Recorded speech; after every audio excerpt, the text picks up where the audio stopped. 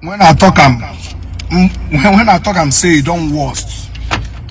It don't worst. This one is 1,600. Debit, I no see them. This one is 4,000. This one is 4,000. I no see them. This one, okay, 1,000. All these things now debit. Now I said something yesterday. Some people, maybe to you people, it never reach you, but it go reach you soon. It go reach you soon. If you can speak up, because all of you know me very well. I'm not this type that comes out and start talking and Nigeria do this, country do this and that. It's none of my business, because if you talk, waiting they go do, they go do. Nigeria do this, this is 50, do this and look that. At this is 55,000 naira. This is 55,000. Nigeria do this. My money do this and that I deposited in the bank. I have now to that's ATM. No, they pay again. App no, they open again. If you since any of you where they use Access Bank. If you use Access Bank, when last your app open? If your app open, when last you get debit alert or you get credit alert, you go send somebody money, the person no go see them, but they don't debit you. You don't go get debit alert, the person no go get credit alert. I am talking about Access Bank. On our own worst. What you would do to collect the money where you deposit for bank, you go see as an town. You look Imo State. Here crowd layer. This is crowd layer. People won't collect money. Now every morning people sneak out from their house to rush to nearby ATM just to get this cash. When they don't say this money no day, why they go announce to say the old money will not they collect again? Because everybody now is not scared. Onye old money got tonaka. Yeah, but if the country where that's there, if you say now we have plan something, at least if they bring the old more money, the bank will go to see some, then they release raw cash and new cash. To get your PVC, you go suffer. To get your PVC, you as an then to use your ATM, collect money, you go see red. Then to stay in your house, use your app. Use your app. Transfer money to somebody. Since we want to run a cashless country, a cashless society, your app cannot go. Then you manage to see any POS where get cash. Now worst. 50,000 naira. What they collected from me is extra 6,000 naira. If you collect 50,000, they collect extra 6K. Then if you collect 100,000, they will debit you 12,000 naira. How did we get to this place? How did we get to this point? Fuel no day. A liter is 400, 450. Yesterday I bought 490. As fuel no day, NEPA no come day again. App no dey work, NEPA no day, fuel no day, cash no day, nothing day. The only thing we day now, the only thing we day freely now na heat. Now heat, now in day free now. Look at the worst. Anywhere you go now, they will write, please, we are not collecting old money. We are not collecting old money. Anywhere you go now, we are not collecting old money. Then what is happening? All these things were career now decline, but I've been debited. All these things, including this one, all this is now decline, but I've been debited. The only savior we will get for this country. You will watch this video. Ask yourself if you have your PVC. The one self, the money conde like Like this thing, what would they do if they do movie? Like morning props. The money they like morning props for people where they do movies. The thing they like props, money props. They like this money where they spray for movie where they will be fake. God help us. God help us. No ATM. ATM not the work. App not the work. ATM not bank not the work. Fuel no day. The only hit there for this country now.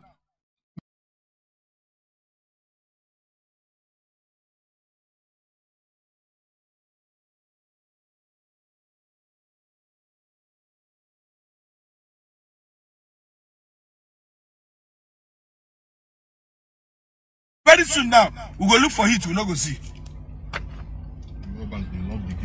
You go bank, the lock gate. The gate man, they ask me if bank that where say they come. Imagine.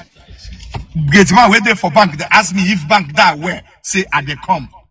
Chineke, you know now.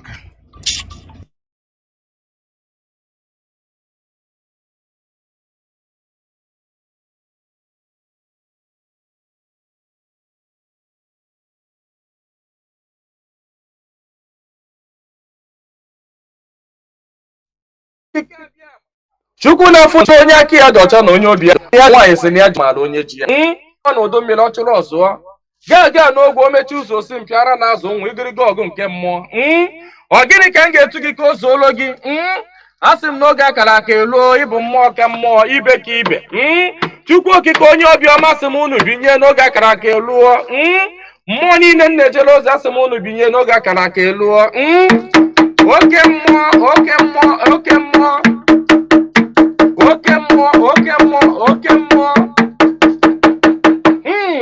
mmụọ niile na-ejere ozi asị m unu binye elu tetenụ n'ụra tetenụ n'ụra tetenụ n'ụra tetenụ n'ụra asị m n'ọnwa unu nwoke bụ nwa eze Chukwu bụ ụzọ mba aka ji ọfọ Igbo ọzọ eme nte eme ime ọsị m nọ ya nọ n'etiti unu taa ọsọ unu binye elu n'oge akara aka eluo mmụọ nna nna anyị ochie asị m gị binye mmụọ na-afụ na ife afụ na nzuzo asị m gị binye oke ọfọ ji eje ọgụ asị m unu binye ọfọ ndị Igbo niile asị m gị binye ọfọ ndị mmiri asị m gị binye ọfọ ndị ikuku asị m gị binye eze nwaanyị osimiri asị m gị binye eze nwaanyị nwaanyị na-ebe asị m gị binye eze nwaanyị idodi igbu na-eme asị m gị binye eze nwaanyị amambara asị m gị binye eze nwaanyị osimiri nji aba asị m gị binye eze nwaanyị ala Igbo niile asị m gị binye eze nwaanyị ọgba asị m gị binye eze nwaanyị anike wawa asị m gị binye oke arụsị na n'ike ojuru nwaanyị aga anị asị m gị binye n'oge akara aka eluo igirigi ọgụ mmụọ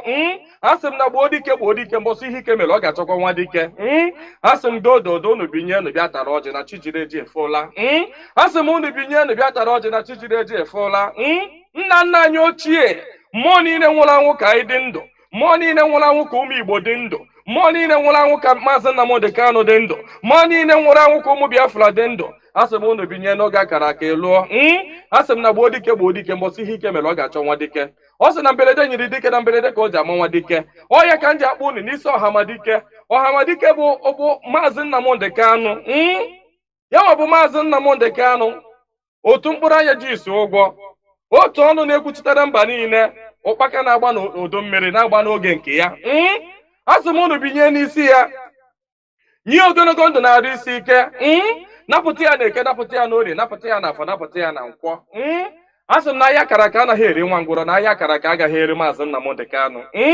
asị m unu ga-anapụta Nnamdi Kanu na eke napụta ya na orie napụta ya na afọ napụta ya na nkwọ asị m mee ka ọnụ niile kwụrụ njọ n'isi ya tụgharịa kwụ mma ka ọnụ kọrọ ogiri ọnụ kọrọ ogiri lacha Chukwu okike abịa ma onye jiri mmiri siri ike kpọọ aja were aja siri ike kpọọ mmadụ asị m na taata bụ ụbọchị eke n'ala Igbo asị m na eke ga-eketara Nnamdi Kanu ndụ eke ga-eketara ya nwere onwe oke ga-eketara ya ndụ oke ga-eketara ya Biafra oke ga-eketara ya nwere onwe oke ga-ekegburu ya ndị iro kegburu ya ajọ mmadụ na ajọ mmụọ asị m na mbọsọ ga-apụta ekwensu ga-anọ n'ụra ndị ilu ya ga-anọ n'ụra ọkwa na ekwe osu asị m gịnị bụ ekwe osu asị m na mbọsọ ọ ga-apụta ya bụ ndị ilo ga-anọ n'ụra ọha bụ ndị ọha nwa bụ ekwe osu asị m na ha ncha ga-anọ n'ụra na Nnamdi Kanu ga-apụta n'ike na ebube Nnamdi Kanu ga-apụta n'ike na ebube asị m na ọnụ kwụrụ njọ n'isi ya ga-atụgharịkwọ mma asị m ọbịa igbu Nnamdi Kanu gbuo onwe ya onye si na Nnamdi Kanu agaghị adị ndụ onye a ga-eji anazere mmiri onye si na Nnamdi Kanu agaghị apụta onye a ga-eji anazere mmiri ọnụ niile kọrọ ogiri ọnụ ga-akọrọ ogiri lacha osisi abụla oturu ga-emeche wee kwele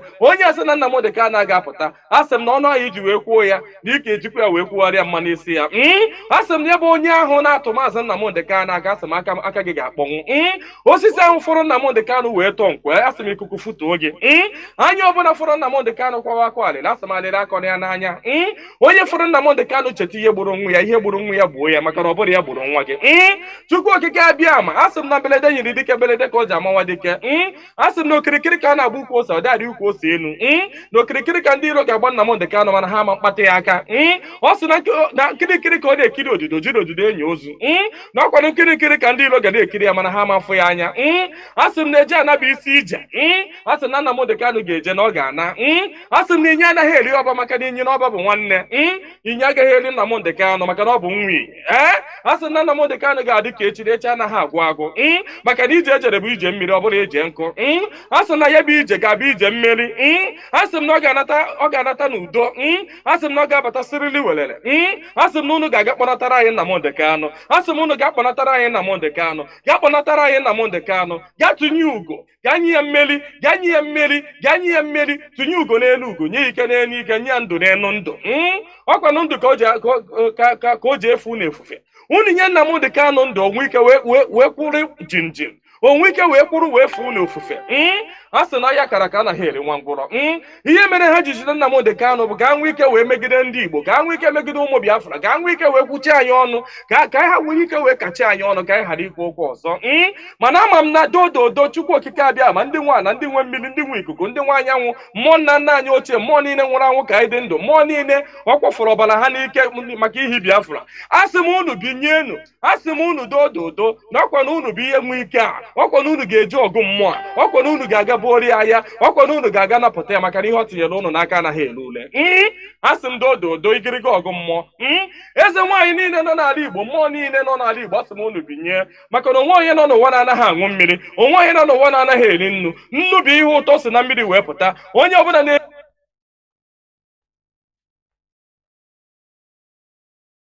eri ihe na-eri ihe dị na mmiri onye na-asa arụ ji mmiri asa arụ onye ọbụla na-eme ihe ọbụla ọ na-eme ji mmiri eme ya asị m ihe ọbụla mmadụ na-eme n'ụwa mmiri ọ na-ebubu ụzọ asị m onye ọbụla kpọrọ mmiri asị na mmiri a ga-agbagbu ya asị m onye ọbụla fụrụ mmiri n'anya ga-afụ Nnamdi Kanu n'anya onye ọbụla fụrụ mmiri n'anya ga-afụ Nnamdi Kanu n'anya onye ọbụla mmiri na-awụsa n'arụ ga-afụ Nnamdi Kanu n'anya onye ọbụla mmiri na-emesa n'arụ ga-afụ Nnamdi Kanu n'anya onye na-aṅụ mmiri na-eli nnu asị m na ọnụ anyị ji wee lie nnu wee ṅụọ mmiri na ị ga-eji akwa okwu ọma n'isi Nnamdi Kanu n'aha Chukwu okike abịa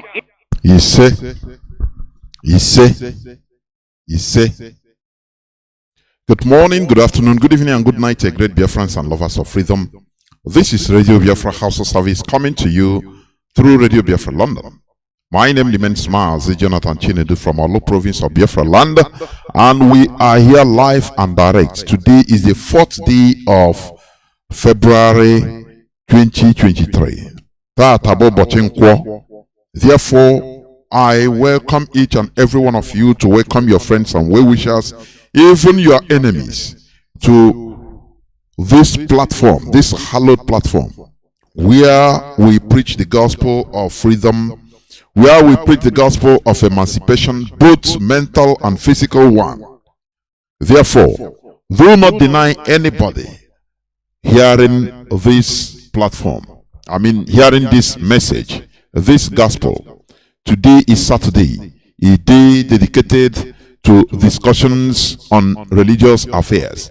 We shall never shy away from what is facing us. Never. Because physical liberation starts with, can I say, genuine physical liberation starts from mental liberation, mental emancipation. That is what we are doing here. Because we cannot afford to restore another quagmire in Africa. Please. Therefore, before I go on, I will bring in Wada, please, to say hi to Biafrans. Introduce yourself now before we move on, because there is no time. Wada, please, over to you. Yes, sir. Good afternoon, Mazi, Jonathan, and how are you today? Good afternoon, my fellow Biafrans. My utmost respect and prayer to Mazi OnAn of Biafra land.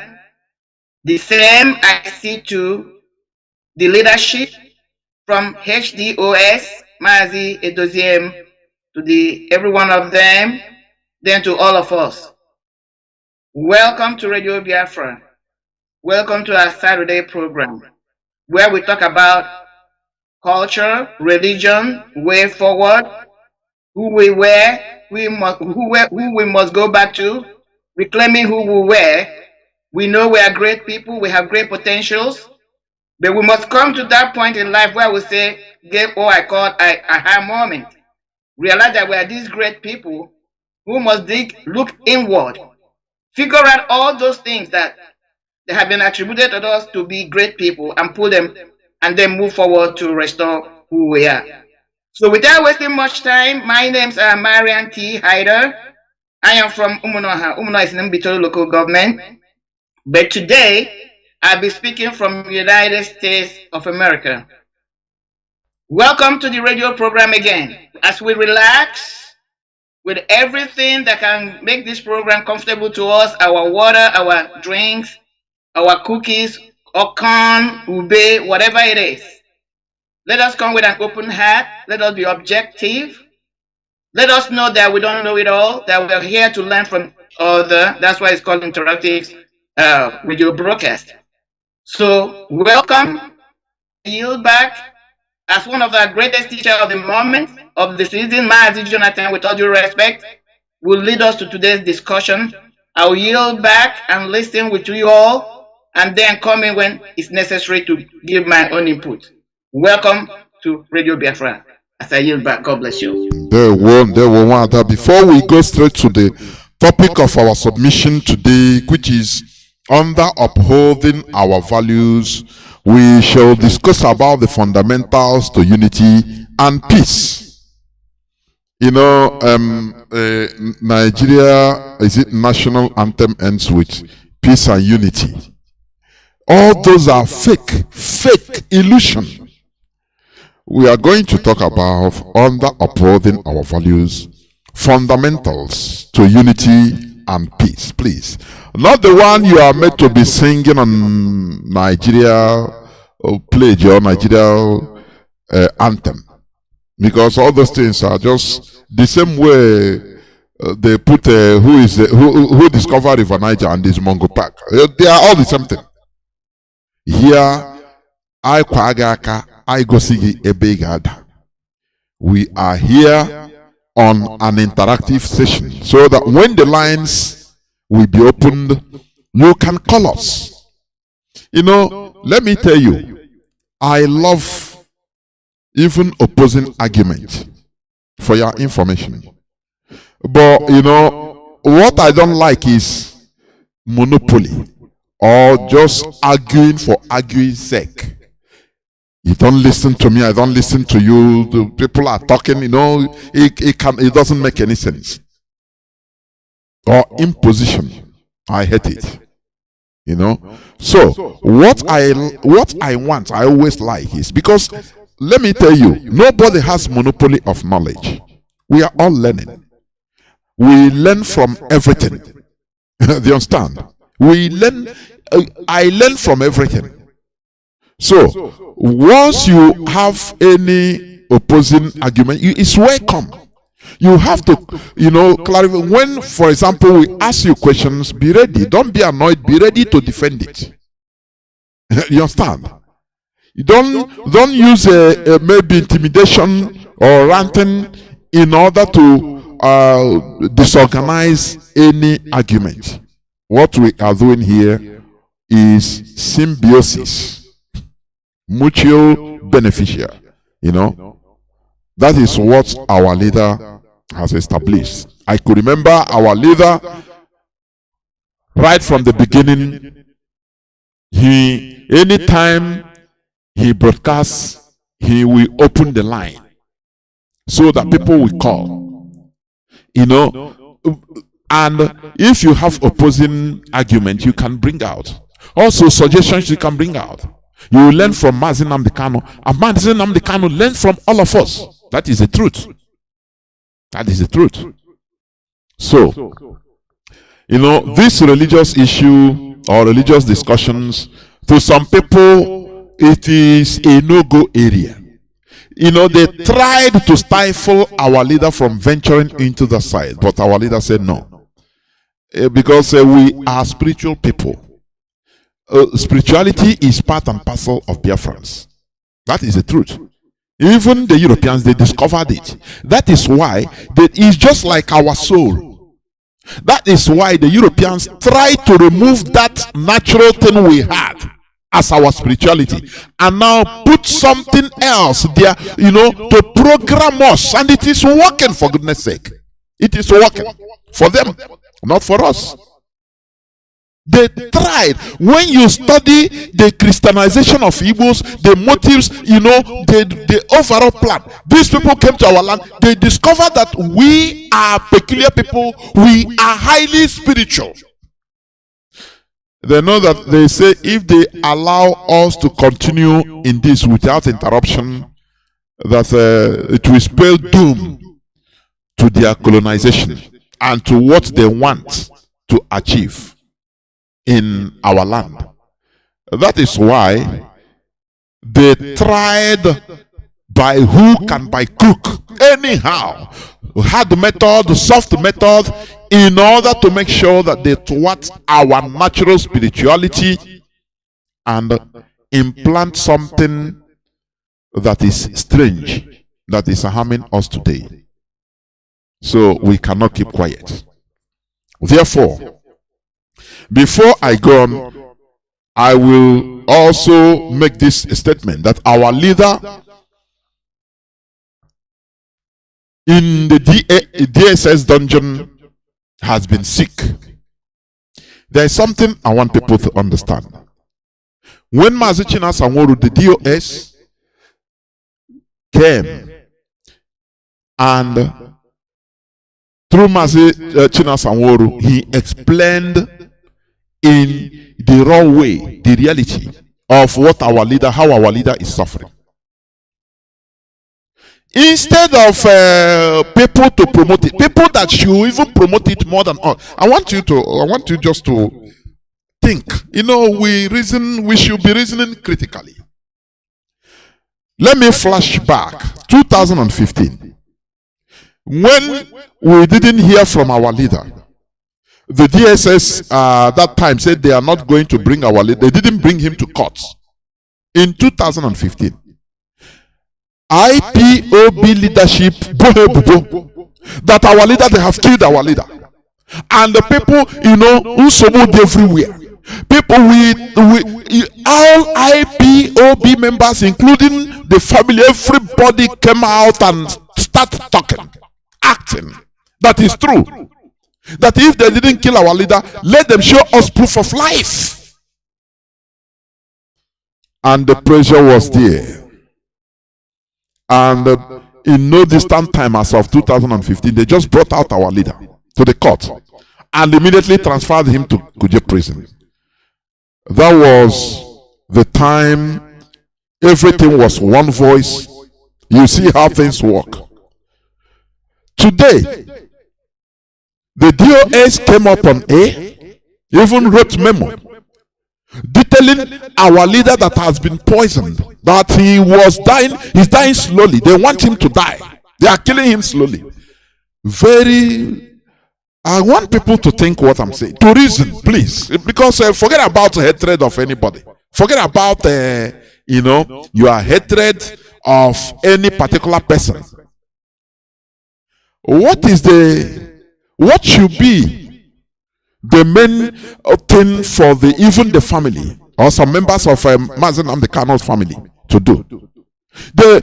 Normally they should, if these people want our leader to come out, If these people want, one voice, they should have thrown their weight immediately and say, yes, this is what is happening. But they came up and played down, polarized. Honestly. They came up immediately to polarize and talk down what the leadership of the struggle said. Now, I want you to think reason like a human being. What is their motive? What is if they really want Mazi Nnamdi Kanu to come out, what should they have done? Is it not to immediately leave everything? Everybody will be just like 2015. But they play down, neutralize what they can neutralize, only to come out in few days and start saying, okay, in another way. What matters to them, Diara, is money. Mazi Nnamdi Kanu say, don't put money, put money. That is what concerns them, what matters to them most, more than our leaders' health. I don't know. Sometimes I'm not using Dibo. No, is it what is corrupting our people's brain? I'm not talking of mind. Brain. So that people don't reason critically again. Sometimes I wonder, why can't you join join plus minus and get the result and no critical reasoning? I cannot understand, for the goodness of me. All that they care for is where money should be put and this and that, and no, Mazi Nnamdi Kanu is okay in DSS custody more than any other place. And you wonder all those things tell you is pointing to one direction, that these people, they have done the deal. The deal was to sell our leader and hijack this struggle and sell it today. I put it on my post and sell it to the Nigerian politicians as they have been promising them, because they have been having meetings all round, all day long, every time, having meetings with politicians. No, don't worry, there is a way we are going to divert this thing so that we make it. These people, do they think that I want Ndibo? This is generation that I want the Ndiara. And use us to do politics and yeah, we restore Biafra. Oh, it's Biafra. Hey, our late general. Oh no, this and that. Yeah, we that Biafra emotion. Yeah, bag ya chionyo wana waka. Do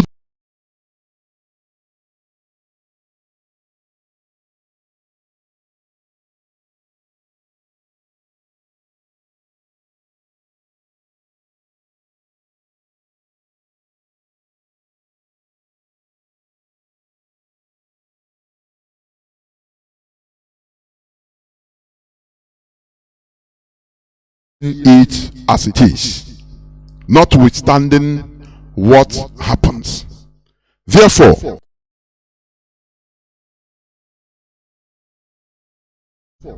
our leader, Mazi Nnamdi Kanu, must be released. People are taking it light, laughing that, oh, this and that. But let me tell you, Mazi Nnamdi Kanu must be released. I'm not one of those people that are saying, if something happened to him. No. I know nothing will happen to him. Some things have happened to him. Somebody that is sick and he is being drug abused. Somebody that is sick and he is not even allowed to see doctor. What again do you want? What again do you want? And let me tell you, we are here in this generation. A time comes in somebody's life. You think about issues around you and become suicidal in getting what you want. Without being suicidal, I'm telling you, you cannot get it. That is what I've seen in this world. Therefore, let these people stop. All these people, let them stop tempting IPOB. Because this thing will affect everybody. This thing will affect everybody. Look at what is happening in our land.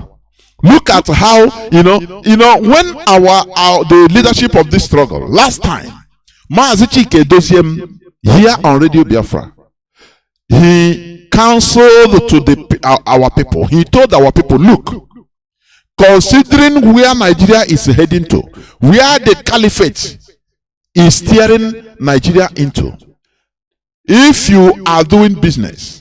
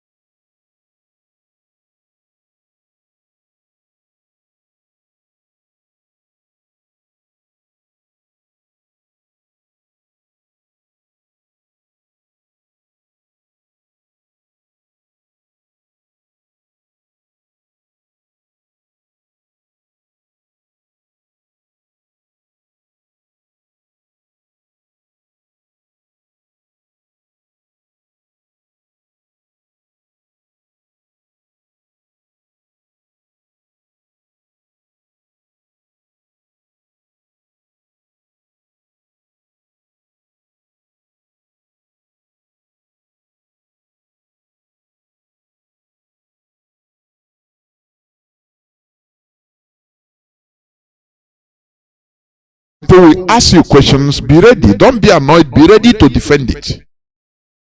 You understand? They are stifling. Don't use maybe intimidation or ranting in order to disorganize any argument. Will they understand?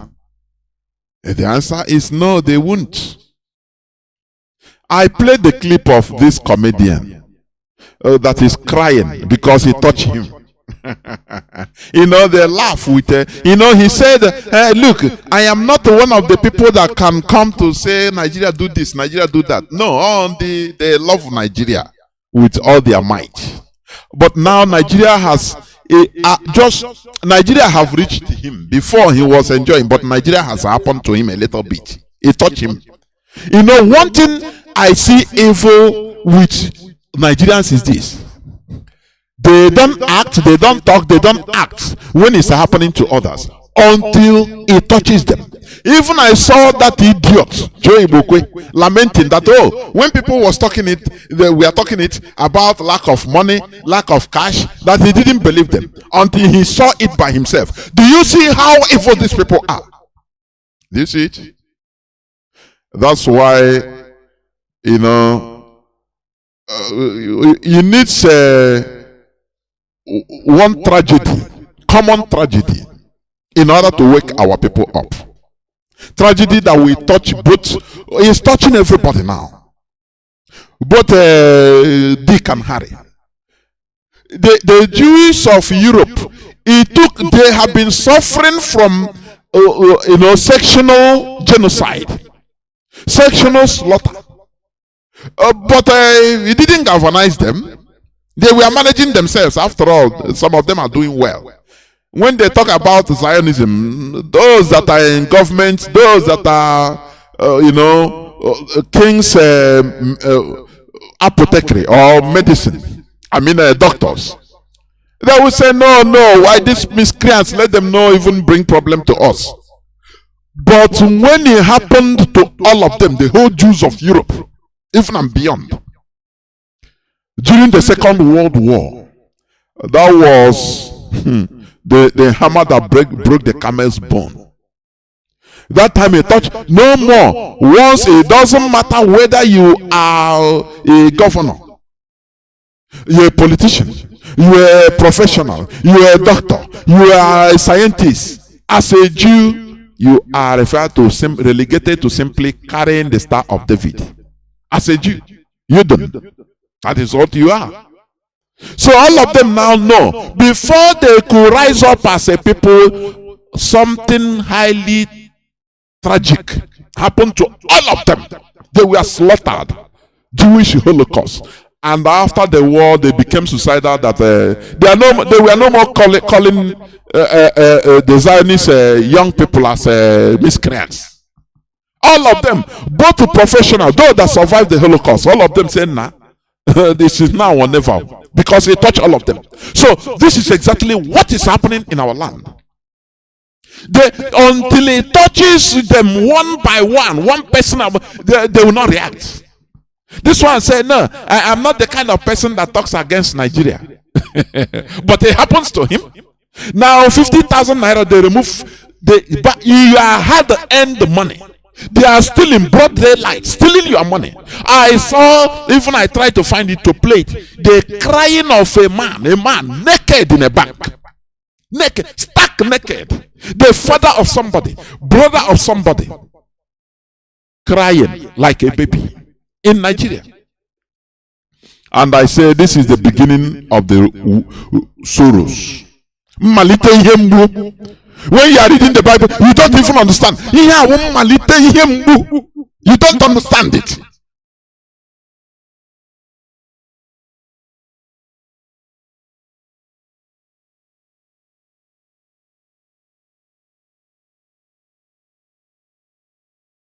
The time everything was one voice. You know, the worst is that go to the north.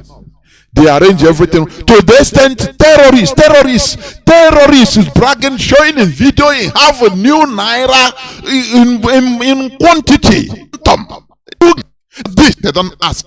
Nobody ask. Instead, they are trying to stigmatize Emiefele.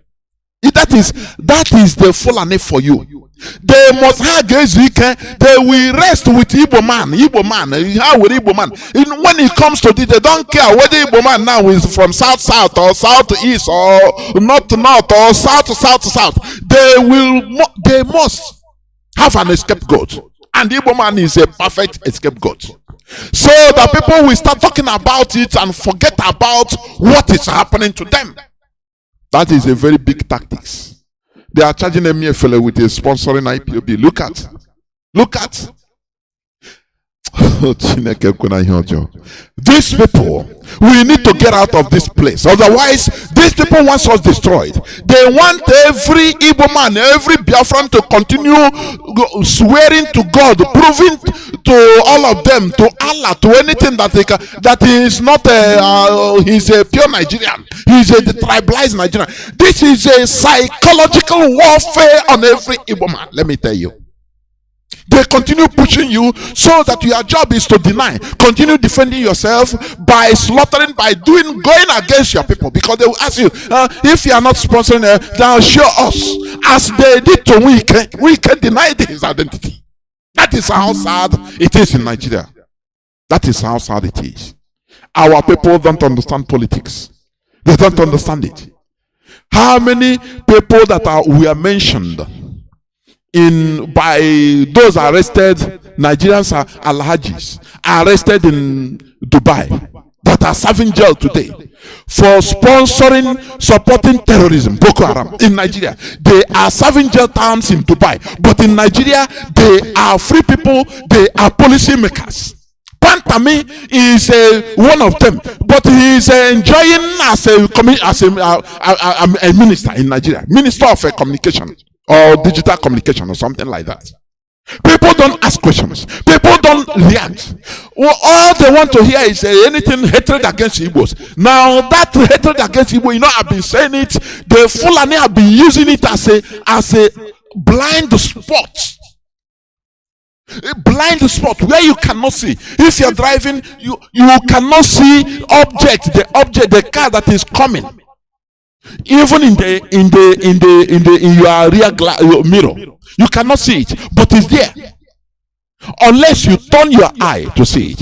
So the hatred of the Igbos in Nigeria, it has been a weapon, a blind spot with which the Fulani, they are destroying, conquering everybody. Now Emiefele issue will be what will be discussed everywhere. They say they hire lawyers, but people cannot ask them, or people cannot rise up and say, look, where are those that are sponsoring Boko Haram that have been mentioned?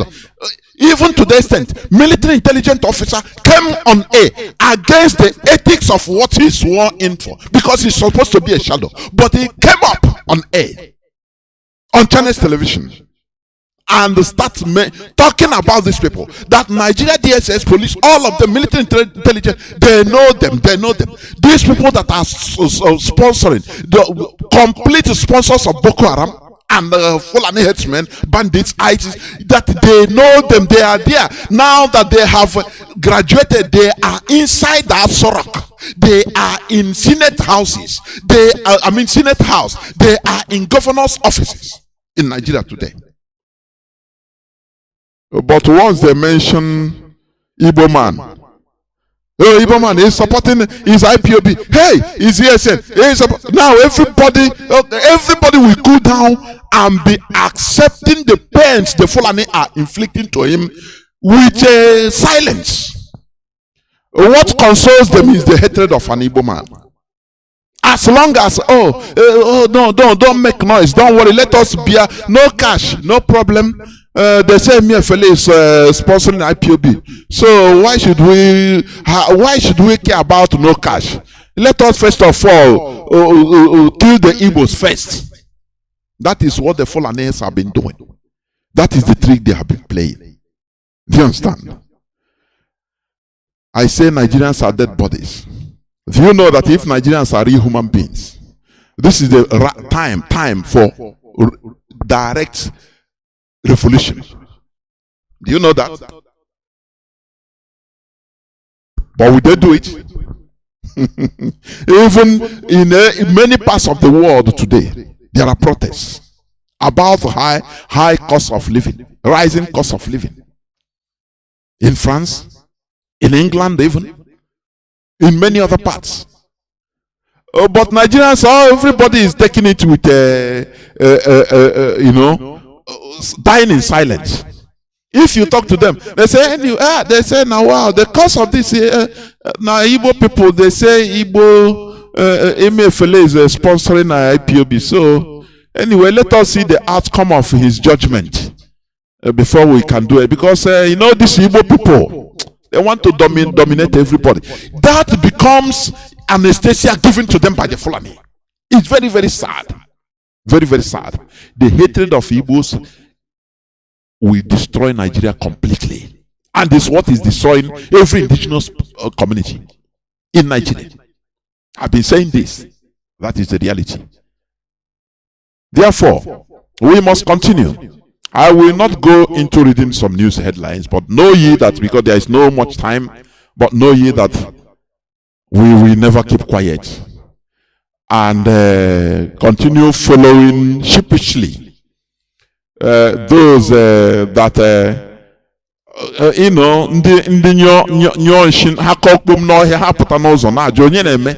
and you believe them because they use one thing to blind you. I am Mazi, I'm the Kanu friend. I am his cousin. I am his brother. I am no. Mazi Nnamdi Kanu is for IPOB. Do you understand? Nothing more. If you do, okay. Okunaga wam or zamzam. Anya nele wam na hokwaya. We are watching. We are watching. But we will not keep quiet. Mazi Nnamdi Kanu, our leader, the leader of the worldwide global movement of indigenous people of Biafra. Even the court has ordered that, giving a verdict, that he should be allowed to see his doctor. But we know that the Fulani Caliphate, he doesn't obey court order. That is rubbish. Anything about court, even personally, I don't believe in anything. On Nigeria, nothing. They are talking about people that are DSS is going again, pursuing shadow on MFLA. What about Hope Uzodinma? Koro. I will play the clip another day. Many of you have seen it. They tried to kill him. In doing that, they killed many other people and destroyed the house. Killed one of his uncles. Everything is clear. But DSS, they are not doing anything about it. Because in Nigeria, there are some people that need to die. Others that are supporting the caliphate in order to kill everybody. They are the masters. They're supposed to live. Do you see the Nigeria you are seeing? Where there is no more law and it's complete breakdown of law and order. Complete. I saw the video of some protests, violent protests in Ibadan. I think yesterday or day before yesterday, and is I think some part of Lagos State. And I say, why is it only other parts? Every other southern Nigeria should rise up. I'm telling you, because no other race, no other people in this world can endure what you are enduring as a people. No. That is why when I look, I call everybody, I call Nigerians dead body. Nothing more. No other race can endure what you are enduring. No fuel, no cash, no in the south, but in the north, all these things are not happening. They are living very well, and they are talking about one Nigeria, so that they want you to migrate to the north. Do you see it? Stop being blinded by the hatred of Igbos. I'm talking to now every Nigerian, every non-Fulani Nigerian. That is who I'm talking to. We must continue. Well, I don't know whether you have anything to say. Please, you do it so that we go direct to the topic of our submission. Well, please go on. Yeah, Mazi, yeah. I have something to say. Adding to what you just talked about. Because which is illusion. I'm going to go back to it again because I'm glad you touched on it. It's one of the things I prepared. So I'm going to add to what you just add to all that you have said. Now, I'm going to start by saying what is an illusion. We must understand that. And then we can see how can it factor? Can it factor to politics? How, when you use in political arena, how it can be used, which is what is happening. Because once you have an understanding of something, then it makes perfect sense. So let me see one or two things I put down. What is an illusion? According to what I put, I said, let me see where I put it. Illusion. Hold on. Illusion is, however, I don't know what did I do now. A very famous illusion is really the way I started. Let us compare what is going on now with the central bank governor and Gumi. An illusion is a distortion of the sense, that is our senses, which can reveal how the mind normally organizes and interprets sensory stimulations. Although illusions distort the human perception of reality, they are generally shared by most people. So what am I saying here? The word, when we use the word illusion, the person that is giving you or coming from that perspective, what they want to do, just like you rightly said, Mazi, is to keep your mind, your brain focused on a tiny little aspect, which may be the truth, may, underline the word may. But they channel your attention there. Meanwhile, the rest of the statement or the argument they made is false. It's called fallacy. Illusion and fallacy are almost the same thing. So the whole objective is to trick you, give you a little bit of truth. Your attention is focused on the truth, while every other thing that's saying to you or that's telling you is a lie. Let me give you an example. It said, ever tricked into watching an object or a picture and suddenly noticing that the perception of the object is changed? Well, that is what an illusion is. It is simply the process of misleading our brains while messing up with the perspective of objects. So that's the whole thing. Bringing it to what is happening now. Gumi, who has come out, supported the Fulani headers. He's not a hidden information on social media. He has gone to where they were. He knows where they were. He knows where they are. He has negotiated for them. He has taken pictures with them. Where we see these heavily armed terrorists with him, nobody has tagged him a terrorist.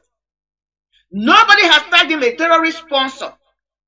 Even before They were so prescribed by Nigerian government. When that petition was in the law court of Nigeria, that same Gumi, Sheikh Gumi, came out and said, if you tag them terrorists, they are going to be more brutal. I'm paraphrasing. The argument you ask yourself, how did he know the mind of these terrorists? How did he know the mind of the Fulani headers if he was not interacting with them or possibly advising them? You cannot assess my mind unless I speak to you. It's only when I open my mouth and have conversation with you, then you can begin to assess what I have in my mind. So for somebody like Sheikh Gumi to come and make that bold statement on a public domain, in fact, it was one of the Nigerian network. And as he rightly predicted, do I call it prediction? Let me call it prediction because he proposed that. When he proposed that, what happened? Immediately they were prescribed terrorists. There was a train attack which has suspended the Nigerian rail system functioning from the north. So, was that a prediction or was it preempting what they had already discussed? We're going to make it more brutal. We could see, if we pay attention, that after that statement he made, the Fulani headers will have been on rampage. It's like that, like we got to make sure that we match out what our master said. But nobody is talking about it. Even the television, the TV house or whatever the program that where he made that famous announcement or challenge, they did not even query him. They did not bring him to ask him the right questions. How did you get to know this information? Or even bring him back to say, you know, what you proposed or you predicted happened. How did you get this information? Nobody is talking about it. Now let's move forward to where we are today. Now the so-called new Naira note is out.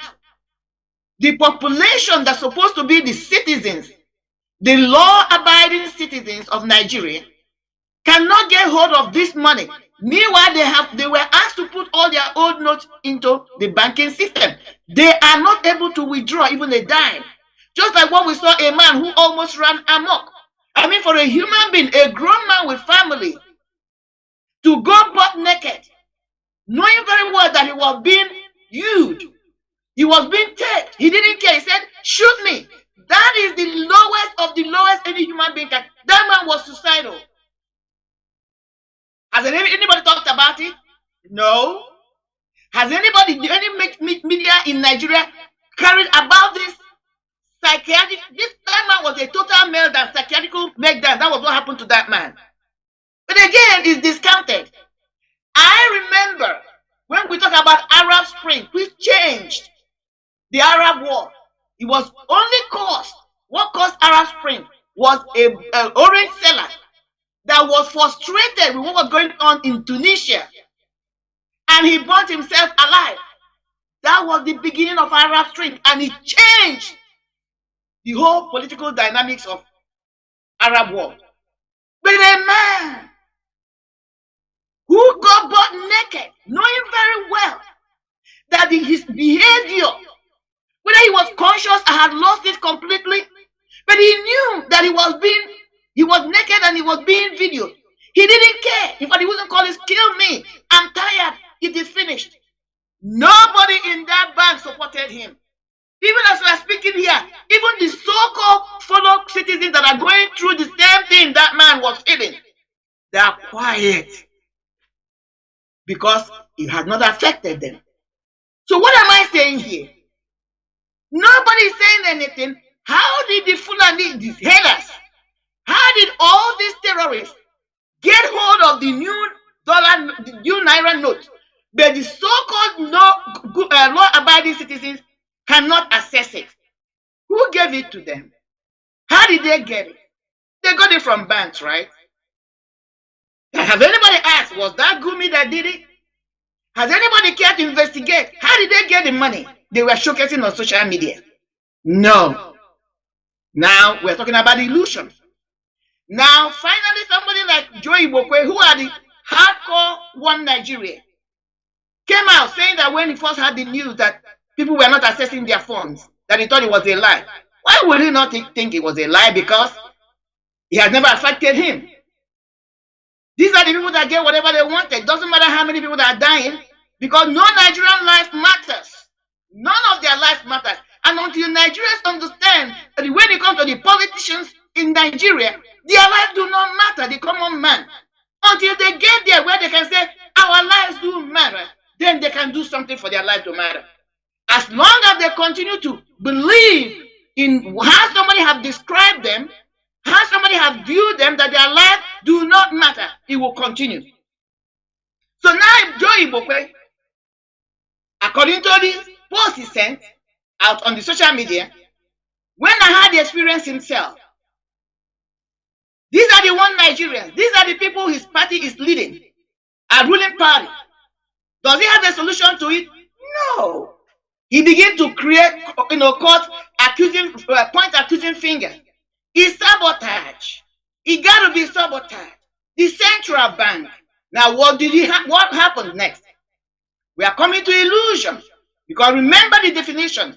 It's trying to focus your eye on a tiny little dot, while the whole argument or the whole thing you're viewing are blood or lies. Because that's what the gamer, the master dribbler wants you to do, to confuse you. So now, the central bank governor, being that he has, even though they all deny not to be Biafrans, he's an Igbo man. By his name, at least by his name, he's an Igbo man. So who's going to be the sacrificial lamb? The Igbo man. So now the problem is the central bank manager. The central bank manager now, not only is he being accused, now he's a sponsor of who? The hanging fruit everybody can reach. IPOB. We are the hanging fruit. Everything that happens, anything that happens, it has to be IPOB. So now, how do you wolf him into IPOB so that our name can be brought into the main media of craziness? He's the sponsor of IPOB. Do you have any evidence? No. Do you have anything that looks like an evidence? No. Has this man secretly, even in public domain, said anything that looks like he has any interest in what we're doing? The answer is no. Has this man in any way, even as our Hamadike has been in detention illegally, at least since October last year, has he made any statement, even body language, to show that he has interest in either what we are doing or the illegal detention of our Hamadike one? The answer is no.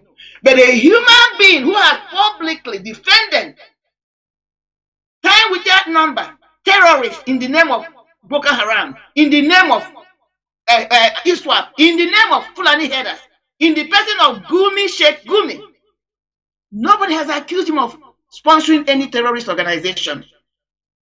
That illusion. That is the illusion. That is distraction. And until our people understand that, I'm going to stop here until we get into the main subject, because there's another illusion, another distraction that is going on, another fallacy that are brewing up. Our people continue to focus on the tiny little dots while we are being surrounded and being, occupied by our enemies. We must wake up and begin to smell the coffee. I'm going to use here until we get into the woman, as usual. You've said it all, honestly. What they want to channel the mindset of Nigerians is into illusion, as you just rightly said. Do you know the cause of your problem? He's the central bank manager. That manager, that will be governor. Is him, he carry the whole money and they give to IPOB. That's why you are having problem. You don't have money in ATM machines. That's why bank doesn't give you money. That is what they are actually, their target. And Nigerians, being people that hate the Igbos, hate Biafra, anything Biafra, they will buy it. And now the illusion will stand. It will become now the discussion of everybody, everyday discussion. No, I don't know. What is happening? He said, IPOB because people, Eban Ezrik, just water. We are any dirty thing you wash and throw inside it, and it's stuck. Nothing will happen. Because you cannot go and carry acid and start washing your hand. No. Or he will dissolve your hand immediately. But water now, they see Igbo people, IPOB, Biafra as water. So anything will stick. No problem. As long as, is Igbo, I beg.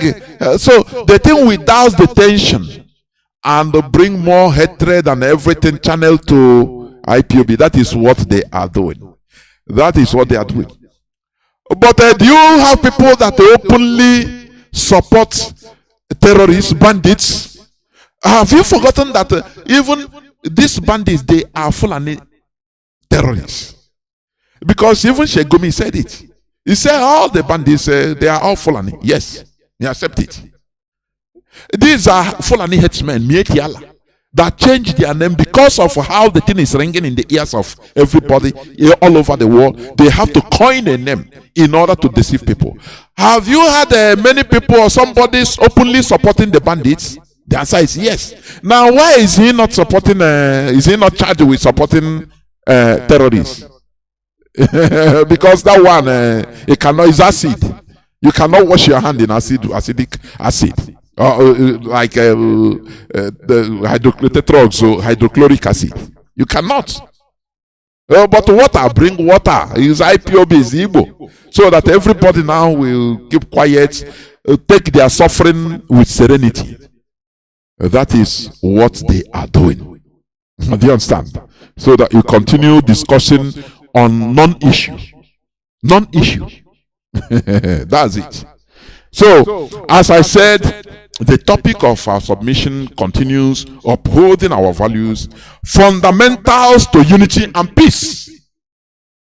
That is what we are going to talk about. When you sing a Nigerian national anthem, and you end it with peace and unity, that is rubbish. It's just a fake propaganda illusion that there is no peace and unity. Now, without unity and peace, it is very difficult for a country or nation to develop and advance. That is one thing we know is universal. You cannot ever deny it. Without unity and peace, it is very difficult for a country or a nation to develop and advance. We can only achieve real peace and unity through upholding our values. Please, lend me your ears. If it's in Shakespeare or Shakespearean language, lend me your ears, please. What we are seeing today in Nigeria as Fulani terrorism is their fight to impose their own Fulani values on everyone so that we can live in peace in their own terms. I want people to be catching what I'm saying one by one. The insecurity, Fulani terrorism, the headsmen attack in our farms, the ISWAP, the Boko Haram, the bandits, so-called bandits that are on the rampage everywhere in Nigeria. What they are fighting, you are calling terrorism today, is the Fulani fight to impose their own values on everyone, every indigenous people in Nigeria, so that we can live in peace in their own terms. Do you understand me? Do you know that this thing was done by the Europeans? I want you to be please, the religion you are defending today, the Christianity you are defending today, sometimes I don't know whether I'm expressing myself very well so that people will understand me. I cannot know how I will say it. What we are seeing today as a bandits attack, Fulani terrorists, terrorism, headsmen, you go to farm, you cannot, people become slaughtered, villages rampaged. It is example, exactly what the Europeans did to us, to our people. But because you are not alive that time, I was not born that time, you were not born that time, you didn't know. That was the reason. That is the way they imposed this Christianity. You are upholding and defending with your life. Do you understand me? Let me tell you, if this Fulani madness, Fulanization goes successfully, of which you never, I'm just giving an example, please. In the next 150 years coming, you will see Igbo sons and daughters carrying Quran, defending the Fulani as the people that opened their eyes, brought them God in Islam. I don't know whether people are listening to me. I don't know. I don't know, because I used to doubt. What is happening today? Why you are groaning? I am groaning. Because we are seeing it. I want you to flash back. I want you to flash back.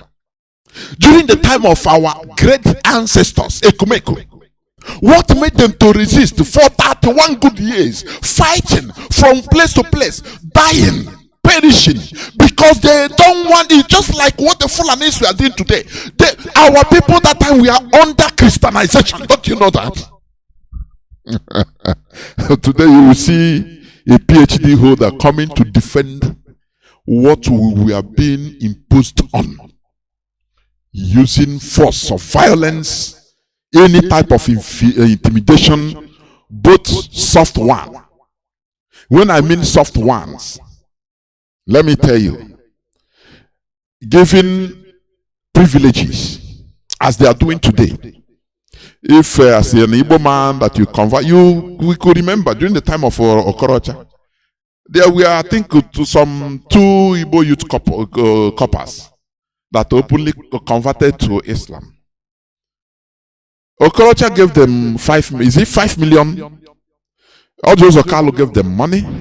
Sultan of Sokoto, all of them, they gave them money. And I know that today, if they are still there, they will give them nice posts.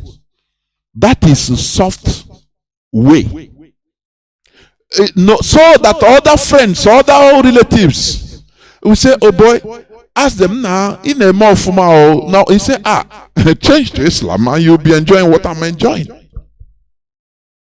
That is part of the war. It's a warfare, it's a war. Do you understand me? That is, it's a war, it's part of the war. But a soft method of doing it. So that, as an Igbo Muslim, they encourage you. You take loan from Islamic bank. You even take over, no problem.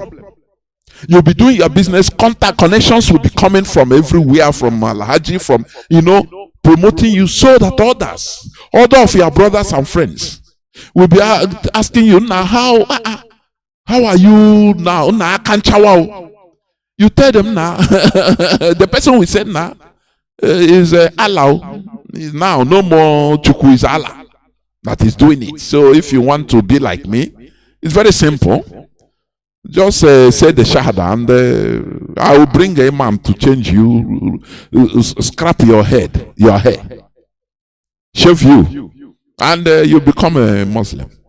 Finish. You'll be praying 5 times a day. That's it. Oh, that is very simple. This is the soft method, of which we know the hard method is violence, which is ongoing. And why I'm painting this picture, for you to understand what our ancestors you are demonizing, what they suffered. I bet you in the next 200 years or 150 years, if what Fulanis are doing, they Fulanize everybody through Islamization, our people that time will be shouting praises of the Fulani as the people of God, people that show them the way of Allah. And the people will be dying to defend the word of Allah. That is Quran. Anything that they will be doing, you say Quran, say. Exactly what we are doing today. Let me tell you. So I want you to understand this picture. That is exactly what is happening. You understand me? Therefore, we must move on. Now, as I said, what we are seeing today in Nigeria as Fulani terrorism is just their fight to impose their values on everybody so that we can live in peace in their own terms. Advanced countries, nations, and kingdoms of today fought very, very hard to retain and institutionalize their traditional values, which is the main ingredient to peace and unity. Any advanced country you are seeing today, be it South Korea, be it Singapore, be it Japan, be it European countries or America, they fought very hard to retain and institutionalize their traditional values, because that is the main ingredient to peace and unity. You can never have peace, neither unity, while retaining foreign values, using it to run a country, your country, or making it as a fundamental ingredient to your country. You can never have peace, because you have cultural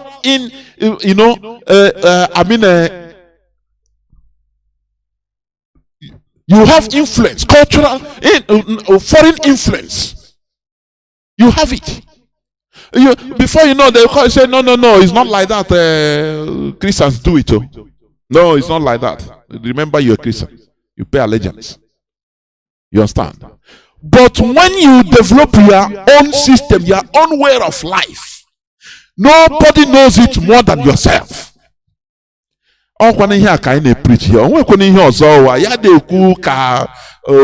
and brimstone. No. What people are misunderstanding, that value that was stifled, that our natural values,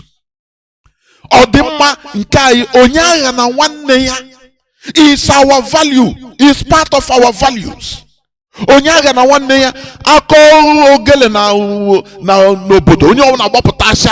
one man. That is our value. It's no more like today, whereby onye krogele check home or onye CMS na onye CMS na ndia self. Obundi otu ai. Onye evangelical, onye Pentecostal na pastor has or pastor first mo ga apokwa whether he will be allowed to go and mingle with his brother unbelievers. And the pastor will say, no, you don't know that you are a chosen. So don't go in, don't mingle yourself. Avoid sin. So they broke us into pieces. That is what we are suffering today. Any person that is telling you that all these things are not affecting us, tell the person you are a liar. Mazi, please, you are a liar. This is what are affecting our lives. Broke us into pieces. Not only where the heavenly race is a single, but in our own value it is collectivity. That is what we brought back into IPOP. Can't you understand it? What else? How else do you want us to say it? How else? We continue. Going back to upholding our values is also a form of going back to a cultural independence. Cultural independence. When you are not independent culturally, I'm telling you honestly, you can never succeed. You can never advance as a country, because you have some part of you in East, Middle East, some other part in West, in Europe, some other part in far West, some far East. So before you do anything concerning yourself, you have to ask a question. They have to give you permission. No, no, no. This is don't do that. Oh, it's not. It's against our religion, and you will cow down that policy, that nice policy. You will cow down and say, no, you are not going to do it. Now, we will never be united under the European Christianity. Do you know why? I'm coming. Oh, I'm coming. Please, because even the European Christianity is never unified. Do you understand me? You know why I call it European Christianity? Because I have established the other day that what people have been saying about Christianity, that Christianity originated in Israel. No. Being called a Christian, it doesn't matter. It doesn't make it a separate religion. It is Roman Empire that removed Christianity and made it a separate religion. I want people, when line open, you can call and argue and dispute me, please. Argue and bring your facts. Because people say, no, it is the teaching of Christ. No. I say no. They, just like what Wanda said before. They use little things, little truths, historical truths, just little. Now, in order to endorse their own propaganda and ideology. That is all, just simply what happened. Let me tell you, do you have Lutherans today? What is Lutheran? Followers of Luther, the German, the person that started the Protestant or Protestantism in 1517. Is Lutheran another religion? Is it not under Christianity? I'm just giving you an example. So, if they say Christians that time in Antioch, does it mean that they call them a separate religion? The answer is no, for goodness sake. I want somebody to call me and let us have an intellectual, civilized argument on this. I want somebody to do that.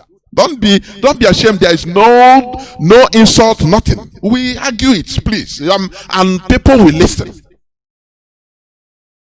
So when you talk about Calvinists, John Calvin, he's still part of Christianity. Calling Christians, followers of Christ doesn't mean that it's a separate religion. It is the Europeans, the Roman Empire, that removed the Christianity and do their brakata bradia, and they become a Christian, and they call it a separate religion. And they brought it to you. Do you understand me? So Christianity started in Europe. I'm telling you, it started in Europe by the Roman Empire. Christians that was called as a name followers of Christ. Christians, they were normally, originally, it is revived Judaism. I've said it the last time. Revived Judaism.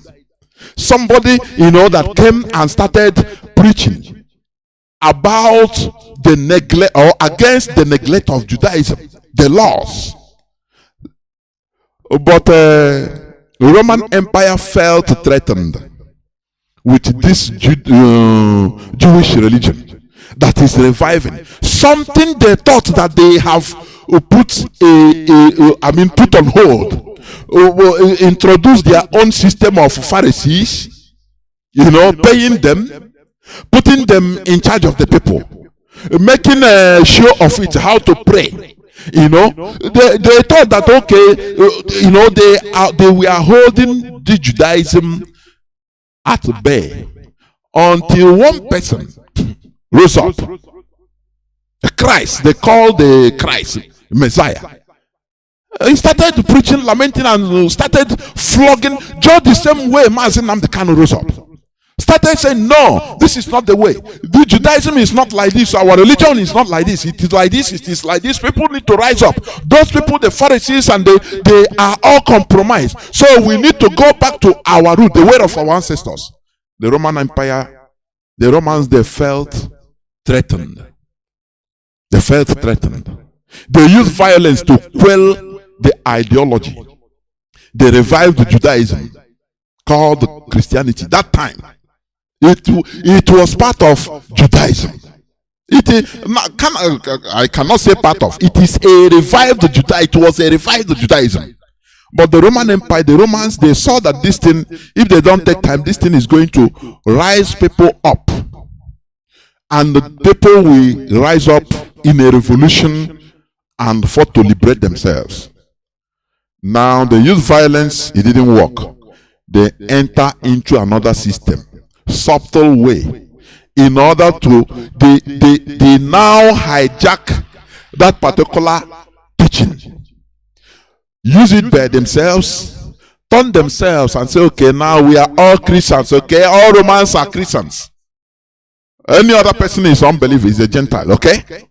So now they manipulated, take that pearl, that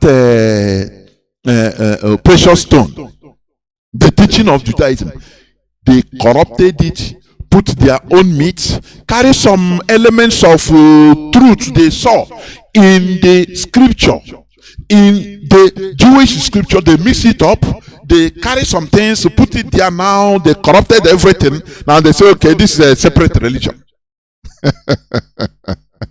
I want people to understand what I'm saying, please. Okay. Now, let me come again. We will never be united under the European Christianity. It's impossible. Because even the European Christianity is never unified. In as much as Christianity was started by the Roman Empire, in order to disassociate Europeans from their presumed danger of rebellious Judaism, different European countries imbibed in their own indigenized version of Christianity that is convenient to them. Do you know that the Roman Empire forced the Europeans into Christianity, which they know that it is their tradition. They just label it, change it name, just to say Christianity, finish. You know, I gave an example the other day. I said, look, as we are dying to restore Biafra, we are fighting to restore Biafra by all means. Now, if the caliphate see that, look, if we don't take time, this thing will really disintegrate Nigeria and even cause other people to rebel against the caliphate, the Sokoto caliphate. If they say, okay, let us take another move, the Roman way, and say, today we are going to change Nigeria name to Republic of Biafra. No more Nigeria. Nigeria is no more into existence. No more Nigeria. All of us are now Biafra. Are you going to accept that we have gotten Biafra? I want you to, as you are hearing my voice, just think this deep. Are you going to accept it that you have gotten Biafra? The answer is no. Only the name. They just use the name, plagiarize it into what has been there, the status quo. That is what the Romans did. They use the version, they revived Judaism, which was named, Christianity, followers of Christ. The same way they called the Protestants in 16th century, the early Protestants. Many of them, they call them Lutherans, people that were following Luther's teachings, Martin Luther's teachings. Doesn't mean that a Lutheran is a separate religion. But Romans, they did it. And now they say, okay, even the thing confused everybody. They say, oh boy, how is it, even the Romans, they say, oh boy, how is it that people that are fighting against this, we are fighting against this Judaism. Now they say, now we are all Christians now. What does it mean? They were explained. They explained to them, say, no, it doesn't mean that you are going to change anything. No. The only thing is that Apollos, that Jupiter, the god of the Romans, that Jupiter you are molding, now turn it, is no more Jupiter, just name it Jesus. Zeus, name it Jesus. Mold it, don't worry, put it, the shrine, just turn it, become a church. That's it. You don't change anything, only the name. Do you understand me? That is what happened. And that is the origin of Christianity today you are seeing. you are holding and defending. That is it. Now, Anglican Church, that is Church of England. Okay, let me start again by saying that, you know, this, as I said it before, Protestantism began in Wittenberg, Germany, on October 31st, 1517, when Martin Luther, a teacher and a monk, published a document he called the Disputation on the Power of Indulgences. This dispute spread to different countries, challenging the authority of the Roman Catholic Church, as they saw the Roman Universal Church as a monopoly and a form of imposition of Roman cultures and traditions. It was started by Martin Luther. It's not the Martin Luther King Jr. of America, please. This one, the person that started questioning the papacy.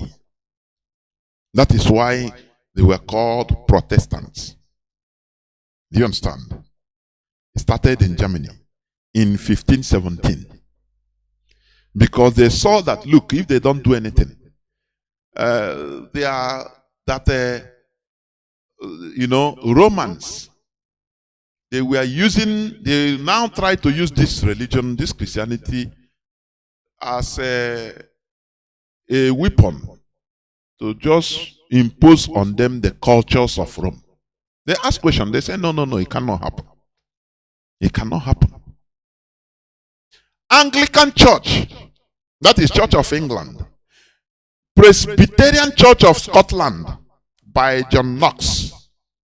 Calvinist Church of France and Switzerland, and others rose up and challenged the Roman Catholic Church teachings, which they saw as the imposition of the Roman culture to everyone, using the church as a tool. Are you listening to me? This led to confusions and persecutions of the adherents of these reformations, known in France as the Huguenots. We have talked about these Huguenots several times. Our leader spoke about them. These Huguenots were Protestants. From Catholic Church. So they were targeted and persecuted, slaughtered. For you to understand the divisions among the Christianity that you are in today, taking it in order to build your, our society, there will be no peace. There will be no unity. Because after all, the people that started it, it didn't, no peace there. Now, how do you think that where you are, they will influence you, now you have peace? No, it's impossible. I'm coming. I want you, I will elaborate my point so that it will be understandable, even to any level, please. Now, these people rose up. This led to confusions and persecutions of the adherents of these reformations, known in France as the Huguenots. Persecuted by the French Catholic government during the violent period, Huguenots fled the country in the 17th century, creating Huguenot settlements all over Europe, in the United States and Africa. Do you understand me? They fled when they started questioning the actions and the teachings of this Catholic Church in Europe. They were labeled as heresy purveyors, heresies, and they are persecuted, they are slaughtered, they were massacred, and they ran out. Many of them ran away to different countries and form colonies or settlements in European countries, so that they stay together.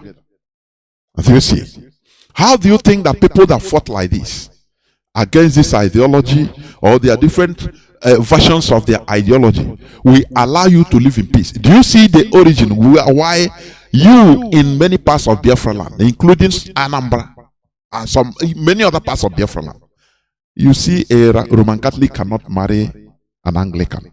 Do you see the origin? How do you think with this religion that you can have peace? It's impossible. It's impossible. You cannot, because you have outside influence. That there is no way you can gather money in CMS in Anglican and send it to Pope. It's impossible. It's impossible. There will be that demarcation. And who is suffering it? Brothers in Biafra land are the ones suffering it. They demarcate you being a Catholic, demarcate you being from an evangelical or a Protestant or a Pentecostal that come from America. Do you see why there will be no peace and unity unless we go back and embrace our values and see ourselves as one, under one value, under one system? Because that is who we are. No person again, we have no foreign influence we ever be in our land. No foreign influence again. Do you understand? No person we have any foreign influence on our land. Once we go back to our values. No person, you cannot see any person calling his brother unbeliever again, because we believe in one thing. You cannot more see any person calling his fellow brother. No! All those things will dry off. That is the peace and unity we are clamoring for. Do you understand? And when this happened in our nation Biafra, we will use this, our values, institutionalize it as the bedrock of our nations, and we will have no foreign influence on our culture. No. Do you understand what I'm saying? Now, let me continue by saying England modified their own Christianity to suit their values, because in as much as now they have made Christianity to be as a European way of life or European religion. Now every country now tries to indigenize their own, so that they don't give, though they are all Europeans, but they don't give any foreigner any chance to come to their land to give order, because this Christianity is foreign. You understand? Using it in our land, it gives the foreigners the impetus to come to our land to give orders. Because before a Roman Catholic we even adhere to the rule of the community, he have to check whether it is against the ethics of Roman Catholic from Rome.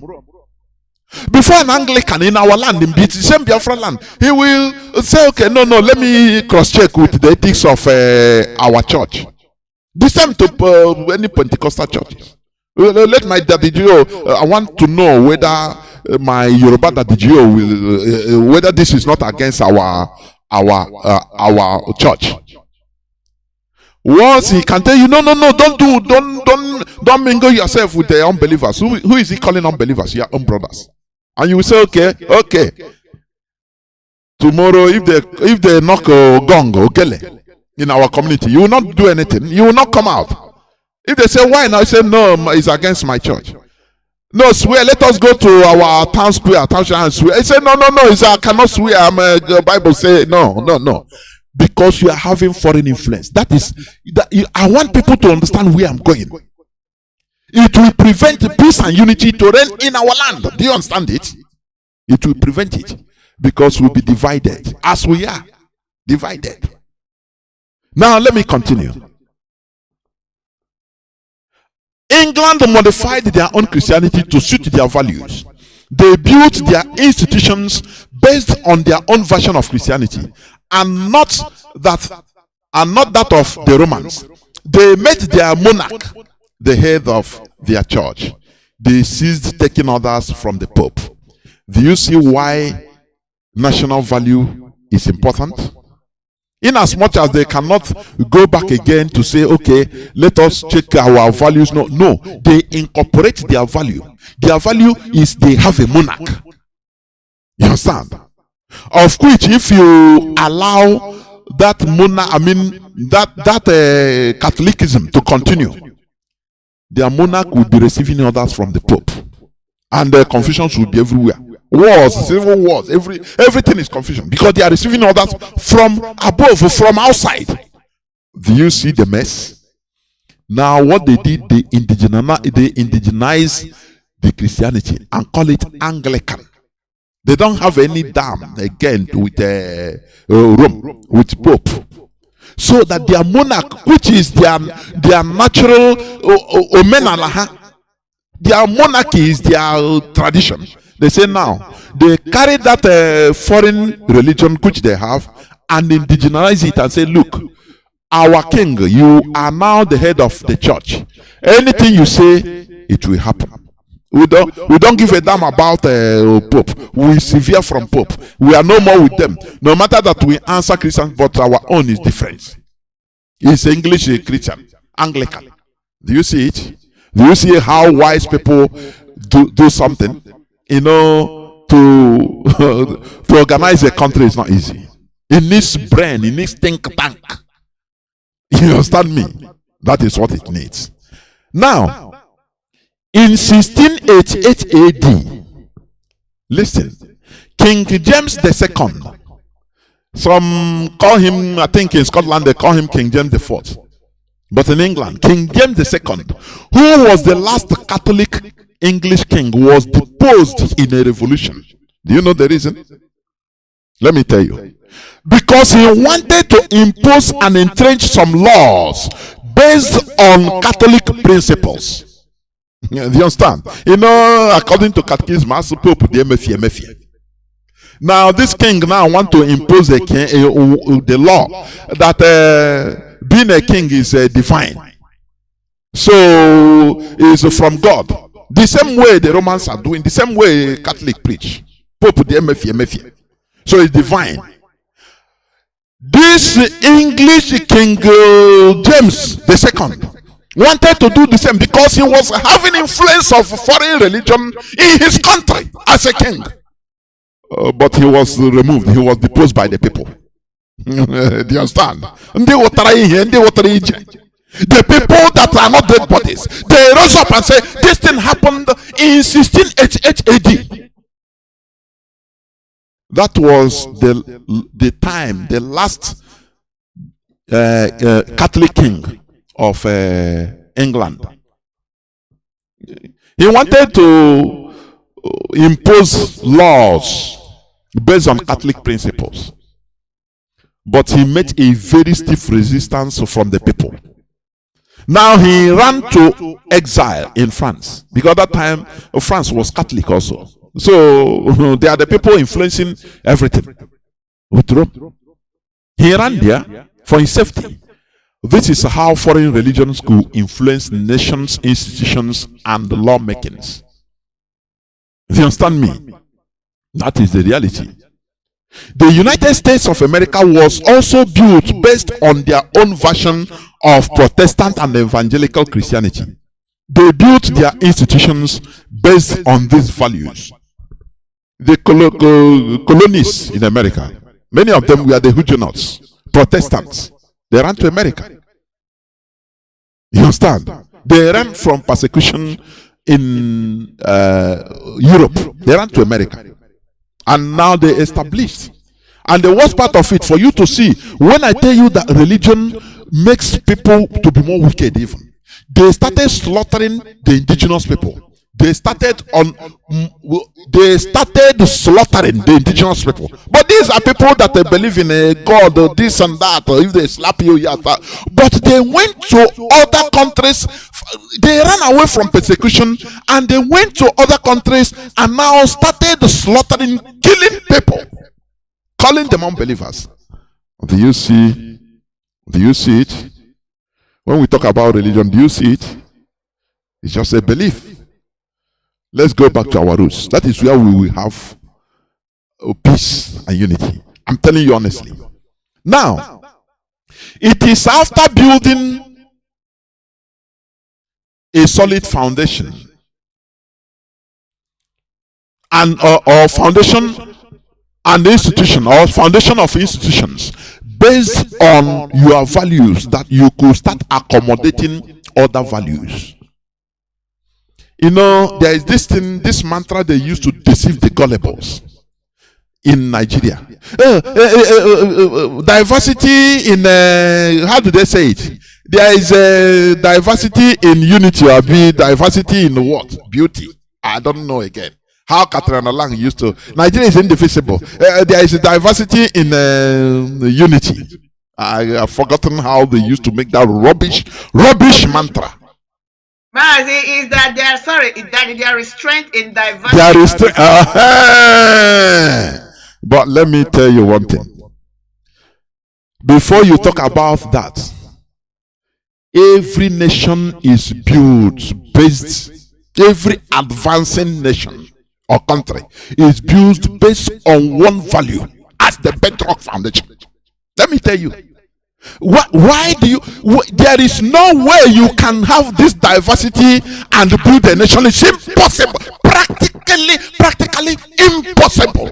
Impossible. It can never happen. These are, when the way how Africans reason. The Europeans believe that Africans are lower human beings. I'm telling you honestly, even the policies they are making is true. European scientists, they have openly said it. That the way of Africans' reasoning capacity is low standard than average. So that is why they will come and tell you this cock and bull story. There is strength in diversity. Let me tell you, where you talk about diversity is when you must have built the nation with a bedrock, on a bedrock of one value. Now you can start, once that all those institutions are working, no more going back. Now you can start accepting others, other values, other ideologies, because you have a solid foundation. It's unshakable. Do you understand me? Is today the president of the prime minister of United Kingdom? He's a Hindu. Yes. Can he change the nomenclature of England to Hindu? No. There is a limit. He can do things that will remind him, hey, we are Anglicans. Remember, we are Christian English. There are red lines he cannot pass, because the rudiments of that society was based on all those ideologies, the original ideology of the people. But when they tell you, look at Nigeria that doesn't have institutions, they are telling you there is strength in diversity. Who tell you that? Who tell you that? It's not when a country is at the starting point of being built. What institution is in Nigeria where they cannot obey court order? Where the Fulani Caliphate, they have a Sharia law. There is no way you can obey court. They don't obey court order because they don't understand this type of governance.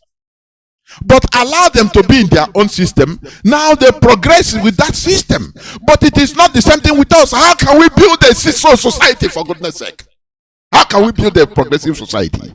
It is impossible, I'm telling you. They are just deceiving you because they know they rate black race to be, our brain to be lower standard. So you cannot understand the sophistications of governance. That is why they use this useless ideology. Mantra. There is a strength in diversity. So Nigerians, as you are suffering, don't worry. Diversity is your strength. Who tell you that? Who tell you that? You will give example with America. Tell me, America, they built their institutions based on their natural ideology. Their founding ideology is solid. If you understand me. Now, when they are matured enough, they can now start accepting other ideologies, but there is a limit you can go. If you understand, there is a limit you can go. If you go or want to cross that limit, they will remind you that, oh, look, America is a Christian country. Remember, in God we trust. They will remind you that. and you go low. They will tell you that there is nothing in Allah we stand though. Do you understand? They will use idea tell you that to remind you of their bedrock foundation. That is how it should be. But when they come to Africa, they tell you the diversity is their strength in diversity. That is rubbish, bunkum to people that are of low standard of thinking. Now, before I bring one other, please let me also continue a bit by saying that it is after building a solid foundation of institution based. Okay, there is a place I want to see. It is after building a solid foundation of institutions based on your values that you could start accommodating other values or ideologies. Let me tell you, among the 46 presidents, among the 46 US presidents today, since independence till today, America have 46. Biden is the 46th president of the United States. There have been only 2 Catholic presidents. Catholic, only 2. Number 1 was John F. Kennedy, and now Joe Biden. Why is it so? Ask yourself that. But there is strength in diversity in Africa, right? I'm not talking of even Islam or any other thing. In the Christianity, for you to understand. In the United Kingdom, although the English marriage law changed in 2013, which came into effect in 2015, in order to actually rule the United Kingdom, you must still be raised Anglican as a monarch. You know that. You must be Anglican. It was in 2013 the law was challenged and changed, which came into which came into effect in 2015. You understand? Now, but they don't ask them. But King Charles. But you said there is strength in diversity. Why not allow a Muslim to be your monarch or your king? Why not allow him to change to be a king? The answer is no, because no matter what, their bedrock foundation is based on their values. That is it. Remember, Christian Missionary Society, what you call CMS today, is Anglican. It is the first church or Christian mission to be established in our land, in Onisha. The one brought by John Fowell Buxton. You understand? Thomas, not John, Thomas Fowell Buxton. Go and Google it. Study about it. Thomas Fowell Buxton. Buxton. This man in the British Parliament, he argued very well that look, the British government should invest on Christianizing the Igbos in the Delta area of their protectorate that time. That it will be a huge investment because there is a lot of resources, lot of things to gain, benefits. They cannot gain all these things without taking our soul, converting us, controlling our mental states, our psyche. They cannot do it because we'll be rebellious. That is why he continued arguing in the British Parliament that look, they should Christianize the Igbos, invest, let the government invest. That time they saw our land as a white man's grave. Because you come, if malaria don't kill you, mosquito will kill you, or snake will bite you, you will die. That is our land. They were afraid. Even Boston died of malaria, mosquito bite. Yes. So, for you to understand the motive of all these things, is an investment they invested. Why? In order to control us, that once they are able to control these people mentally, religiously, they tell us, hey, don't do this, you go to hell, and we stop. Oh, come, you worship the Pope and do this and that, you will go to heaven. We do. That time, they will be controlling us the quotations, King James version, the ones you quote, you become an expert, is the work of man. It's an investment which is paying heavily. Do you understand? Today, America and all of them, they say they are doing Navy, what do they call it? Let me bring it, please. Exercise. US Naval Force, Europe and Africa, Joint US 60th exercise. Fleet, and the Nigerian military welcome the United States Coast Guard, Carter Spencer ship in the Apapa Naval Dockyard. The scheduled port visit to Lagos is part of the US government's commitment to improving the security efforts of Nigerian Navy and enhancing Nigeria's capacity to counter piracy, oil bunkering, illegal fishing, and other sea-based illicit business activity. Now I ask them, the terrorists are boasting that they are buying weapons, even with naira, that money that citizens never see. What are they doing in the northern borders? No exercise. They are not doing exercises there. Everywhere is porous. It's our Christian brothers now, is it not? They are doing exercise. So Mazi, not trying to interject quickly, because when I read that and I chuckled. America has a way of doing their covert and clandestine operations. The whole thing, this thing you see, is mobilizing for the upcoming election, nothing more, nothing less. Of course, because they have more intelligence than even the so-called Nigerian intelligence. They have there, which is intelligence. So they know that they're going to be crisis. So that's why they're positioning their Coast Guard and their ships and all the so-called joint exercise, so that they can quell any uprising. That's the bottom line. They always do that kind of a thing in places like China, because they have their ships embedded. Of course, but I know. Why are they not doing it in the northern borders? That is the argument. That's what and our people will see it. Oh, these are our Christian brothers. They are welcome. Don't worry. They're very gullible. These are Marien like us. That's why I didn't mean to be rude, but that's why I interject, because the whole exercise has nothing to do with combating any kind of, whether it's piracy, whether it's, you see today they're writing about bunkering, whether it's the terror. After all, Nigeria just opened a dry naval base in the north. So why is the American not go to that naval base and go and there and checkmate the terrorists? No, they will not. So it has nothing to do with combating anything. It's about the upcoming election. Mazi, right on. Of course. So, in all, we see that all these things are, I call it, our people, Mana IPOB come to, bring us back to the root, so that, we stop doing things with emotion. We enter we understand how international politics works. That is it. The influence of all this religion, Christianity, nobody give a toss about your life. Nobody. Nobody. That is why we are clamoring for us to go back to our roots.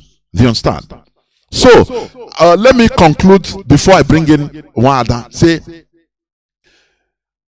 all this. Okay. Remember, Christian Missionary Society, CMS, first established in our land in Onitsha in 1857 through Thomas Fowell Boston and Dr. Thomas Boston, Dr. William Banky, Samuel Ajay Crowther, and others. Thereafter, in 1885, many years later, the Roman Catholic Mission through Reverend Father Luz, came into our land also. They came into. And Roman Catholic thrived with the help of Bishop Shanahan, Joseph Shanahan. Bishop Shanahan the school, BSc. Here na BSc, Bishop Shanahan school. These are people that they brought Christianity. They didn't bring it for you to be saved, no, but to manipulate you so that you become gullible. They will be stealing. If they are stealing our things, we will be blessing Mary, or we'll be thanking Jesus.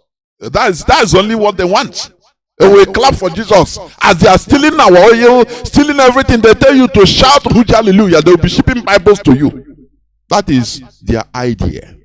But today we want our brain to come back, please. These we are very ferocious competitors in our land. This CMS and Roman Catholic. So how do you think that being a Christian in our land, now it will bring peace and unity? We have underwent this. We have undergone this for several decades. Where is it leading us? More commotion, more problems everywhere. Why can't we think and come back to our values? Wanda, this is where I'm going to give you to also come in, please. Wanda, I know that you are bubbling. Go on, Wanda, please. I know that. Mazi, you bring in a whole lot. Even when you're speaking, you're provoking my thought. I start going haywire. But I'm going to try to share one or two things, and illuminate on them, and then go into one or two things I prepared for us. One is the argument which you rightly put, the argument that strength in diversity, which is what I call fallacy. Why is it a fallacy? The fallacy is a kind of illusion. But let's stay with the word fallacy, because when it comes to this, it's really that. It's just like when somebody makes a, we know that strength, just like we said in our own adage, with gidi gidi woo gweze. That's what I try. But then gidi gidi woo gweze can only be true if the people who have come together have a common mindset or goal. That's the only time strength in diversity can be a statement of truth. Because when you have a whole lot of people, but they have different views or different perspective or agenda of goals, then it becomes detrimental to whatever they're trying to achieve. So it's a fallacy, because there's an element of truth in it, but in the totality, it's not really truth. Again, just like an argument I always make with people, when you hear people bringing one or two fallacies, then I'll go into my argument. When you hear people say, 2 good heads are better than 1. I've always argued, no. It's not about 2 heads or 3 heads or 1 million heads. It is 2 good heads. 2 good heads are better than 1 million rotten heads. Because if you have 1 million messed up minds, they cannot achieve anything. It's only when you have, even if it's 2 good heads, then you can go a long way. Another argument you can, so that's how I look at these things. So yeah, strength in diversity can only be true if the society has established, which you said, Mazi, I'm just eliminating a little bit. If this society, a particular society, has established a common, solid value or values or goals, they have a common, something in commonality. They have a North Star, what you call a North Star, what everybody is looking up to, irrespective of their diversified interest or perspective. But they come to that point where they say, irrespective of our diversity, we are going to have this common goal as a mantra and pursue it. This is what we are trying to talk when we come to Biafran restoration of project. Some people are misunderstanding it. And I'm going to use something all of us are familiar with, which affects all of us as a mantra. And what am I saying? When you come, I'm going to use Igbo tribe as a typical example, a case study. When you talk about the Igbo tribe, we have what we call Central Igbo. What do you mean? Central Igbo is that particular dialect of Igbo. When you speak it, it doesn't matter what part of Igbo you come from, you will understand that. But in as much as that is true, we all have our own tribal dialects. Well, that's when you're going to start going to dialects. Like somebody from Ohafia, when he's speaking, unless you pay attention, you may not really understand what he's saying. But here he's communicating in Igbo. It's a version of Igbo. Somebody from Enugu, the same thing. Somebody from Owerri.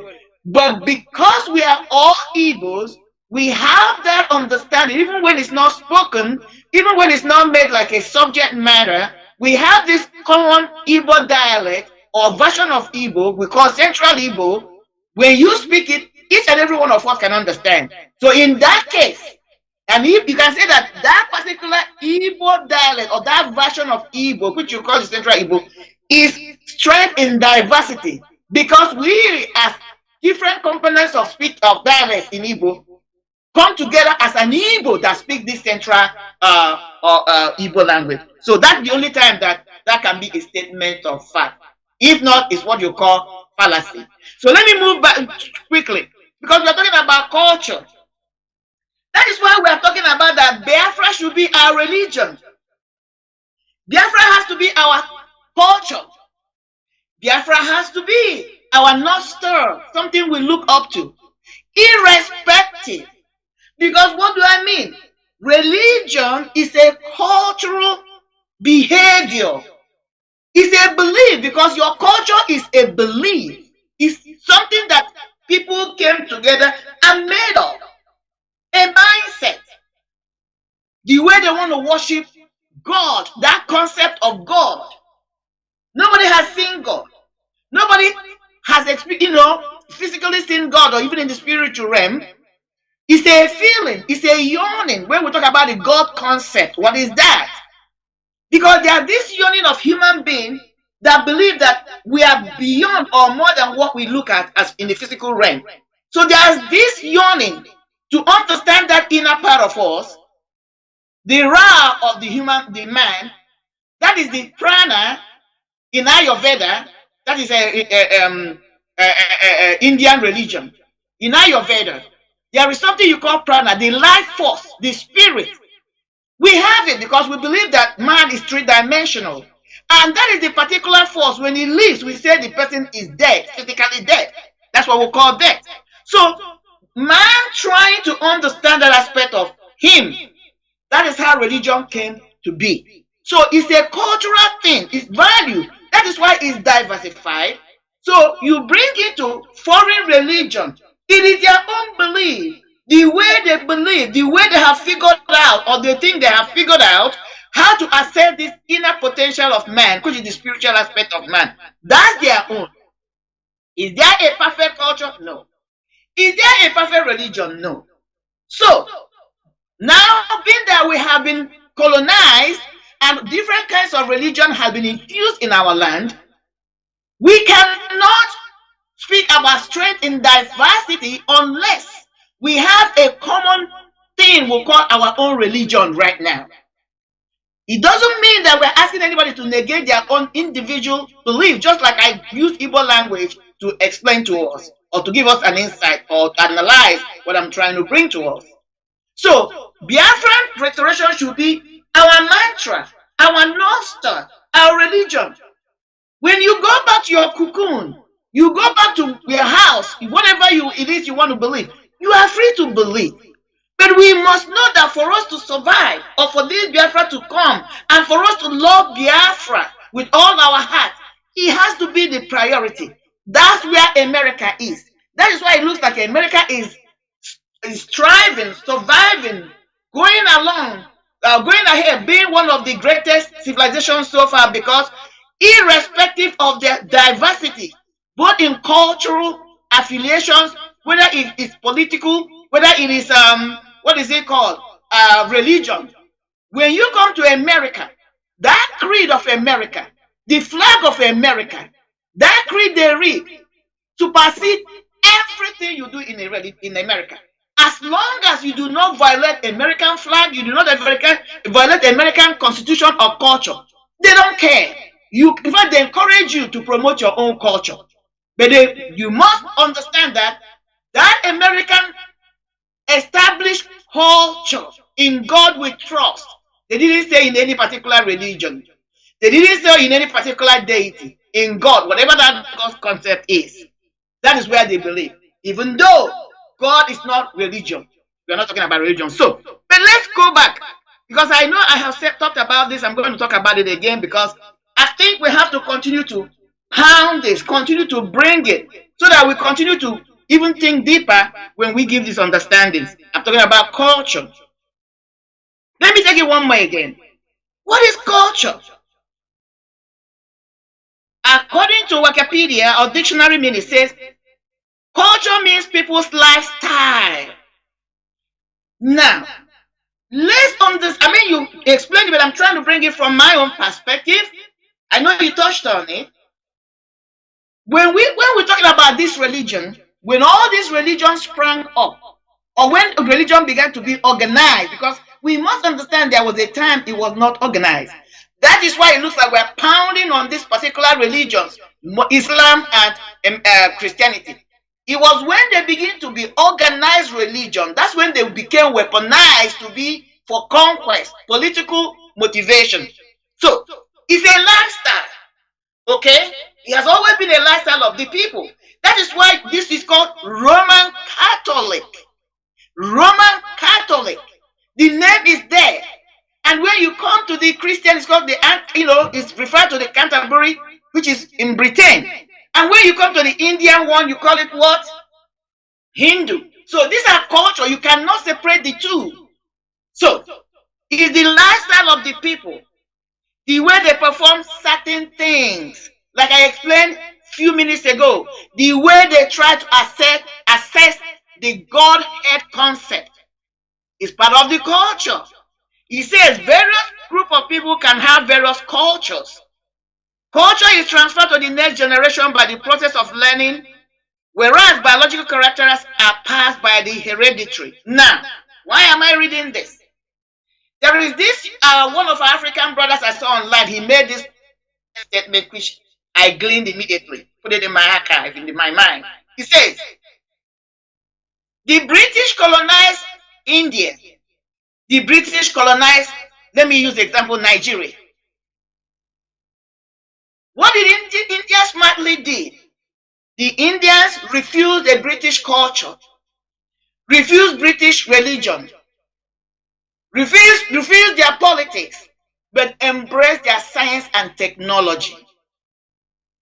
But this young gentleman said, but when he came to Nigeria, Nigeria embraced British culture, embraced their religion, embraced their politics, and refused their science and technology. Now, this thing popped up in my mind. I was like, this makes a lot of sense. Because ask yourself the question, these same people colonized us. Why is it that a typical Nigerian pride him or herself in trying to live like the culture of the British, the colonized masters? But when you go to India, an Indian man is boldly expressing his own culture, either by way of dressing, the way of their religion. Even the British Prime Minister that is invoked now, Mazi, he has not hidden his own religion. But the only difference, we're talking about an established societal culture. In as much as a Hindu, in as much as after his installation, or what you call it, he was appointed, he performed some rituals which he will continue to perform as an Hindu. He cannot try to influence the constitution of Britain to reflect his religious belief. That's what we're talking about. If in Nigerian society today, that claims to be a secular society, that all of us have our religious differences, whether it's denominational or the national level, Christian, Muslim, or whatever, or Hindus. But we have this understanding that the Constitution of Nigeria will have nothing to do with any particular religion. You can be a Muslim, but that should not be your priority. You can be a Christian, but that should not be your priority. Your priority is what? The health life of Nigerians and Nigeria as a country. That's where we missed it, and that's where we'll continue to miss it. But the question becomes, why do we have this? Before I go there, let me specify again that in a specific society, every culture is a combination of positive and negative elements. Why did I read this last statement? There is no perfect culture. Because I have had some people try to argue that the culture of our ancestors were flawed. Far be it. Just like every other culture, call it religion, whatever. There is no perfect culture. Even in America today, it's not perfect, and they know. And that is why even if you look at their union statement, they will tell you they continue to strive to perfect the union. They never told you they're perfect. So, what you do in every society, in any culture, is as you continue, as life continues to evolve, technology, whatever continue to come into, you allow your culture to go through the process of evolution, the process of purifying it, removing those which are not working and replacing them with that which will work to make the society a more perfect union, because we're talking about diversity and culture and how diversity can be the strength of a particular society. So now let's go to behavior, because it's important. I believe today we must bring it in. Why we must go as Biafra? Why Biafra must exit from Nigeria? Because you cannot mix oil and water together. They will never work. They have never worked. And yet waiting to see that science that can mix them and they can be very, very homogeneous. Never. So let's go to the pre-colonial of the life of an Igbo man. I'm using Igbo as a case study. I know we have our riverine brothers and sisters. But when I try, when you're doing something, you have to pick up a particular, make it targeted so you can use it to make your case study. So I'm not neglecting us. We are all one. If it's not for all the poisoning they brought into our society, I understood and I made some researches to realize that all the places we call Biafra now, if not for the poisoning they brought to us, cultural poisoning, because they wanted to use that to divide us so that they can continue to control us. Every Biafran section of Biafra were able to understand Igbo language. It was their commonality. That did not negate the German having his own, tribal language. It didn't negate the Efik man. It didn't negate like your Hafia man. Like I said, even within the so-called 5 states they try to group as Igbo. We have our own niches when we go there, tribal dialects, So, but let's move with the argument of today. What was the Igbo community like before? He said the Igbo community was the central focus of Igbo life in pre-colonial Nigeria. They lived in small villages composed of mud huts with thatched roofs. Now, why is this important? We live in communal, we live as, looking after each other. So we are not people that scattered. Compounds were built within clans so that we can take care of one another and look after each other. He said there were no kings and no local villages. And no local villages were instead governed by a council of commons. No. There were no kings and local villages were instead governed by a council of common villagers, similar to those seen in the Ewe tribe of Ghana. Now, we're trying to see what happened before the colonial master came. Why am I bringing this argument? Because there are part of us who we wear the core behavior of an Igbo man on Rwanda Baloso, Gidigidi Wugweze, that is lacking in our society today, and which is one of the reasons, the tool that our colonizers, through the Fulanis, continue to divide and rule us, conquer us. Because before, we looked out for each other. There was no central king. Contrast it to today, when all they have to do is, after they finish installing, they started by installing all these warrant chiefs. Now you have the Ezes. Now you have the chiefs. Now you have the Ohanezes. All these people have been handpicked and installed, even to our governors today, handpicked and installed by our masters, those who want to subjugate and colonize the Fulani masters. So now when they pick them up, what do? They are the ones that give them certificates. They are the ones that give them monthly allowances or payment, whatever that they are getting from them. And we all know that there is a truth in this world. He who plays the piper dictates the tune. This was not our way of life. There was no central person that could be given money or bribe or coerce, whatever word you may want to use. That will be the head of a village that can take a lateral decision, unilateral decision, to sell the land of the society, community, to bring invaders in the name of headers to come and invade in our place, to begin to issue edicts and instructions that we must marry the Fulanis. There was never anything like that. That was not the setting of the Igbo man. I'm going to take it again. He said they lived in small villages composed of mud huts with thatched roofs. There were no kings, and local villages were instead governed by a council of common villages, similar to those seen in Ewa tribe of Ghana. The importance of this was that decisions were taken after there was a community come together and deliberate on issues, and then they can reach that consensus. He said the Igbo communities are different institutions who were involved in administering the Igbo community, and powers were equally shared among them. We're talking about the Ozos, the high priest, the chief priest, you know, the Umada, all those things came together and they would deliberate on issues. That was what the Igbo society looked like.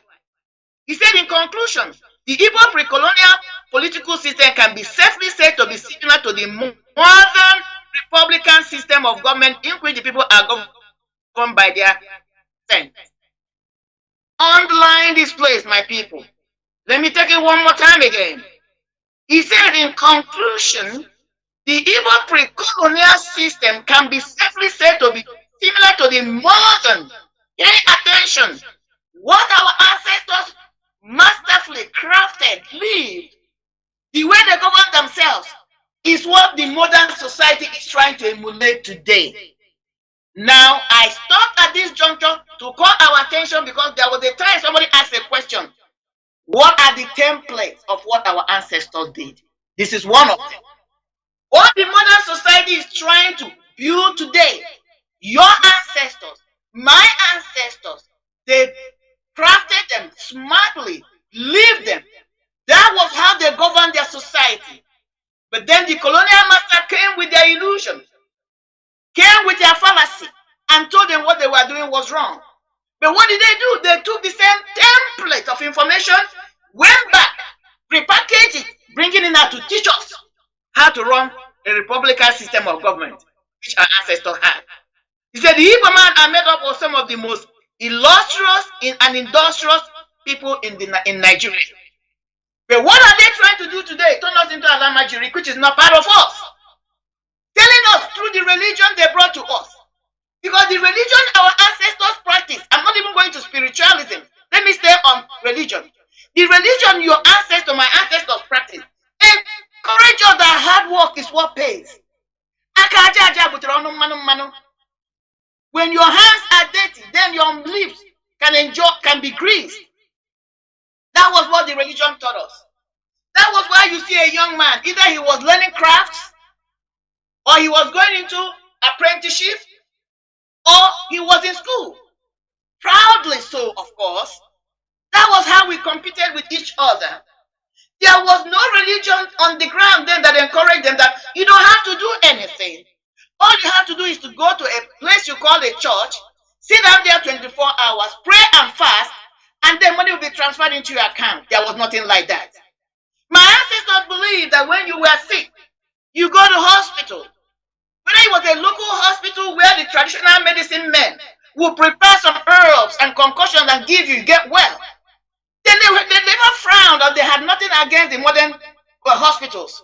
They encouraged us because they knew they were concept. They knew, and they knew the reality about being truth. The truth, which is the reality on ground. They didn't believe in illusion. They didn't believe in mere beliefs.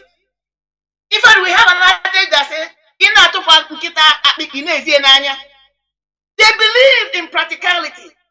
They didn't, even though my ancestors knew how to worship, even though they didn't know Christ, they knew the truth. And they encourage us. That is why it looks like there's a section of us who believe in hard work. But look at what is happening in our society today. Turning us into Alamachi. Now, having said this, because I'm not trying to take too much time, let us contrast and compare this behavior of a typical Igbo man before pre-colonization to that of the Fulani who are trying to dominate us today, because we must be able to contrast their behavior, their way of life, to understand, give us a better understanding or insight what is going on. The Fulanis, I'm going to them, right? I'm going to talk about them right now. The Fulanis, they said they betray little emotions. And this comes from their Quran. If you study the Quran, I have the opportunity to read the Quran. I didn't study it. So I don't lay serious claim on it. I just read it. But these are coming from the belief they have Because this particular statement I made here, they betray little emotions, even in the most difficult times and even when going through immense and most grueling form of hardship, they are focused. It is called takia. The Quran encourages you to pretend. You don't let your enemies know what you're thinking about or your game plan, which is again contrasted with us. We are emotionally charged individuals because we're always been encouraged by our traditional religion, which our ancestors, our parents taught us, Ezioku Bundo, to always tell the truth.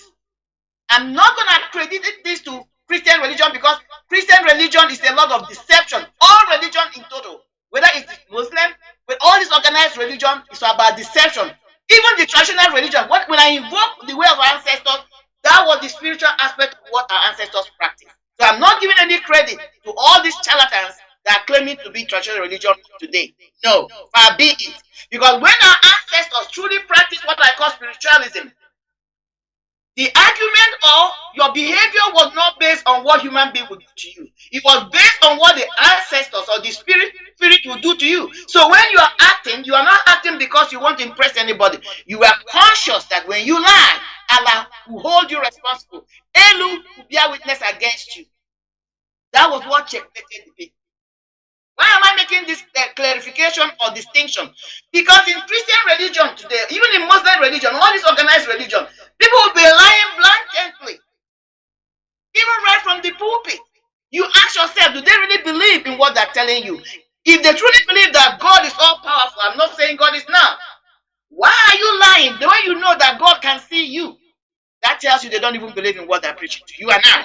They don't. So, we're talking about the ways of our ancestors and the ways of these people. So the Fulanis are masters in disguise, master of illusion, master of fallacy, because that's what their religion encourages them to do, just like some other religion. It says they are they are mentally strong, disciplined, patient and calculating, proud, ruthless and wise, in totally unforgiving. Now contrasting with the other people that the religion that was brought to them used to subjugate them, to colonize and conquer them, is telling them, forgive your enemies, turn the other cheek. In fact, pray for your enemy. Contrast that with the group of people or a group of people that their mantra or their belief is that they are calculating, they're proud, they're ruthless and wise and totally unforgiving. That's their religion. They cannot forgive you because you are an infidel. They cannot forgive me because I'm an infidel. Because according to their Bible, according to their Quran, either I am coerced into believing, or if they kill me, Allah will reward them.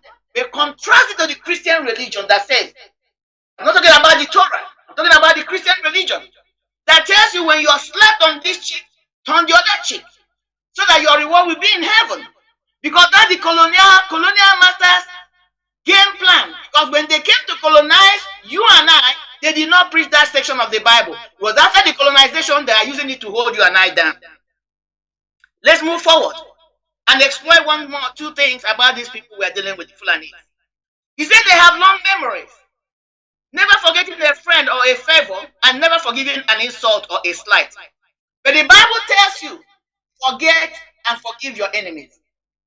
In fact, bless those that despise you. Pray for them.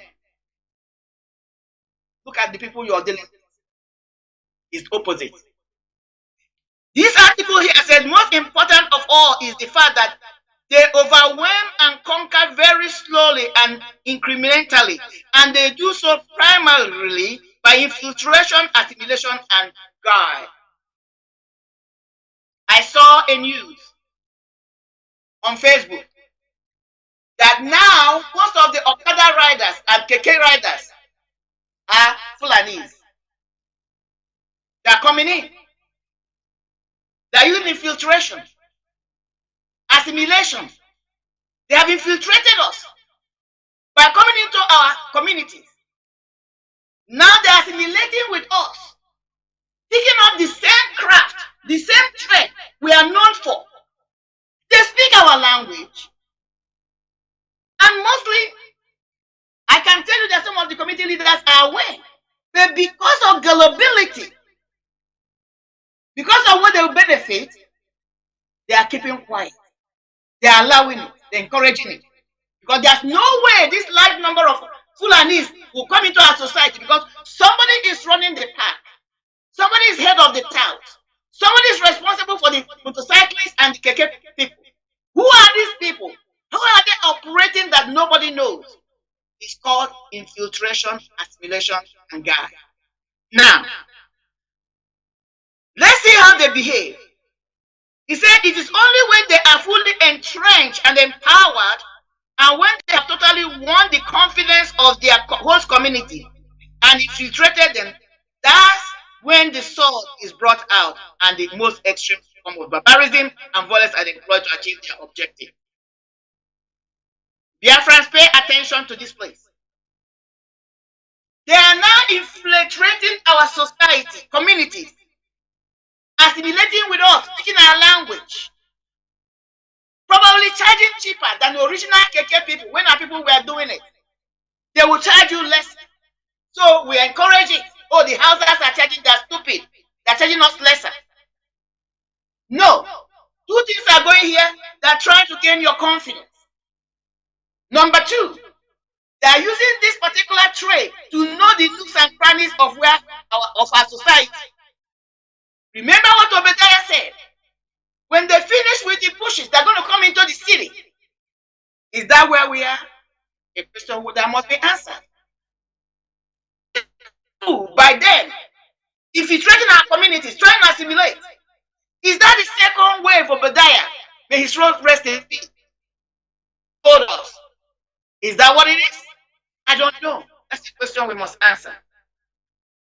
But this argument says that it's only when they are fully entrenched and empowered, and when they have totally won the confidence of their host community and infiltrated them, that's when the sword will come out.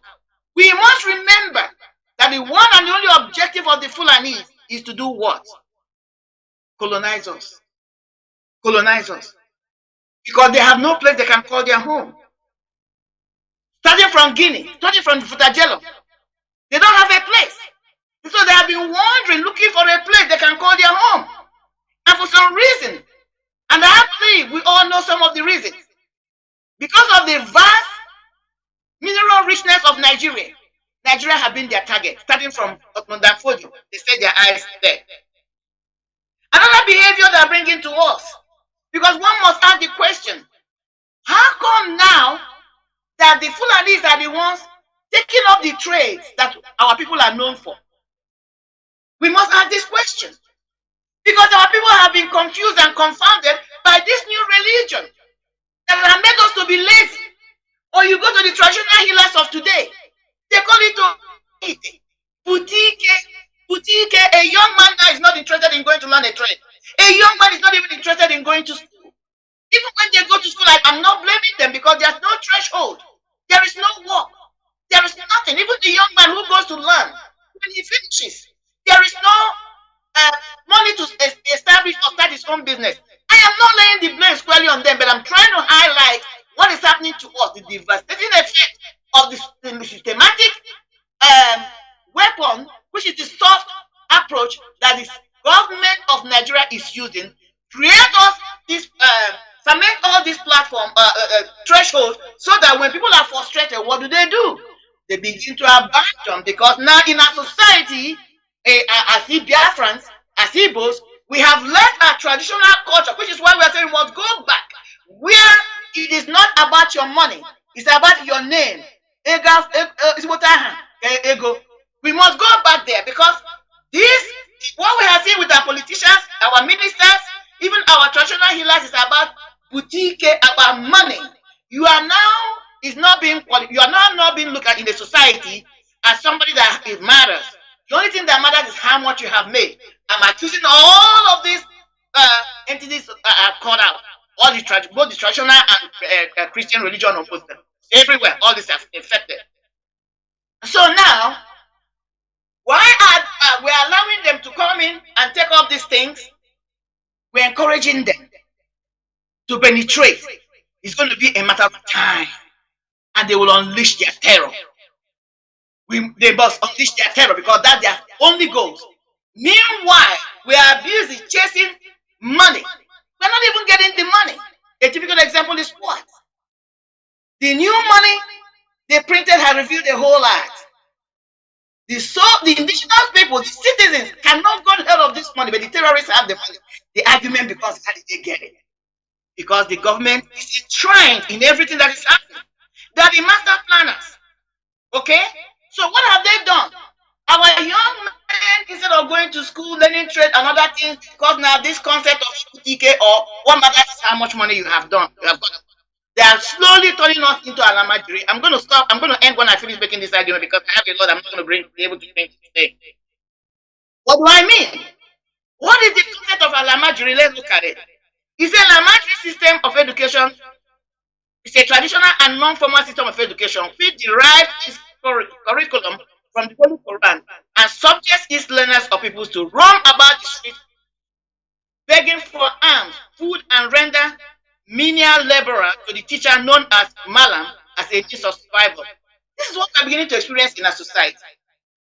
Our young men are moving away from our culture. They are willing to go and worship these politicians who have accumulated the money. They are willing to go and worship the GOs and Mamiki GOs so that they can give them quick miracle money. So because of that, they are not entrenched in learning trade, even going to school. They are in school, they are not seriously studying.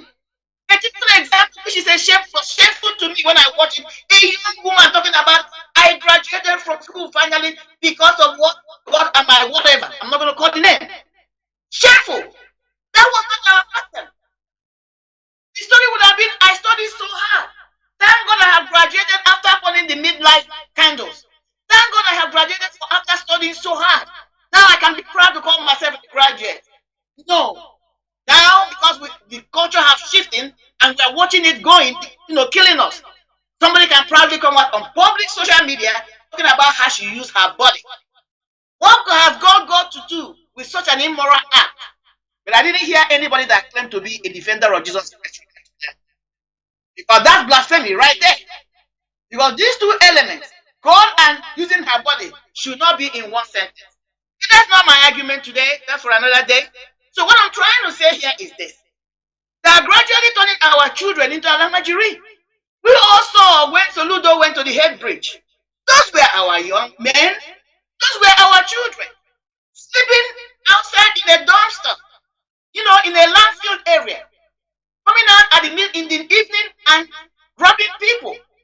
They may not be begging alms, but what I saw that day, I don't see the difference between that thing and the typical Muslim child in the north begging for alms. How did we get there? Our politicians. How did we get there? Our so-called religious leaders. Because this is the impression they have given, this is the culture they have cultivated for our young men. You don't have to do much. All you have to do, come to church. Tuesday, Sunday, pray, fast, sow seed. They are going to be miracle money. Which I'm asking them now. With the present situation of money scarcity, I have never had any of those pastors that claim they can transfer wealth. I've never had them come out now and begin to transfer wealth to their own members. I'm not talking about another person. Transfer these new notes from the bank to their members so that at least they can have the money. Who must be asking critical questions? I am challenging these ministers. This is the time. Because God is amazing. He allows situations, that's me, so that we can prove ourselves what we're saying, whether we believe in it or not. This is the right time for all these ministers that claim that they can give you miracle money. They can transfer wealth from the bank or wherever they're making it, it will come to your account or come to your pocket. This is the hour. And if they cannot do it today, I'm challenging their members to ask them to do this. They cannot do, and they should stop and cease from today hence about transferring back to. So that's how they're beginning to create Alamajiri in our society. Because if this trend continues, a time will come. We'll have our young men in their greater numbers roaming our streets. And we know the consequences. These Alamajiris are the ones that these Alhajis and Sheikhs are using for suicide bombers. They are the ones that are using to do their crazy, wicked deeds. our politicians are grooming our young leaders. We must pay attention.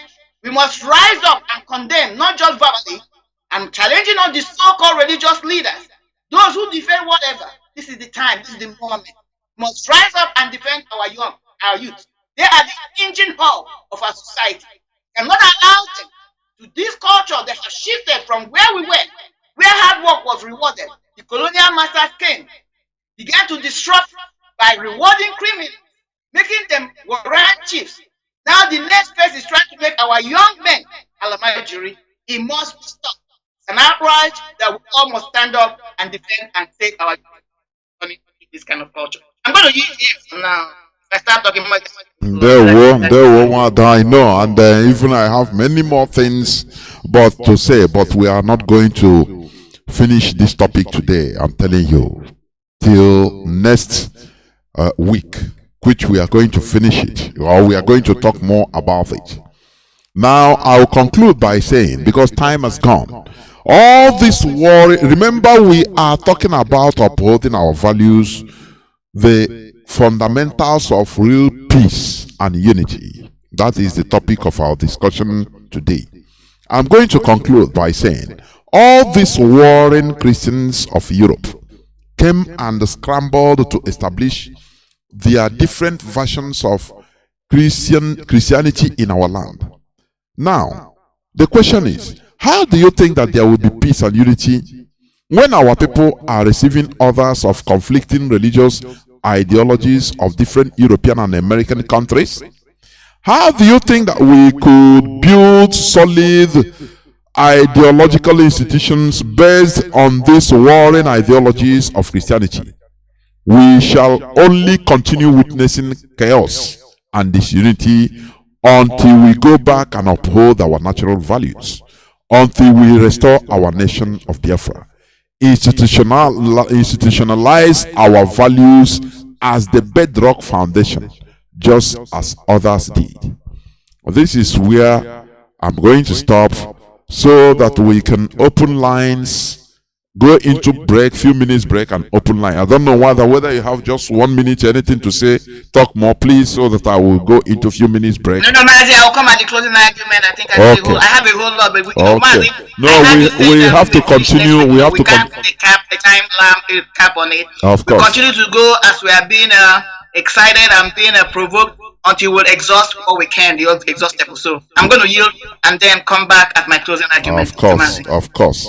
Thank you, Mother. This is where I'm going to stop, so that we continue next time on this same topic. We shall go into few minutes break, so that when we come back, our lines will be opened and we shall take your calls. If you have opposing arguments, please do not fail to raise it up, please. I beg you. We are here to hear everything and learn. That is it. Thank you. We shall be right back. Please do not go away.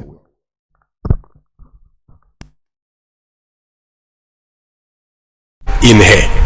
Inside of your father in you is his mother and father, until that being in the person of the person, there are many persons. That is why in our African tradition, when we greet you in plural. Sanibonani, Dumelang, Chobela, Avusheni. We greet in plural because we are greeting them in you. In the person of the person, there are many persons. You are not alone. You are 33% your mother, 33% your father, 33% yourself. Inside of your mother in you is her mother and father in her. Inside of your father in you is his mother and father in him. So it goes on and on and on and on. So you are a community of people. You are the ultimate representative of all that came before you. You are the total summary of all that make you up from the very beginning of your ancestral line until to now. That line, it goes back to the first ancestor, which is what we call God. In our African spirituality, God is the first ancestor. So now, that being the case, ancestral system is our African system. Your DNA, your build-up, your DNA makeup is what we refer to as ancestors. They are the building block of your existence. So you can't say, I don't believe in ancestors, this is pagan. Ancestors is not, there's nothing to believe in. It's not a religion. You don't have to believe in ancestors, you have to acknowledge the ancestors.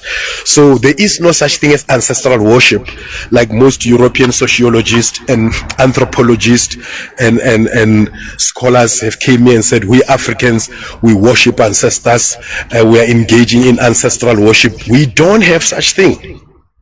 We don't have that. Such thing is not our thing. We don't worship ancestors. We don't believe in ancestors. We don't have a word for ancestor worship. When we say Riapahla, when we say Pabadimu, when we say Musebetsi wa Badimu, none of these words is equals to ancestor worship or translate to ancestor worship. There is no African word for ancestor worship. We don't have such thing. So Rabolela ka Badimu. Now Badimu, this form part of our African trinity. We Africans, we the Bantu people, have a trinity of Mudimu, Badimu, Lebotu. Now these are represented by the three stones that we use when we make fire. We use three stones. So anywhere in Africa, when you travel, you find people who use three stones when they make fire. You must know that we share common ancestral origin. And these three stones represent our trinity, which is Mudimu, Badimu, Botu, or God, ancestors, and Ubuntu. So now, when we talk of ancestor, we don't talk of ancestor worship. We don't talk of ancestral religion. We talk of a true homage that one pay to his foreparents who lived before him. So acknowledging that those who came before you is not a worship, it's a homage. So we don't engage in ancestral worship. We don't worship our ancestors. So it is a misnomer and misrepresentation of African facts that we need to clarify. As Rastafari, one of the things we are here to do is to make sure that we wipe out all misconception about ourselves. Welcome back. This is Radio Biafra House of Service coming to you through the auspices of Radio Biafra London. My name remains Mazi Chinedu from Olu province of Biafra land, and we are here live and direct with Marien Haider. Today is the 4th day of February 2023. Today being Saturday, we are here discussing religious issues, and the topic under upholding our values is the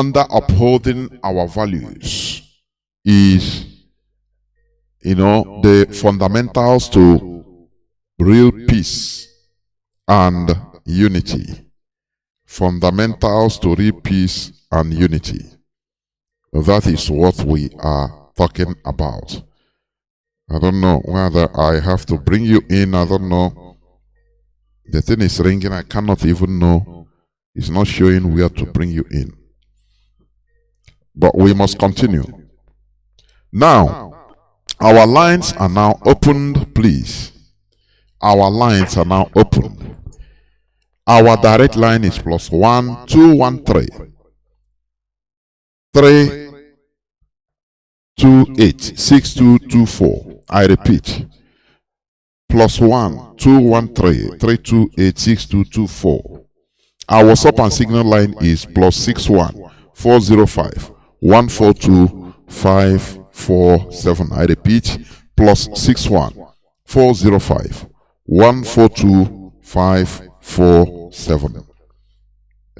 I have callers already waiting. I have callers already waiting. Caller on WhatsApp, you are the first caller. Wada, yes, it's not that Yeah, this I'm is. back. I'm back. Yes, I got back. yeah, no problem. Caller on WhatsApp, can you hear me? Welcome to the program.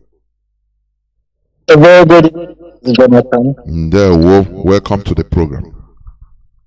Thank you, Mazi. Madam Eda, I greet you also. Thank you. My God name bless is you. Mazi Joe Agafu, residing in Regensburg in Germany.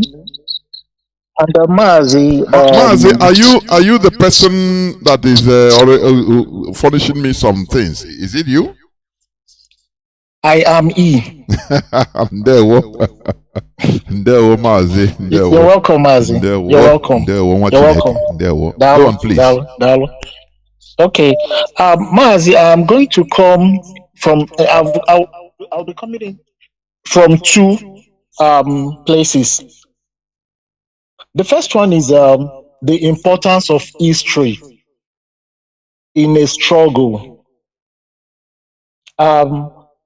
If you check all the epochs, historical epochs up to now, each had its own history written down, or they learned from the history of others. Now, I want our people to understand one thing, that history as a discipline seeks to ask questions by wanting to know why, how, and when things happened in a particular epoch. In history, thoughts are meant to be provoked. Our people don't know that they have to think, to sit down and ask themselves questions. It is very sad, very, very much. It is very sad. And Christianity as a foreign religion was used as a weapon to Christianize and conquer individuals. Mazi, do you know that the Christian missionary, they had to introduce the British army every day they are going to assist them to conquer, because the Igbo people were starting to reject the religion, as Christianity, and they were frowning at the fact that the British or the missionaries were philandering with people that are outcasts, because they had to go to the back to go and talk to the outcasts that, hey, your sins are forgiven, we are going to make you warrant chiefs.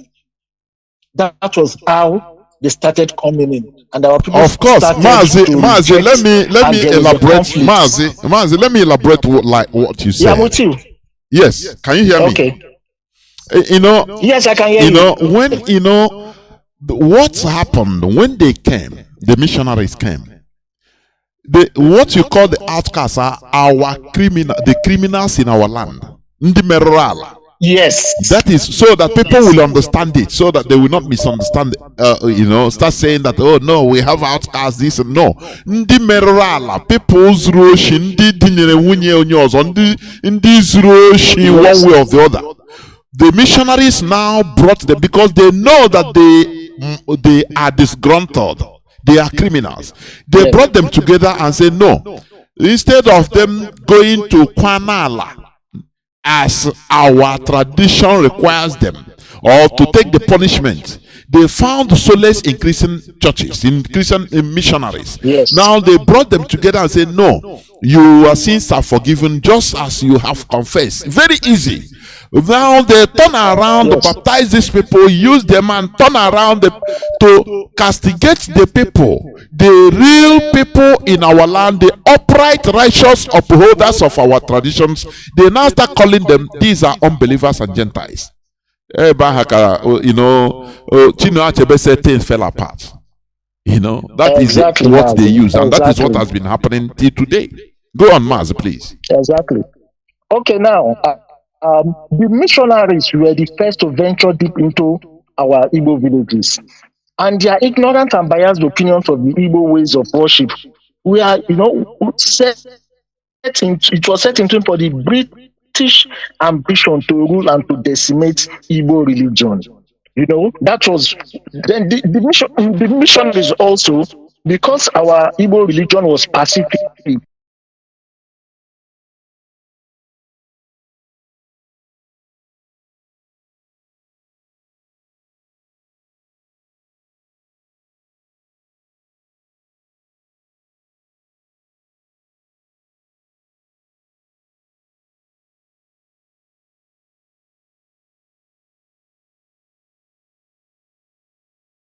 They are the ones picking people that will be there because of their Islamization policy.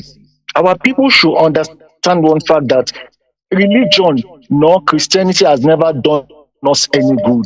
They should think about it. They don't think good of us.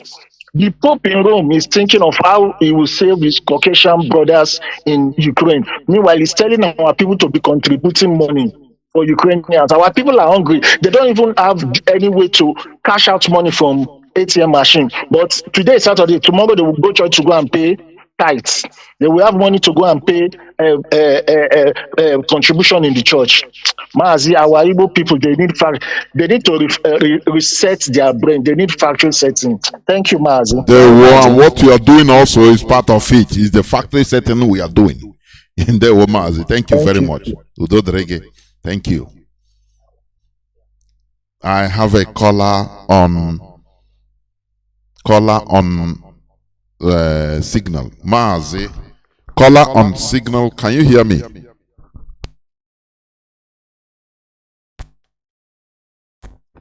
Coming out loud and clear. Mazi, you are coming out. Go on, please. Go on. Thank you so much. May Chukwuka Biafra bless you. Thank you for giving me this opportunity once again to speak to our people this evening. Fellow Biafrans, lovers of freedom. My name is Mazi Akas. I'm calling from Austria. And by the special grace of Chukwuka Biafra, I serve the indigenous people of Biafra here in Austria as national PRO. Mazi Jonathan, good evening, my sister Marien Haider. Good evening from here. I just want to say thank you guys for coming out here to educate our people. I hear your voice vibrating everywhere. I always cherish you. God bless you. Thank you, my beloved sister. Mazi Jonathan, before I proceed, I just want to say, may Ezechukwu Kabema continue to guide and protect our leader and destroy his enemy before they come close to him. Good health. We pray that Chukwu Kabema will continue to embalm him and release him so speedily in no distant time. And together we must continue to fight until Biafra is being restored. This is my prayer, and so shall it be in the name of Chukwu Kabema. He said. Mazi Jonathan, Biko, I beg you, asking Gukuwe, keep on shouting. Iyanaba is entering. You know, sometimes when you say this thing, I laugh. Mazi, the show not Naba. The show. Mazi,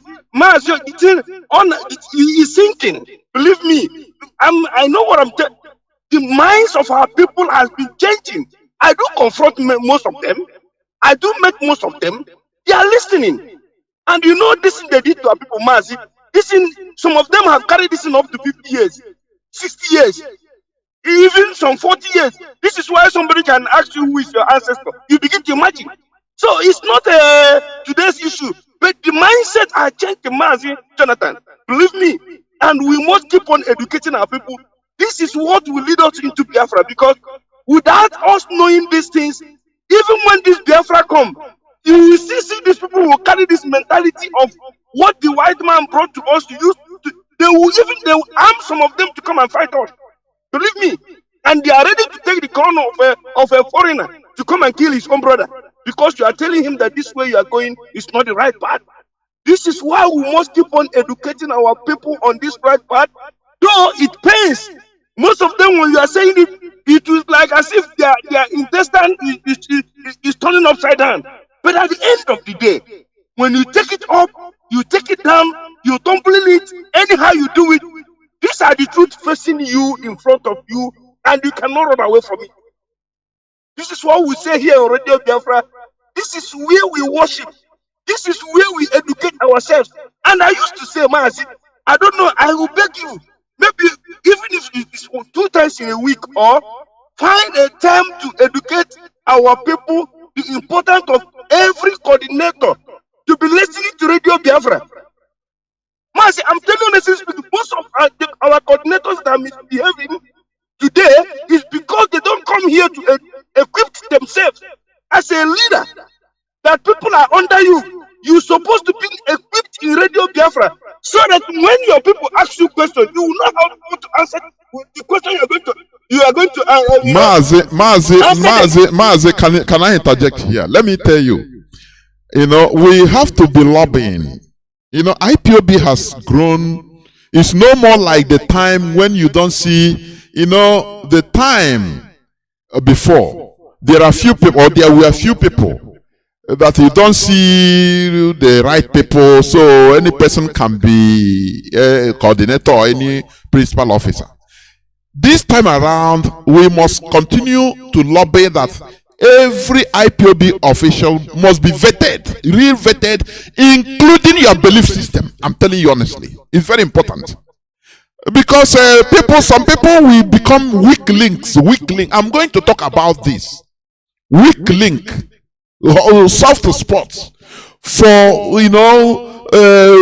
infiltrators and foreigners to come into our land to do something. So I think the time has ripe for, before somebody becomes a principal officer, he must be vetted. The same way you are vetted when you are taking up some positions of work. You must be vetted, including your system. I mean your belief system. That is what we should be lobbying, because IPOB, we have grown. It's no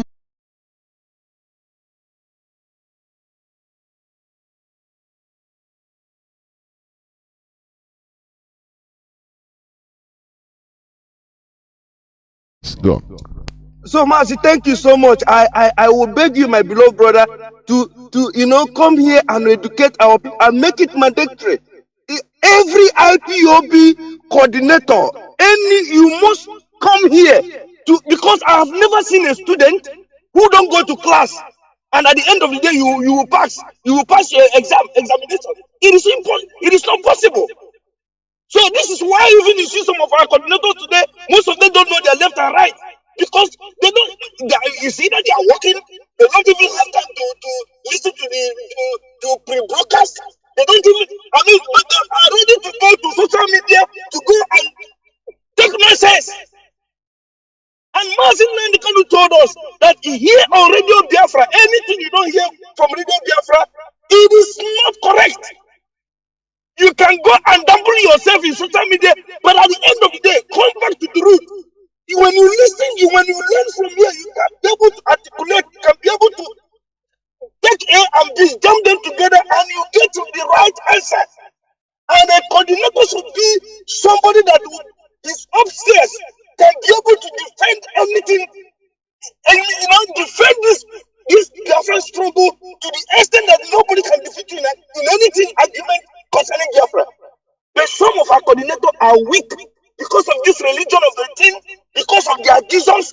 Mazi, I am a Christian meme that I'm speaking, but I am not stupid in my brain.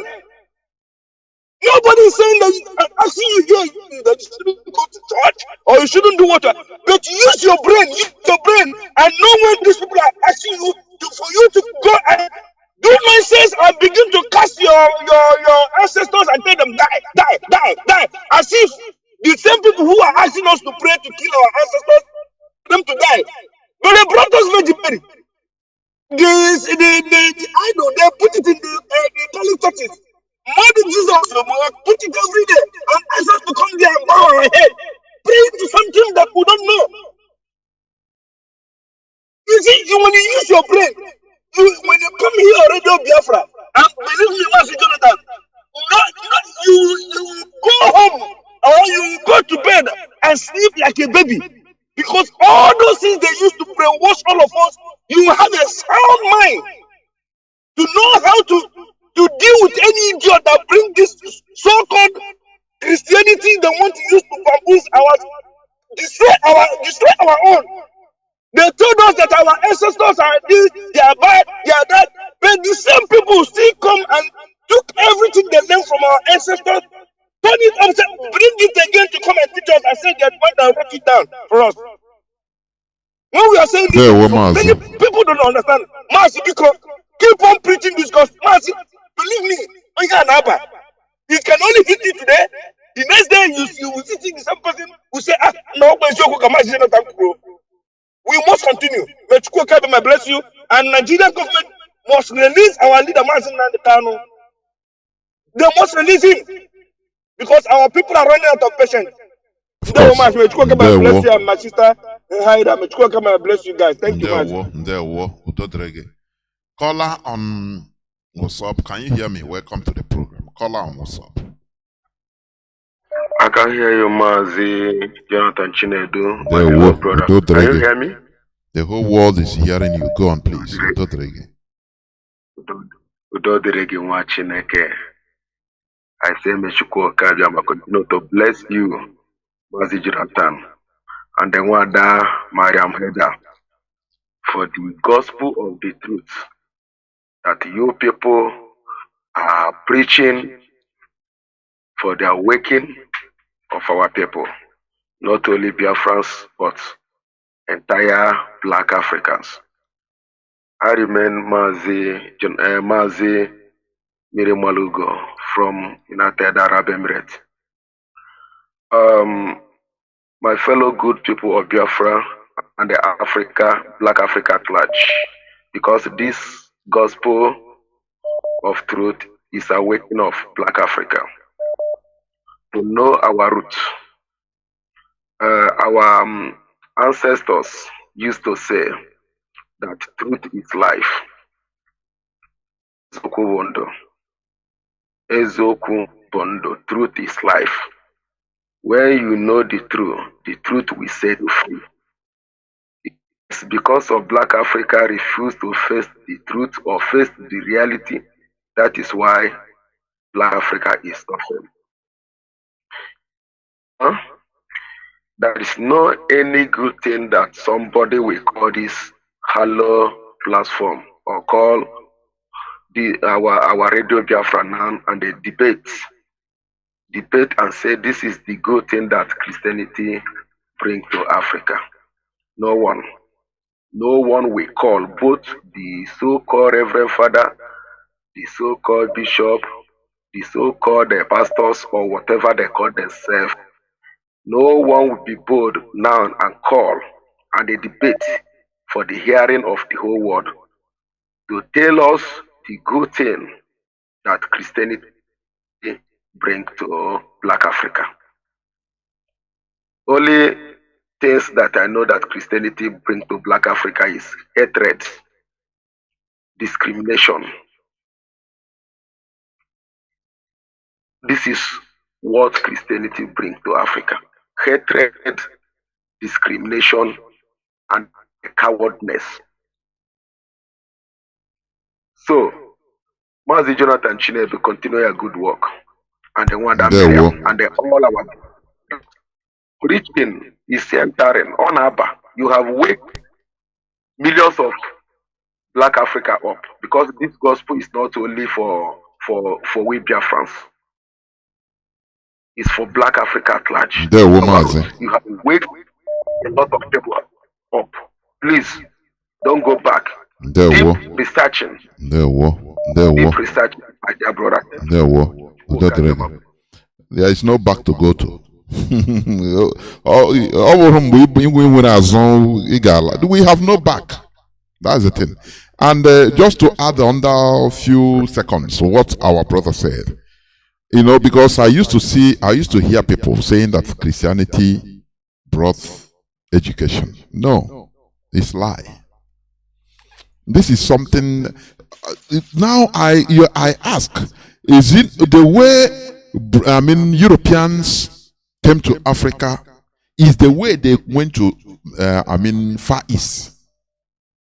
They went to Japan, went to India. They colonized India. As our sister said before, yes, India accepted. You know, it's not everything a foreigner brings that you will accept verbatim. No, you have to sieving and vetting. You sieve things, you vet it. Now you know the one you have to take.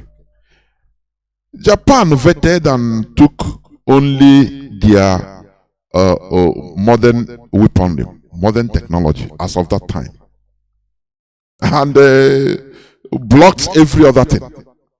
You know, so which means when you talk about Christianity bringing education in our land, it is lie. What they smartly did is to try in order to embed Christianity into which education even they brought to us. Mongo Park discovered River Niger. Is that so? Why are Indians progressing in a modern way, but they are not Christians? They retain their way of life, which means these two things are two different ways. Only in Africa that they don't know, they cannot distinguish. Even till today, PhD holder cannot distinguish between education or modern technology, because you cannot call education. I cannot call it education. We had education. Only the modern technology they brought us of that time. Do you understand? You cannot. There are two different things. If we are able to remove one, after all, missionaries came that time with traders. As traders, we are doing their thing. They are working hand in hand with missionaries. Missionaries, they are going softening the hearts of people in order to make sure that they will be controlled, cheated. So they work hand in hand. The same way you see, they brought when they carry us to their school, start teaching us their alphabet.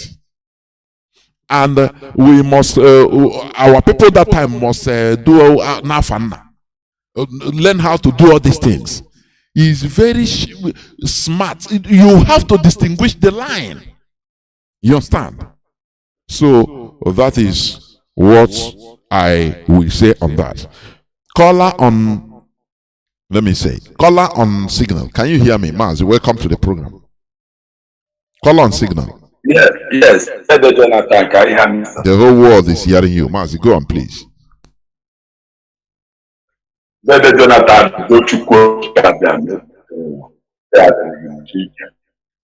we are listening to you and we are getting your wisdom. Many people will follow because this project requires your research. Nobody have ammunition more than God. And the world is about to see what I'm doing. That the children of the Most High, they are going. And there's nothing anybody can do about it. The chicken, I saw why window men are not hiding it. So that no religious in Biafra land that in Nigeria we put an obstacle on. If that is what you want to try, let it try. You are not affronted. After all, they are here, they are killing us. They are here, our money is going.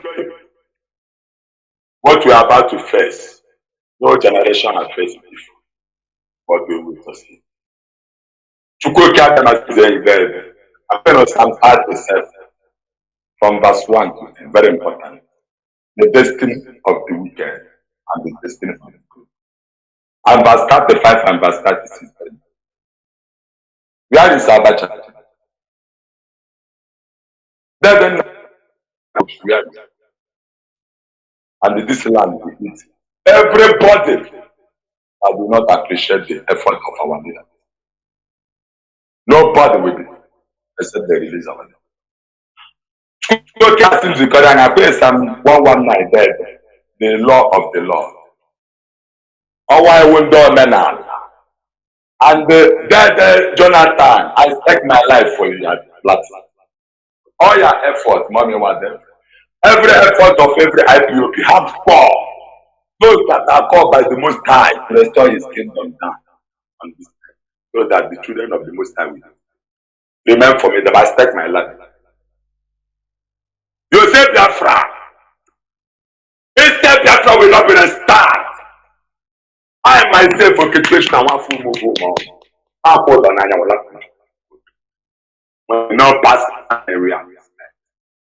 Our platform is well structured, institution from the most high. If you know you're a Biafra, listen to BOS. I don't care like I can't bear that because this is on the channel. I can one so I was there. I'm not joking here. Tell the chicken the way I know letter. I tell the Jonathan to speak. No matter whatever that happens, the man can do that. But it's your case as you see weekend, you see P2B, you see Soludo, all of them that allow our leader to deposit the Kuje prison so that they will come and carry us and do election to put us in Nigeria. Property pretend before our eyes, this generation.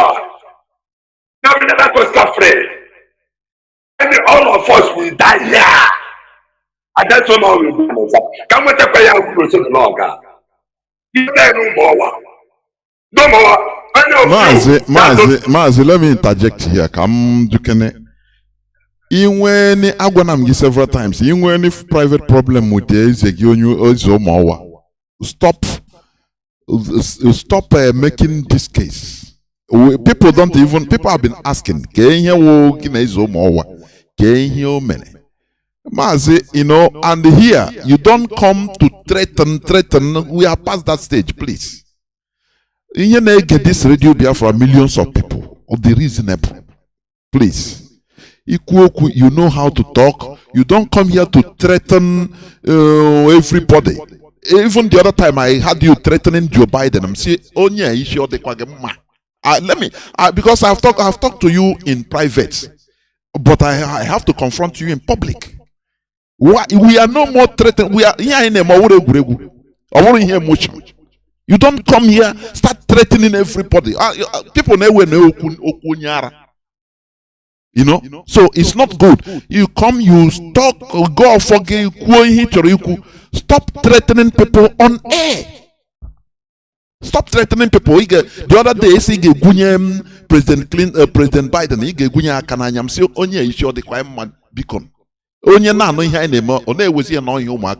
please, if you are talking, be articulate.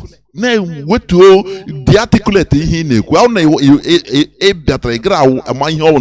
you go forget teenage, I got that one at Tobum, you go forget now mana anyhow. I don't allow it. Or threaten menace. I go that stage, please. You know when I'm mad no ya no be. You no ya no be. That is what I want to tell. I just want to tell you this so that you understand. I threaten is in a people on air. Because onye get mad, onye get me or that down I will do this, I will do that. I forgot that time. I could remember, okay, Mazi Nnamdi Kanu Bidro or the broadcasting. Some people will come on air. Mazi, I'm a builder, I can build the bomb that can destroy it. I'm this and that. I will blow everywhere. Where are many of these people? Please. I just want to tell you. Please go on and conclude. Thank you very much for allowing me to listen. I'm Biafrans all over the world. One day the Jonathan said is pure truth. And we are not arrogant, taking honest.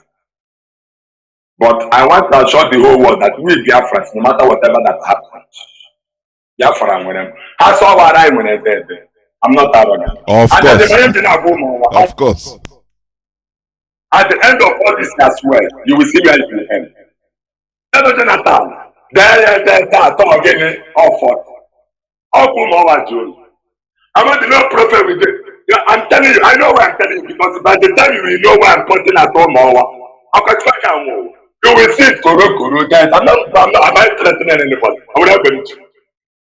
And then the Jonathan, at the end of the dot,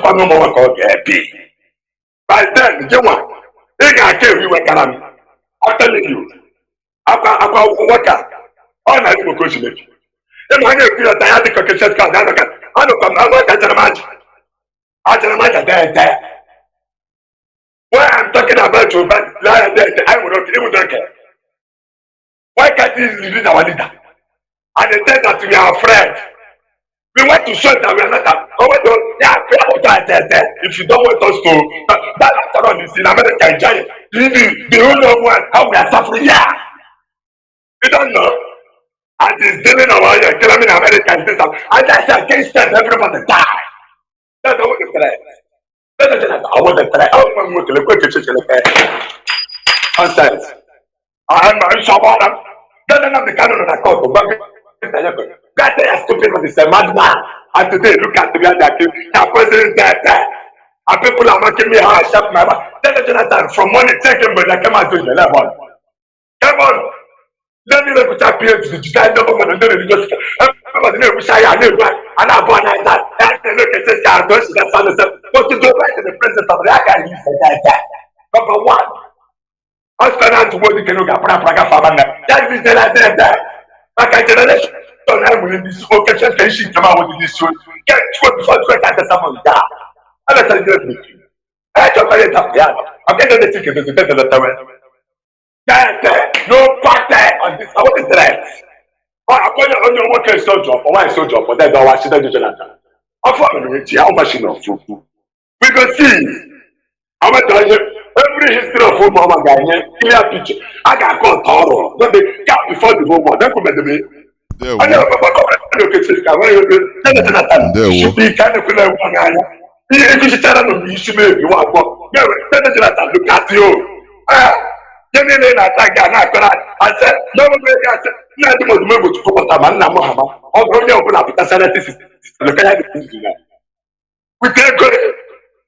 If I do that, the people was up everywhere. Even in IPO time, autopilot every channel because I had the money. But do you know how they have tested my head? And I was like, Joe, that's a private Jonathan. I don't think of it a minute. DOS. There were Mazi. There were. Divinely ordained. Okay, I'm going to call for you. Then I got that one at the friend animal to put it down. Come to the boy, someone I saw the guy out of the alley. Monia Bechulu, what said I don't buy an order of Kalagan guy, Chapa and Neil. Okay, Lord. Okay. And then I don't go camera. There were Mazi. Thank you very much. I want to be for na Biafra land. Everybody needed. That's the reality. There were. Caller on WhatsApp. We have been there. There are people that I never pick any call from direct line because. Okay, let me caller on signal or WhatsApp. Please hold on. Call on direct line. Can you hear me? Call on direct line.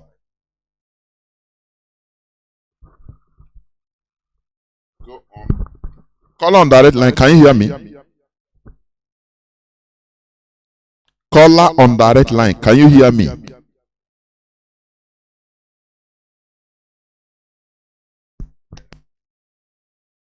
Line. You call to continue saying hello. Go on, please. Can you in anonym neku? Call on direct line. No, it's very absurd. Let me pick him again. Caller on no. The call cut. Now, caller on WhatsApp. Welcome to the program. Thank you for waiting for almost quarter of an hour. Can you hear me? Caller on WhatsApp. Professor Jonathan, sir. There, welcome to the program. Yes. And our mommy Marien Haider, I really appreciate both of you. You people are delivering us. Deliverance couldn't conduct and it is entering. Even sometimes you used to ask on Abakwa, my brother or professor, it is entering. I have to be honest with you. So I really appreciate and I pray Chineke Kereligwenova will continue to give you people the grace. Please, I want to because this in this radio Biafra program this Saturday I've told my wife I don't miss it, and I try to make sure I'm part of it. I am Uzuko Kemakolam. I believe you know my voice. So there are one or two things I have learned from you people which I want to deliberate on. You understand? Because there was something somebody who said, so I think is it that doctor something that was talking about education. You understand? Hello? Yeah, go on, Hello? go on. We are hearing. The whole world is hearing. Yes. Okay. Now you see, you remember, there was a time when I was in school because okay, no need to say where I studied. When I was in school, there was a time that this Boko Haram something was coming up everywhere. So I was telling people then that Boko Haram, they have the right to what they are doing. I want this some information on the drop. So they were like, why should I say so? I said, what is the meaning of that word Boko Haram? That Western education is haram, that they don't want Western education. I say yes, they have a right to it. I want to talk, they say they brought education to us. Then I now ask the person one simple question. 1 plus 1 is equal to what? The person say 2. I say, is that Western education? The person told me it's Western education that made us to understand that 1 plus 1 is equals to 2. I said no, it is not Western education. We know that 1 plus 1 is equals to 2. Our forefathers know it is a physical law of nature. When you bring two lighter objects,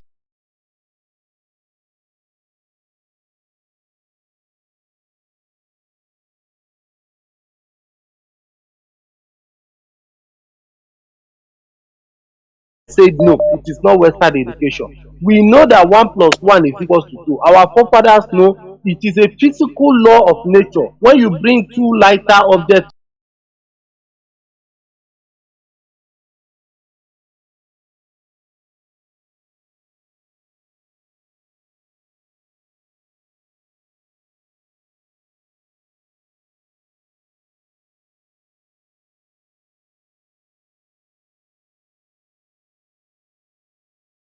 then you will not carry that mentality. Anytime you are thinking, you will now say yes, 1 plus 1, but not knowing that it is a physical law of nature which has been with you there. So now Western education is an education that is favoring the West. You understand? So these Boko Haram people, because of their orientation and lineage, they are looking for an education where they will tell them that 1 plus 1 is equal to 2 was discovered by Usman bin Laden. You understand? So what I'm trying to say is that education in context is not brought to you by anybody. If you go through this book, How Europe Underdeveloped Africa, there was something the man was talking there By Walter when he was Rodney. talking of how the whole world was. Yes, by Walter Rodney, yes. There was, so if you've gone through the book, maybe you may not be able to read the big one. There's a concise one of that book. You can go through it. That book is that man is another. I use another Nnamdi Kanu in a form. You understand? That book was said something. He said that the whole world was developing at an equal pace. Not that the Americans or European or whatever, they were developing more than us. No, everybody was developing at the same pace. When and the black people to now or let me say the so-called black people to some extent were even developing at a faster pace than them. If you go through that book, where he was talking about Egypt, talking about the arrow of Biafra, talking about the Gondo, something Gondo of Ziga or Ghana. It's a long time buying of school. So what was he saying there was that the whole world was becoming enlightened, becoming developed at their pace. But every race and every people have some peculiarities with them. Like let me cite example the peculiarities of these people we call Westerners, this Caucasian or white people. They are barbarians by nature. They are not civilized. This one they are saying that Ndocha will try civilization. A white man, that is why a white man can till now does not understand that he doesn't need to sleep with another white man.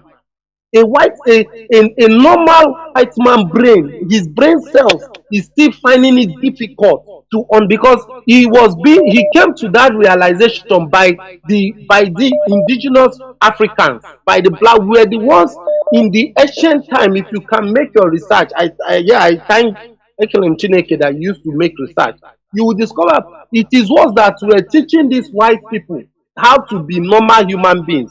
They were a barbarian. They had no culture. Like that is why when when you are reading some of this Christian history, I know a lot of people will be hearing it, but they will find it difficult to understand because these white people have presented themselves as people that fell heaven or sworn angels.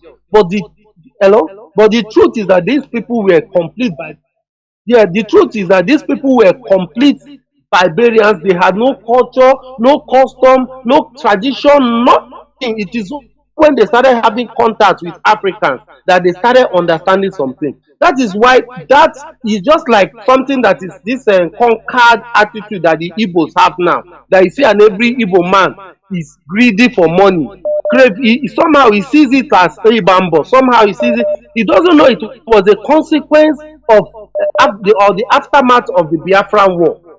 So that now made all of us divided us. So everybody is now struggling. When you go to your village, you build upstairs, you do. So you see, you now confuse that greed, that selfishness and self-centeredness for because that your brain has been to be programmed in that way. That was what happened to the white people because of their barbarian nature.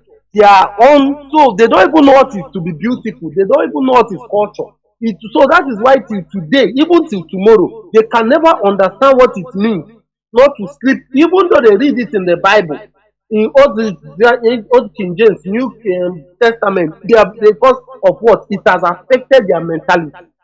So now when they now have contact with Africans, with Egypt and many parts of Africans, both the Yoruba people, they now started understanding something. But that thing that is in their DNA, what I'm trying to say, for you to understand that they did not bring this education as people claim. The whole world, they never taught us how to plant corn. They never taught us how to cook egusi soup.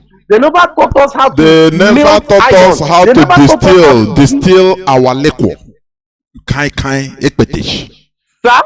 I said they Yes, never they taught us never taught us how to distillation. Distillation. That is yes, science okay, on look at itself. okay, look at It's the science. yeah, there was one question. Yes, no, that is science now. Fermentation, distillation, that is pure science. Because I swear I go. I say I should no come na something like that. So we will not know. We know now.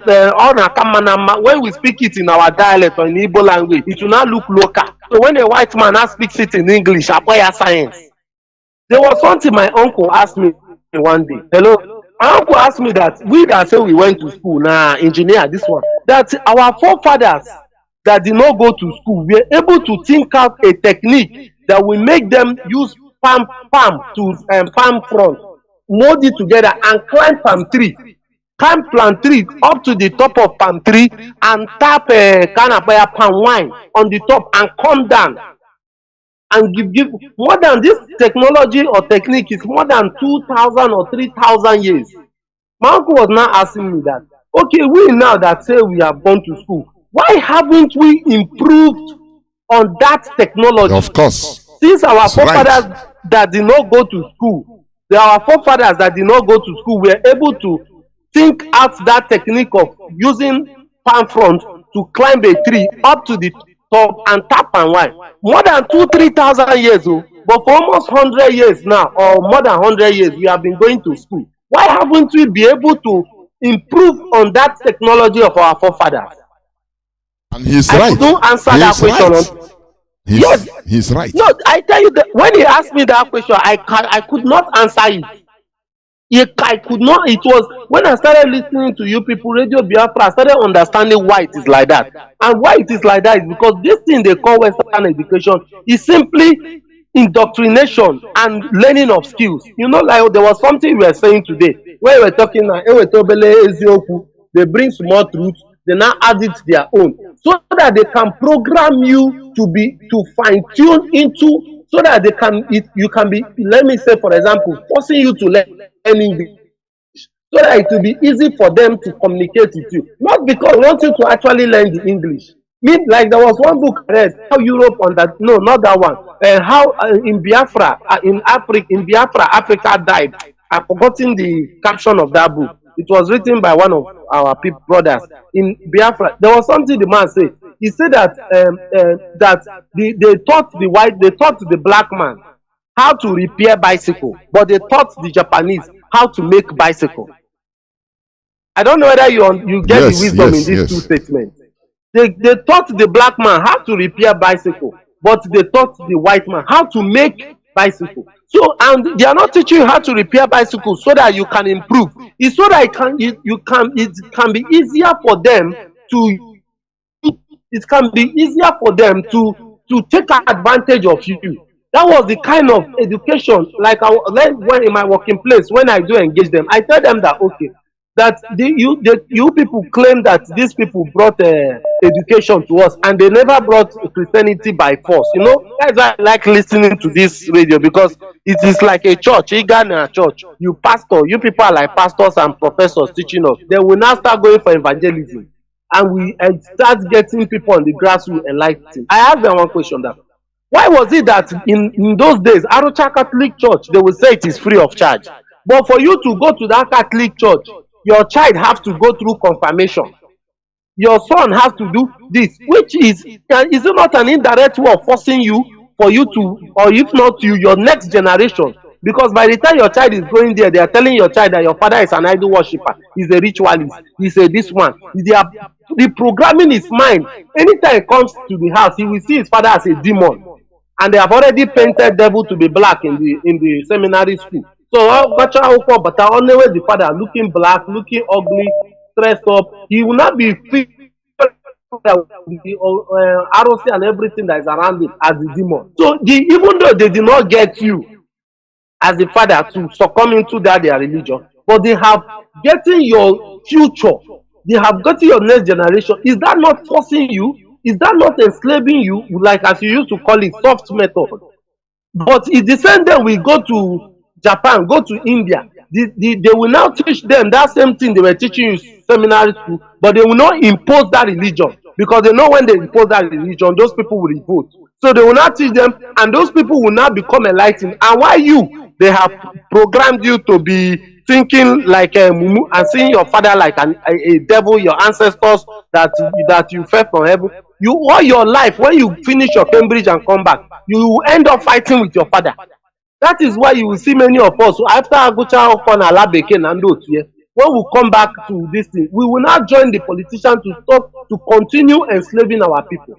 So what I'm trying to say is, in the area of education, that these people, we should stop saying that they brought education. They never, had it been, they did not bring their education to us. Do you want to tell me today won't we have been educated? The answer is yes, we would have been educated, because trade or something would have been making us engage with them. By the time we are getting engagement with them, before you know it, we start getting some good things about them, and we start incorporating those good things into us, and they would also be, before you know it, that same technology, science and everything, we will still have it.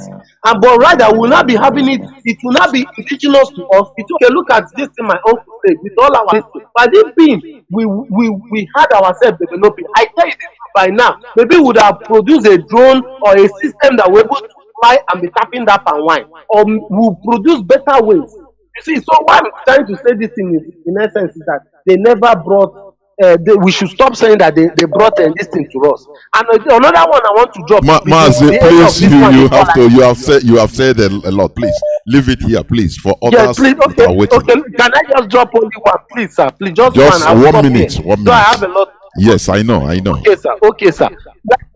Okay, like this one, they always say that that our forefathers worship idol. I tell people that our forefathers never worship idol. Our forefathers were worshiping Chukwu Okike Abiam. It's like there was something I dropped on your WhatsApp one day where these Jewish people, there's a system in their worship, one of the integral in their spirituality, where they sacrifice a live goat to a deity, Asherah, something Asherah, the deity of the wilderness. You understand? Then after they finish all the whole atonement and all those things, they bring this thing, put his hand on it, make the prayers and everything, so that it will go and appease deity, so that deity will not confuse their people to be living a life of unrighteousness. Will you call that in idol worshiping? That is not. But if you want to call this one our forefathers were doing idol worship, you have to call that thing the Jewish people were doing idol worshiping. The Jewish people also had this one in the wilderness when the snake was biting them. Moses went to go and form a snake. That snake, you see, was a kind of a spiritual principality of that region. So they needed to appease that spiritual principality. Appeasing that spirituality doesn't, principality of that region doesn't mean that they were worshiping idol. Our forefathers know that technique. That was why there are sometimes you have to say that they knew how to there's a way you used to speak that English, harness these deities in our land to, there's a way you Professor They manipulate the spirits to do their biddings. Thank you. It's a secret. Thank you, sir. That doesn't mean they were worshiping them. It's just like, as I used to tell people, in this Nigeria there is a jungle. You are traveling, you see a road safety or police or agboro on the road. Respect, short sir, gallant. 200, 500, 1,000. Doesn't mean you are worshiping him. So our land also happens the same way it is. There was something you shared on your Facebook page. People were bringing out the deities in their life. These are ways of appeasing them. There are a lot I have to say, but you have given me 1 minute. I know. I pray that Chineke we learn from each other. As we used to say, tomorrow is another day. Of course. Thank you very much for this privilege to speak to my humble self. And I want to also thank our mommy Tiara Chineke Kana Abagume. I know you're a woman of class, but for you to humble yourself for this work, your posterity will talk good of you. Thank you and remain blessed. There were Mazi. You have said it all, honestly. Biafrans, caller on direct line. You have been there? Yes. Caller on direct line. Can you hear me? Caller on direct line. Yes, Mazi, I can hear you loud and clear. Okay, Mazi, Jude, welcome to the program. Good morning, Biafrans. Good afternoon. Good night, whatever time zone a day. My name is Jude Okafo. Jude Okafo is from Agbo. Agbo is in Anioma. Anioma is in Biafra land. And Anioma people all the way from Ikuakiri, which is present day in Banking. We are Igbo people 100%. Mazi, Jonathan, I just want to thank you very much. You and my wonderful sister, Madam Haider.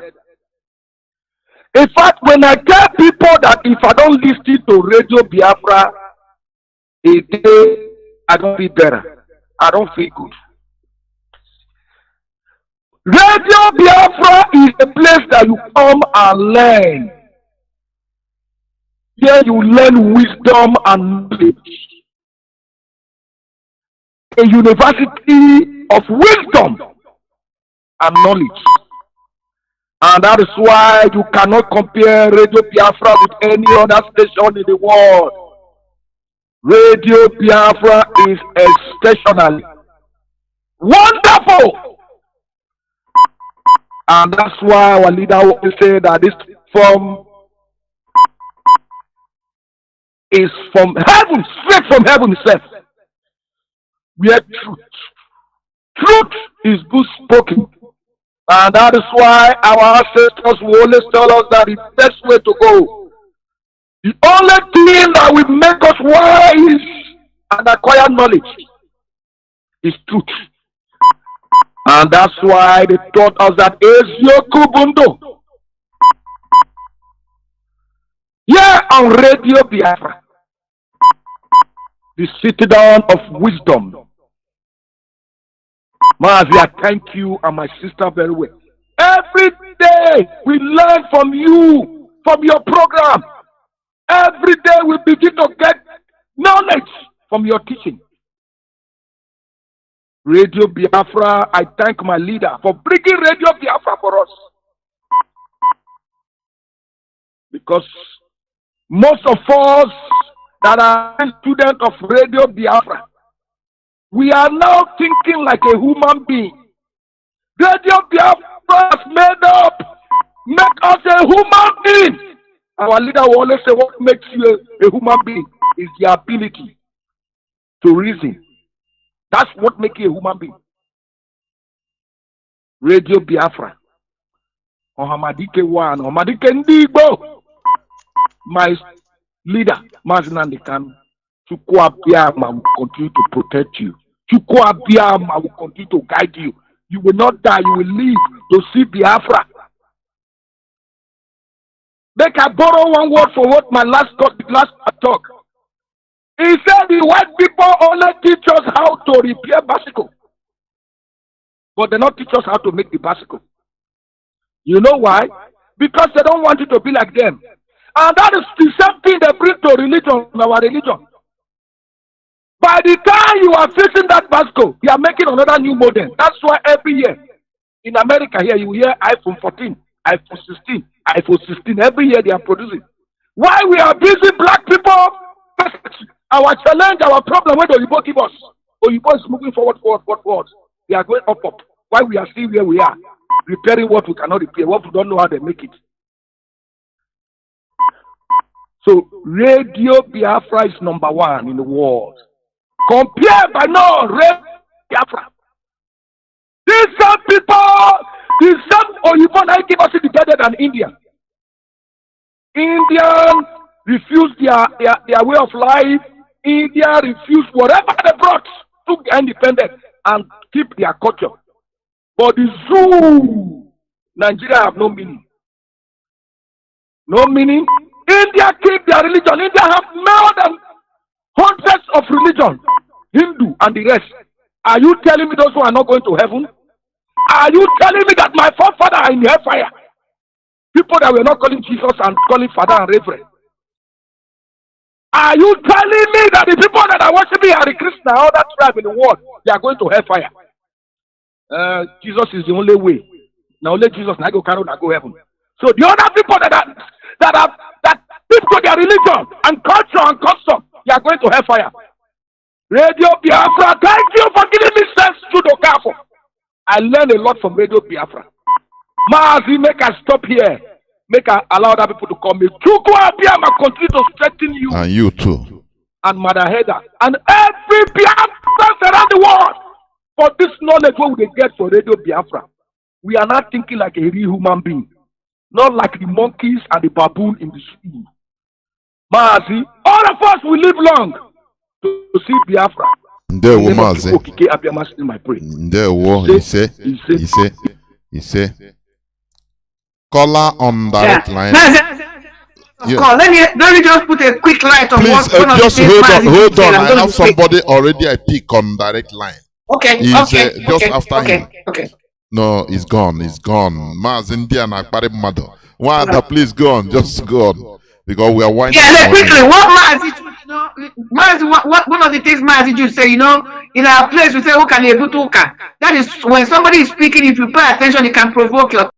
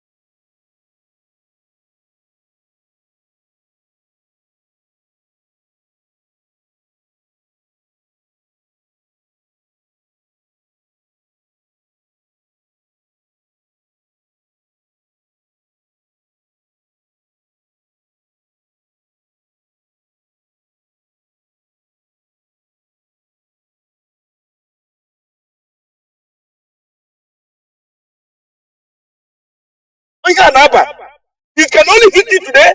The next day you will see the same person who say, no, from verse 1. Very you go forget Tinesha, go that one at Tobum, you go forget Kuoku now, Unyohere. Man, I cook anyhow. I don't allow it. Or threaten menace. I go that stage, please. You know when I'm mad no, you know. So I was telling people then that Boko Haram have the right who is competent. Some information Either coordinator So they were like, why should secretary, I say or so? whatever, any job you want to take in IPOB, whether you are competent to that job. Time agafeela mgbe a sị enidere onye ọbụla. In politics, those that are doing politics, when they are campaigning, they need mad people. They need those that can talk, speak Google.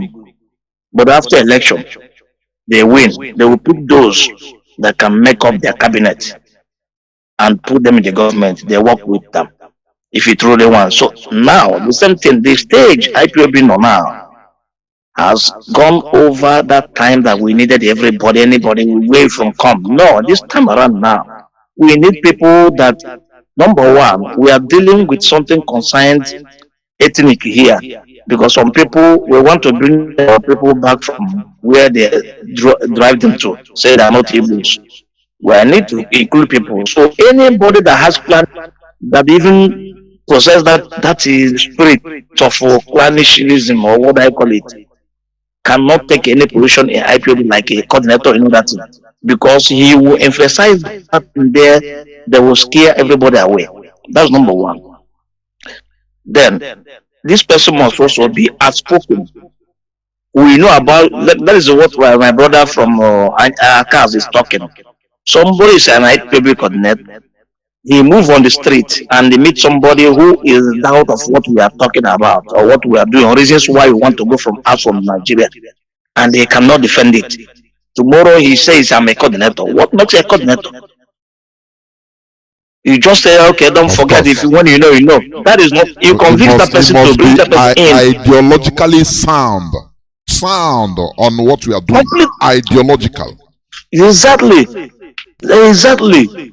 Now, and that thing, we are in Italy here, we're in Germany, we are in France, we everywhere. If you don't speak German, and maybe you go to the German office, they give you a letter to submit, and somebody there is there, you have to speak German to enable him understand what they are talking about, and they can't speak German. And you are representing IPOB in Germany. What are we doing? The time has gone when we vex everybody. You want to take position, you make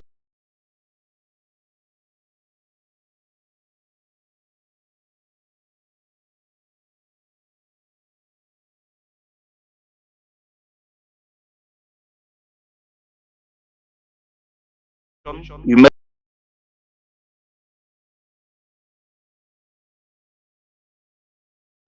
What is the meaning of that word, Boko Haram? That Western education is haram, that they don't want Western education. I say, yes, they have a right to it. I want to talk, they say they brought education to us. Then I now ask the person one simple question.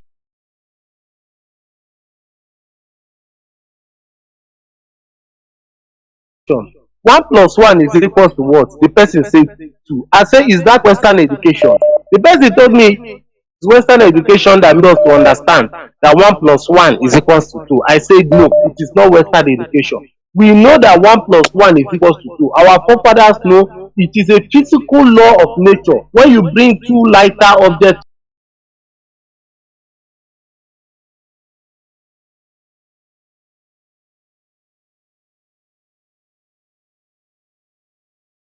but they don't know that Ojukwu went say to no, it is not to Western discuss education. after We discussion know that and 1 + agreement 1 and is agree. equal to 2. It took Our them 4 forefathers months or know 5 months it is a before he physical declared law of the nature. Biafra. When you bring Why didn't the problem be solved? The same thing is going to the religion. They said our people are killing to it, but they took a bomb, a new child, to throw to crocodile, to catch crocodile. The same baby they are trying to sell. Who are cheating who? Now, look, let me tell you, the religion that brings to our place is to indoctrinate us their language. Number one,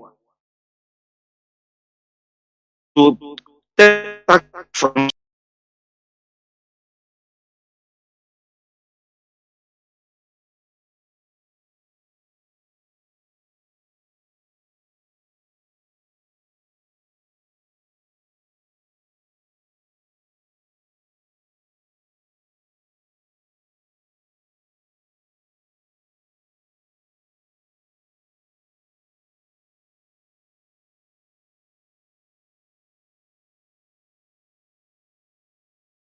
two lighter objects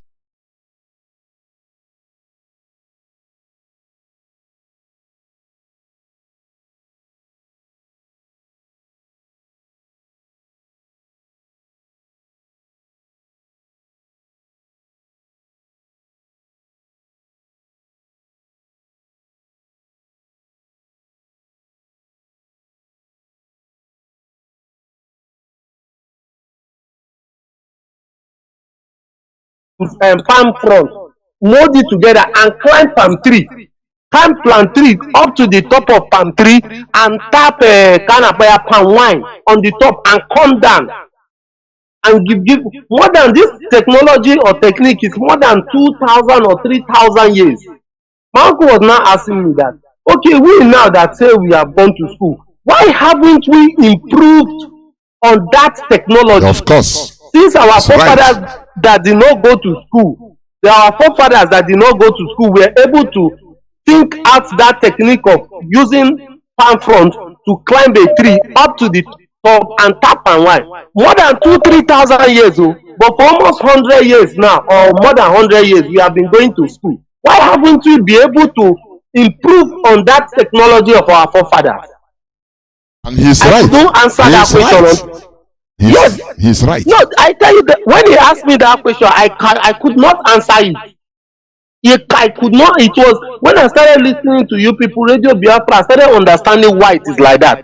And why it is like that is because this thing they call Western education is simply indoctrination and learning of skills. You know, like there was something we were saying today when we were talking about they bring small truth, they now add it their own, so that they can program you to fine tune into, so that they can you can be, let me say for example, forcing you to learn English, so that it will be easy for them to communicate with you, not because they want you to actually learn the English. Like there was one book I read, how Europe on that, no, not that one, how in Biafra, in Biafra, Africa died. I've forgotten the caption of that book. It was written by one of our brothers in Biafra. There was something the man said. He said that they taught the black man how to repair bicycle, but they taught the Japanese how to make bicycle. I don't know whether you get the wisdom in this statement. No. They taught the black man how to repair bicycle, but they taught the white man how to make bicycle. So, and they are not teaching you how to repair bicycles so that you can improve. It's so that it can be easier for them to. It can be easier for them to take advantage of you. That was the kind of education. Like when in my working place, when I do engage them, I tell them that okay, that you people claim that these people brought education to us, and they never brought Christianity. I'm speaking from my location. By force, you know. That's thank you very much for this. You are talking this evening. First of all, I thank my leader, Mazi, Kanu, the man who established this platform to expose the whole world, especially Nigeria. Yes. So many things to talk. I want to start. There's a clip we played about, I think that man is an African man. He talked about something, about 3 stones that was known by Africa. These 3 stones, Aina Oya, Ugodani, Mishiago, ana-eji esi nri, itinye okwute ụzọ 3 ga-etinye nkụ n'okpuru ya, ga-amụnye ọkụte seed, sie nri gị rie. Ihe ndị a bụ ihe ndị agba ochie, early 50s and 60s. Ihe a gosiri naturally, something dị natural from beginning. Ihe m na-achọ ime ka o daa ya omenala natural, something dị natural. A na-agwa mmiri, na-agwa ihe ọbụla. Otu anyị nọ na-eto na village, o nwere ndị na-akụ nkwụ, ha nye elu nkwụ, ha ga-echete mmanya nke ha na-echete n'elu, ha na-eji ite, o nweta na-akwụ n'elu, ha rie elu nkwụ, ha wepụta nke ahụ nkwụkpa, ha wunye na nke ha nyere n'ukwu ha, ha adị na-ata. A na-akpọ ya, anyị na-akpọ ya ekpụrụ ka a na-akpọ ya natural, etinyebeghị mmiri. ha nwere ike mere gị ebere were ihe nye gị ga-enwetatụ ya ga-enweta ya o nweta ọ na-atọ igosi na onwebeghị mmiri abanyere n'ime ya and nwobere ihe na-abanye n'ime ọnwụ imirete enwe ya abịaghị n'anya gosi gị na ọ dị natural ụtọ omenala adụ na church na religion anyị bụ egwu agwara agwa this mmanya na-akpọ atụrụ before ha ekpupu ya n'ime ahịa agaghị ire ha ga-abịa wunye n'ime ite buru ibu abịa gbara mmiri gbajuo ihe buru ibu wunye na mmanya shekie ha gbara tụ ya test ya ma ọ dị ka otu esi chọọ gbakwara mmiri ọzọ wunye tọnụkwa again atọnụ dike mgbe o ruo otu ha si chọọ ka ọ dị otu ahụ abịa werezie ogo ngwugwu eji ere mmanya n'ime banyezie burezie ga ire n'ime just exactly ihe gbasara igosigide onwe ihe dị iche n'egbe na egbe ihe anyị hụrụ akpọrọ religion both Christianity both religion both Islam are man-made and eji eme ka e were ihe na-esi evu people ka ndị mmadụ wuru ohu ka emee ka ndị mmadụ wuru ohu n'elu ụwa gị lee na religion ndị Fulani webatara Nigeria ka imere ndị mmadụ ebere a na-agwa gị na-aga eluigwe onweghị onye ahụ gara igwe gị lekwa ihe ha na-Chineke ụmụ wayo ka na-ebi ndị mmadụ because Chineke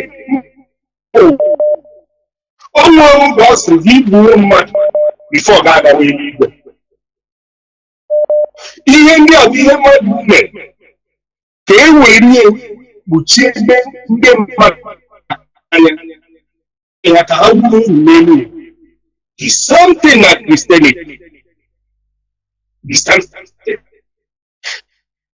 ọtụtụ ndị mmadụ juru n'ime chọọchị na-akụ aka ekpere ịga n'eluigwe na Nigeria in particular.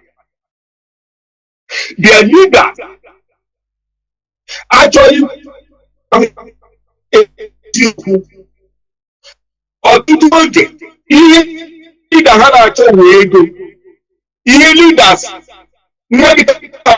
bishop archbishop ihe ha chọrọ wee ego na Nigeria ha achọghị ịma gbasara their member. That is why gị gaa na chọọchị taa echi bụ chọọchị ị ga-ahụ Hope ụzọ gị ma na chọọchị ị ga-ahụ Wike na chọọchị ị ga-ahụ ọtụtụ oge dị iche iche nọ na chọọchị ndị ahụ si na ha bụ bishọp na-ekpere ha ekpere dị inde anaghị maka na ha nwa na-ewetara ha ego ihe ha dị afọ wee ige ahụ ndị ahụ na-ewetara ọwụ maka ndị ahụ na that is why ihe dị mmemme na Nigeria ji na-eme onwe otu mkpụrụ bishọp archbishọp na GO nchọrọ ime ka mba ụwa mara na ihe na-eme na Nigeria kama ọ ga na-ekwu okwu otu a ga-esi ekpe ekpere na Nigeria udo dị na Nigeria ka unity and peace ihe dum a na-eme igosi na ndị ahụ ha chọrọ wee ego ha na-anata ndị memba ha n'ime chọọchị were na-ele ivu lag ha nwere onwe ha mana onwe eluigwe ha na our leader Nnamdi Kanu mbịara ime everything ka ọ dị expose ha ma na our leader na-ekwu eziokwu ha ma na okwu ọbụla mmadụ kwuru na-abụghị eziokwu awụ from Chineke. Ihe dum Jizọs mere mgbe ọ bịara ihe awa leader na-eme igosi na ihe ọjọọ atụọla ime mmụọ nwa n'ime chọọchị.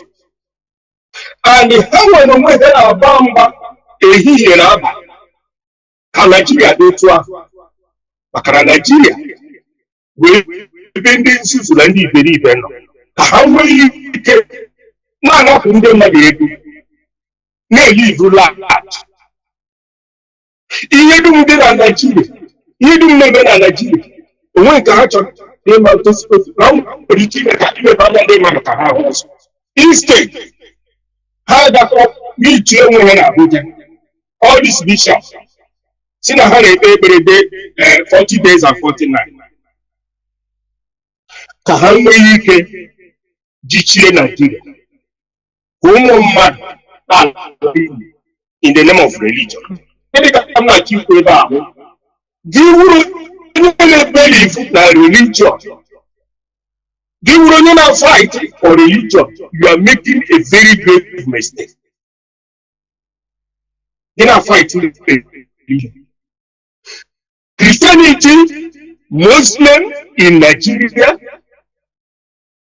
are something that people want. Look at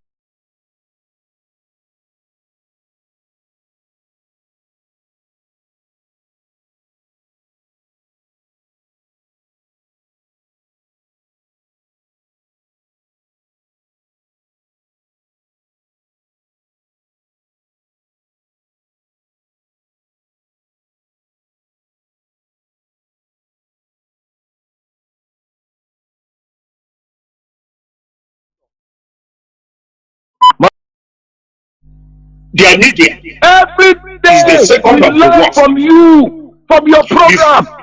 You go their Every day we politicians. begin to get All these things, Nigeria now.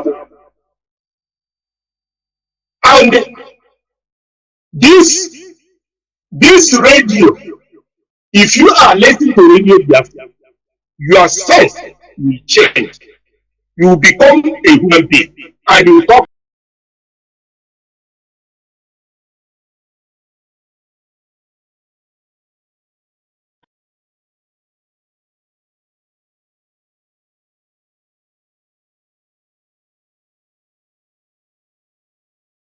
knowledge from your teaching. Radio Biafra, I thank my leader for bringing Radio Biafra for us.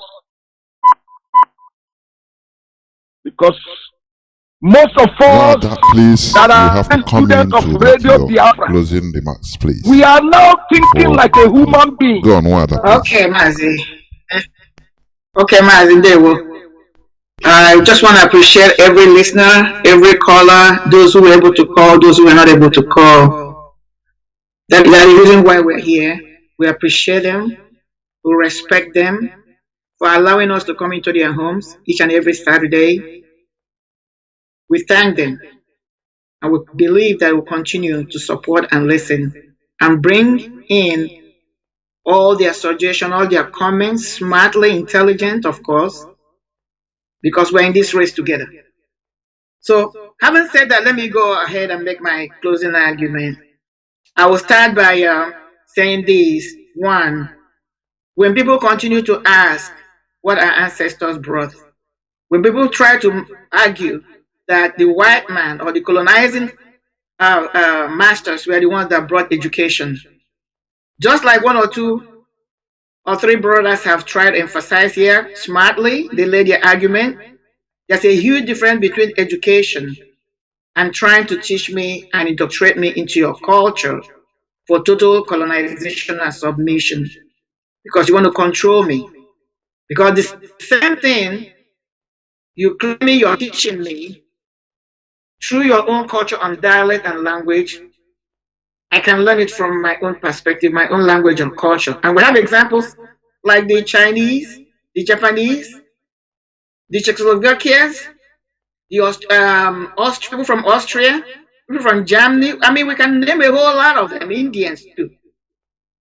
They never change their culture. They never change their language. These are one of the leading countries in modern technology today. You cannot compare the contributions Japan has made, continue to make when it comes to science and technology, even China, India. But let me talk about Japan and China when it comes to America. Japanese are the ones that are really into the leading edge technologies, science and technology we talk about today. And all these they have been able to do and continue to do through their own culture and language.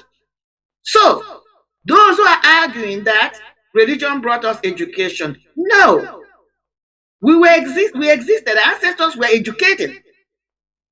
They were able to do a lot of things. Science as hard science and technology that some of them, the world is still trying to unravel their mysteries. They didn't do those things with somebody else's culture or language. They used our own culture and our language and they were inspired. Just like one of our brothers here said, every culture before this inquisition of colonization came to play, we are developing at a race, at a pace. Africa was even ahead of every other known world. That is why you can go to in Egypt. You talk about the pyramid at Giza. You go to some place like in somewhere in Mexico. You find pyramid there. You go to Biafran land. You find pyramid there. You go to other places. You go to Ethiopia. Do we know that Ethiopia has more pyramids than Egypt? More pyramids than Egypt. But the world do not want to talk about it. Because Ethiopia is now closer to the where they call it Far East. So, what is this argument making or this information? People were developing at a pace. They were inspired by what you call the Godhead or universal consciousness. It has nothing to do with a particular culture or religion. No.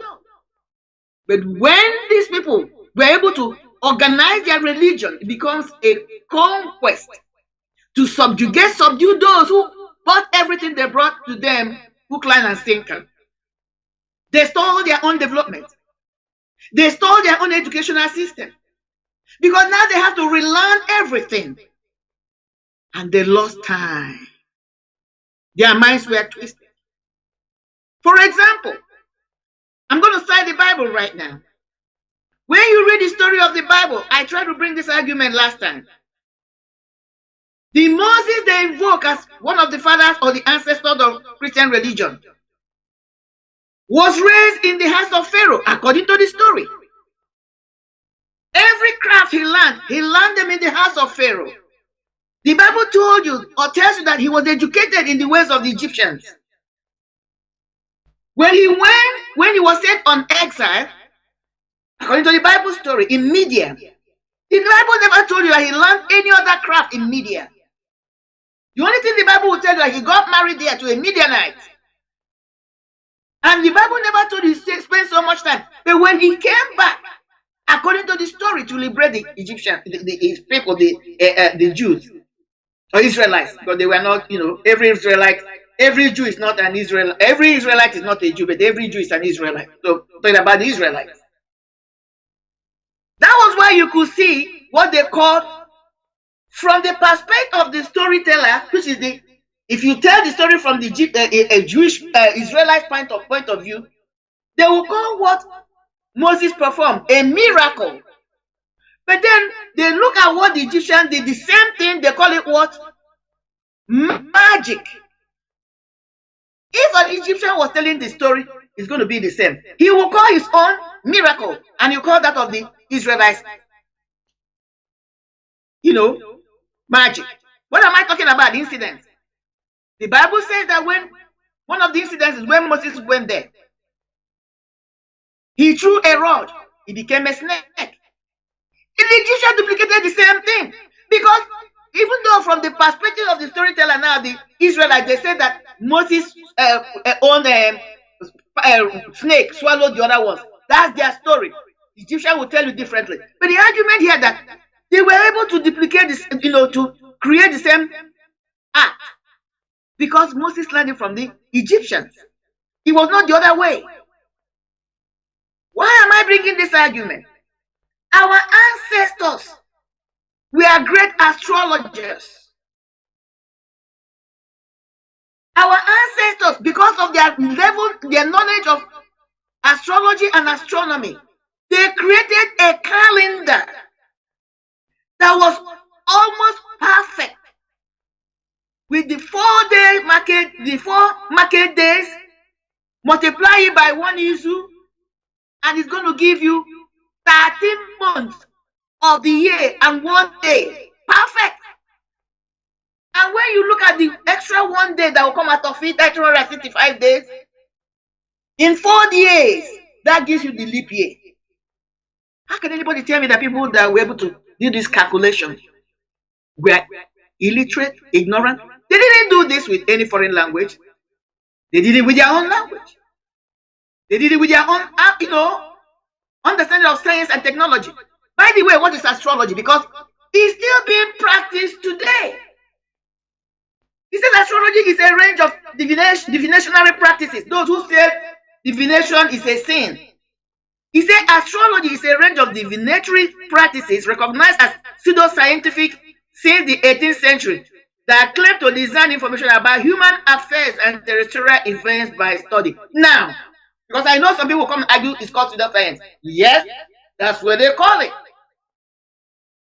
But furthermore, he said the study of the astrology is the now part of it said the study of the movement and relative position of celestial bodies interpreted as having an influence on human affairs and natural world. When the Western civilization is telling you about the movement of the comet, the coming of the comet, what are they talking about? It's astrology. You and I will believe when it comes from them. Oh, they cited the comet coming. They cited this coming. They cited this in the bottom of the stars. NASA go into this space. NASA have to go into this space to talk to you about wormholes, talk to you about dark matters, talk to you about black holes. My ancestors didn't have to go into deep space. They were here and they calculated these things. And they were so accurately calculated. How do I know? Let me go to the Bible again. The Bible story tells you that when Yeshua, whom they call Jesus, was born, 3 magi go to the argument. These were astrologers. These were astronomers. Why do I argue that? Because they told you they were attending to their sheep in the night, and they observed the planetary movement. What does the astrology explanation say? It says the study of the movement of the relative position of celestial bodies interpreted as having an influence on human affairs and natural world. They told you this magi, these were astrologers, but like I told you, when your victor wants to tell your story, they will purport you to whatever you're doing to be dark and negative. These were astrologers. And another key argument, where did they come from? From the Far East. Where is Far East? It points you towards what? Asia, Africa. Because it depends on where you're calculating your east, when you're looking at the map of the world. So these people came from the Far East. They could have come from Asia. They could have come from Africa. I'm following the story of the Bible. These people were, the Bible said they cited the Star of David. This is the story of the Bible, I didn't write it. So these were people who had in-depth knowledge about the movement and relative position of celestial bodies. That's how they were able to see the star. They were able to interpret the star. They knew, according to the Bible story and the meaning of astrology or astrologers, that there was a paradigm shift in the planetary movement. My ancestors did this. They didn't need the white man's educational system to do it. They didn't have to go to deep space. They didn't build any spaceship. They were down here on earth with you and I. And marvelously, they calculated, and their calculations were so accurate. That's how they were able to build the pyramid that the world today cannot unravel, are still not able to unravel the mystery of the pyramid and some other inventions they came up with. Now, let's go to astronomy, because I'm trying to cut this short. Astronomy said is the branch of science which deals with the celestial objects, space, and the physical universe as a whole. When you talk about physics, you're invoking astronomy. When you talk about your weather, you're talking about astronomy. It's a part of it. Why do I say that? Every day, they're telling you they're going to space. They've been to the moon. They're exploring Mars. They're exploring Venus. The question is why? They're trying to understand celestial objects, space, and the physical universe as a whole. Your ancestors, my ancestors, they did this. They didn't have to travel anywhere. Spiritually, maybe, when you go into metaphysics, I don't want to argue that right now. Maybe they did. So, when you're talking about the study of, it's called meteorology, let me see. Which is when you're talking about the study of the space, the weather. Every day we are going to Google, asking Google to tell us what is going on, whether it's going to rain today or not. Our ancestors knew this. They were involved in it. That was how they were able to forecast planting season and other things. And yet somebody is telling me they knew nothing. These are the things they laid the templates that people are built, the Westerners are building onto. But they told us our ancestors were practicing voodooism. They were practicing black magic. The same black magic is what they're using today. Meteorology is the science of measurement and its application. Meteorology focuses on advancing measurement science to enhance economic security and improve quality of life. That's meteorology. Okay? These are people that watch the weather pattern, monitor everything so that they can make forecasts on how things, tell you when the hurricane is coming, tell you where things are happening. These are the people we reference today. We call them professors, we call them doctors, but our ancestors laid these fundamentals. They were good at them. They could measure them without traveling out of space or out of our universe. They were in-depth in physics because these are pure physics, hard mathematics. They needed no white man's technology or science or white man's language to study this. So what am I making this argument? There's a huge separation. There's a big gulf between having an education and learning somebody's culture. You know, I don't have to learn your language to be educated. I don't have to learn your culture to be educated. Unless you want me to be educated in your own culture because you want to influence my mind so that I can reason like you. That's the only reason you will want me to learn something through your own cultural influence. And I'm going to summarize by saying this. Because there was a brother that spoke that provoked my mind. I'm coming to the Bible. I'm going to use the Bible again to make my conclusion. Yeshua, whom they call Jesus Christ, according to the Bible, he said there came a time his disciples asked him, Master, Rabbi, can you teach us how to pray? And he taught them only one way to pray, which we call our Lord's Prayer. Everyone who has practiced Christianity as a religion, even when you have not, will be familiar with this. Even if you're not familiar with the whole prayer, you'll be familiar with this section I'm going to lift up right now. He said, Our Father who art in heaven, hallowed be thy name. That referencing Almighty God. Whatever he... Thy kingdom come. He never said we should... That is somewhere. He said, thy kingdom... May your kingdom come on earth. Let it be done on earth as it is in heaven. What is the implication? If you have an open mind and think a little bit, the kingdom of God is something that should come back, that should come on earth, not we go. Because heaven, if you believe the Bible or if you study the Bible, should be abode only for God. Now, my argument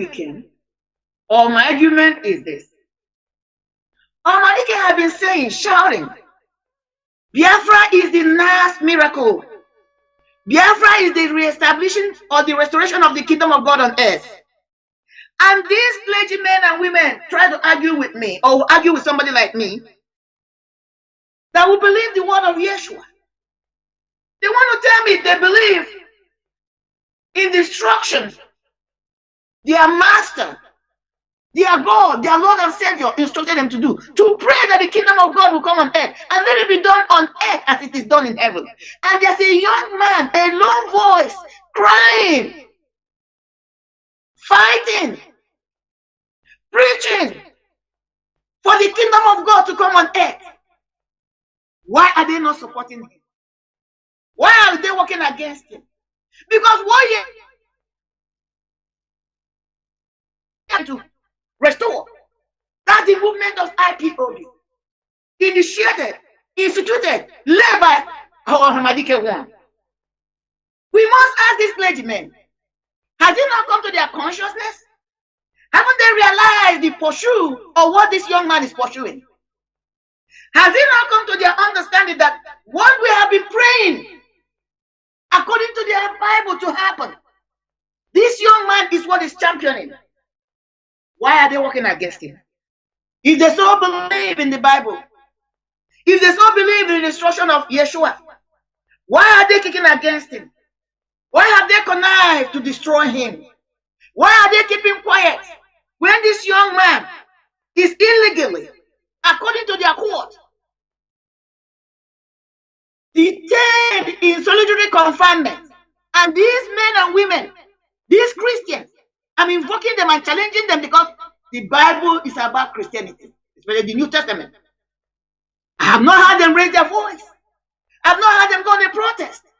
I have not heard them come out and defend their faith because according to the Bible, Yeshua stands for fairness, equity, and fairness.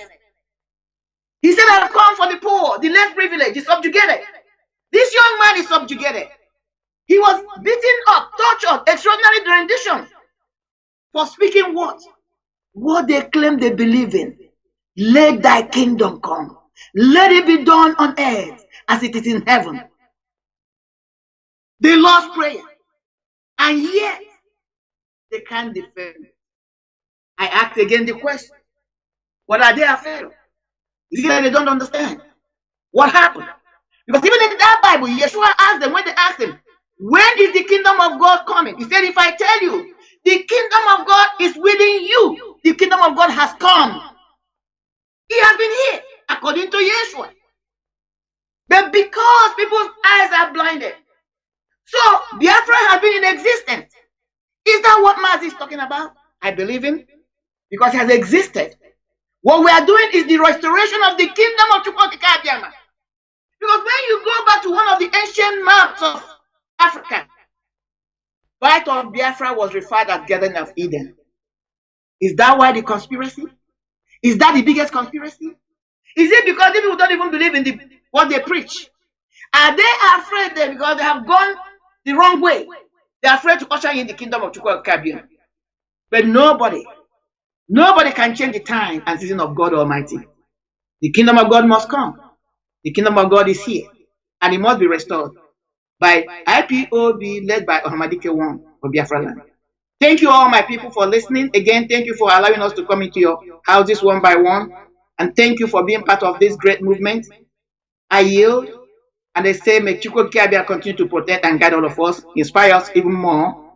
And may we listen, pay attention when we hear that voice, and even ask more questions. Good night, you all. There, Wada, you've said it all. Dear friends and lovers of freedom, this is where we come to the end of today's program, which will continue. It continues next time. We must continue what we are doing. Do not listen to the voice of the detractors, because they are only going to weigh you down. What we are doing here is to make sure that we continue what Mazi Nnamdi Kanu started. We continue to make sure that we are mentally sound in order to restore our new nation. That is all we are doing. Because there is no way. Just check I challenge people. I say, go and make researches. Check the whole advanced countries that are progressing positively. None of them ever, or none of them are indulging in foreign ideology. That is foreign religion. They uphold their values. They are upholding their values. That is one of the things we should understand. Some people are playing down on this mental liberation, that it is not important or it's not the main problem. No, that is the main problem, because you cannot advance on foreign. Foreigners are controlling your mindset, and you want to advance as a country. It's impossible. It is impossible unless you indigenize it. The Roman Empire conquered the whole of Europe and pushed them, imposed their Christianity on them as their culture. They just changed the name of their tradition and call it Christianity. That is the only thing that they did. Nothing more. Not that they did any other thing, just the name, what they have been doing before, but they just changed the name. Only, nothing more. So it's very easy. Very, very easy. But the time came as countries were breaking up from the grip of Roman Empire. The European countries, they started indigenizing their own that Christianity, making it being orthodox from the central Roman Church. Because when you look at, I don't know, look at Ukraine today. Before they were part of Soviet Union. Because of this problem, you know what? I don't know whether they have done it.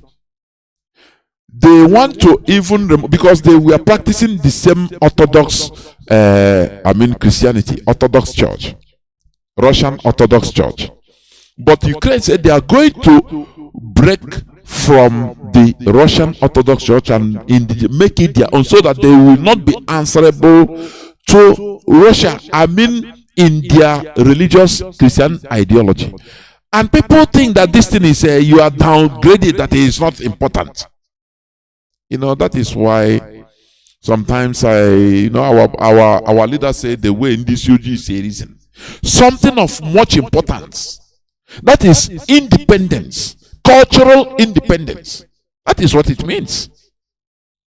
Because you cannot tell me how you can be progressing, advancing as a people with diverse types of Christian religion in your land. You are answerable to Rome. Some part are answerable to England. Some are in Germany.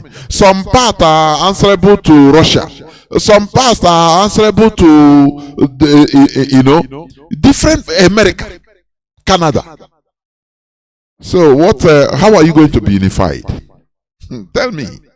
It is something they did to our people, the missionaries. They divided us, turned the criminals into our land. They said that these are those that God called. God have forgiven you, so you don't need to apologize to anybody. You don't need to go and do practice your tradition. Or tradition of purification or penance again. It is against the law of God, their own Christianity. So they turned us against ourselves, and people are saying that it is not important. Do you see the reasoning capacity? Very poor. These are the main fabrics of what is holding us. Like what I said, our ordinala, our value made it akajaja butrono manu. That is, you have to work hard in order to do what? To progress. But it is Christianity that came. People will not see all this thing. It brought this magic of just once you sow, pay tithe, you sow seed, and don't worry, you progress. You have miracle in your life, and you progress. Everything will be easy. That is the start of this gombute you are seeing. You understand? We didn't have it in our land before. Oh, mostly Pentecostal churches, fire and brimstone. Once you can pray, you see people, a grown-up human being, father of somebody, lying down in pools of dirty water in the street. Say he's praying, commanding power, and you say, what type of mentality is this? This is what we are doing: disintoxication of our minds, so that we go back to our values and we have unity and peace, so that we have one mind, one mindset, so that you don't have any other thing that is bigger than this, our Biafra restoration. It's our religion. There is nothing somebody will touch and it will provoke you. I touch my religion. No, why do you see somebody coming to defend Jesus? Before you know, it become a problem. That these people, somebody say, you people should leave this thing. Otherwise, you people want to scatter this Biafra struggle. How do you want to scatter it? How? Just tell me how. Just imagine. If you believe on something, there's no problem about it. But Biafra is our religion. It's supposed to supersede every other belief. There should not be anything that will be touched and provoke you into stopping what you are doing or trying to sabotage it. Which means, even if you join and we did it, you are pretending. When we restore Biafra, there is something that will, if they approach you, foreign agents approach you in order through your religion, because you become a weak point, a weak link. If they use maybe you are overall pastor or pope or bishop, anything you can call it, they can approach you through that and tell you that this is the work of God. Do this, do this, do this, do this. You will agree, because it's the head of your religion. It's more than your nation, Biafra. That is it. That is the reality about it. So let us continue this fight. There are many, a green snake in a green grass. And sometimes because the rendition of our leader opened up many things for us to understand, to see the mindset of many people, which we never even thought about. They all manifested and continue manifesting. Now we know our leader must be released. That is it. There is no two ways about it. He must be released, and released safe and sound, without anything. Thank you for listening. From me, Mazi Jonathan Chinedu, from here, it is simply good evening.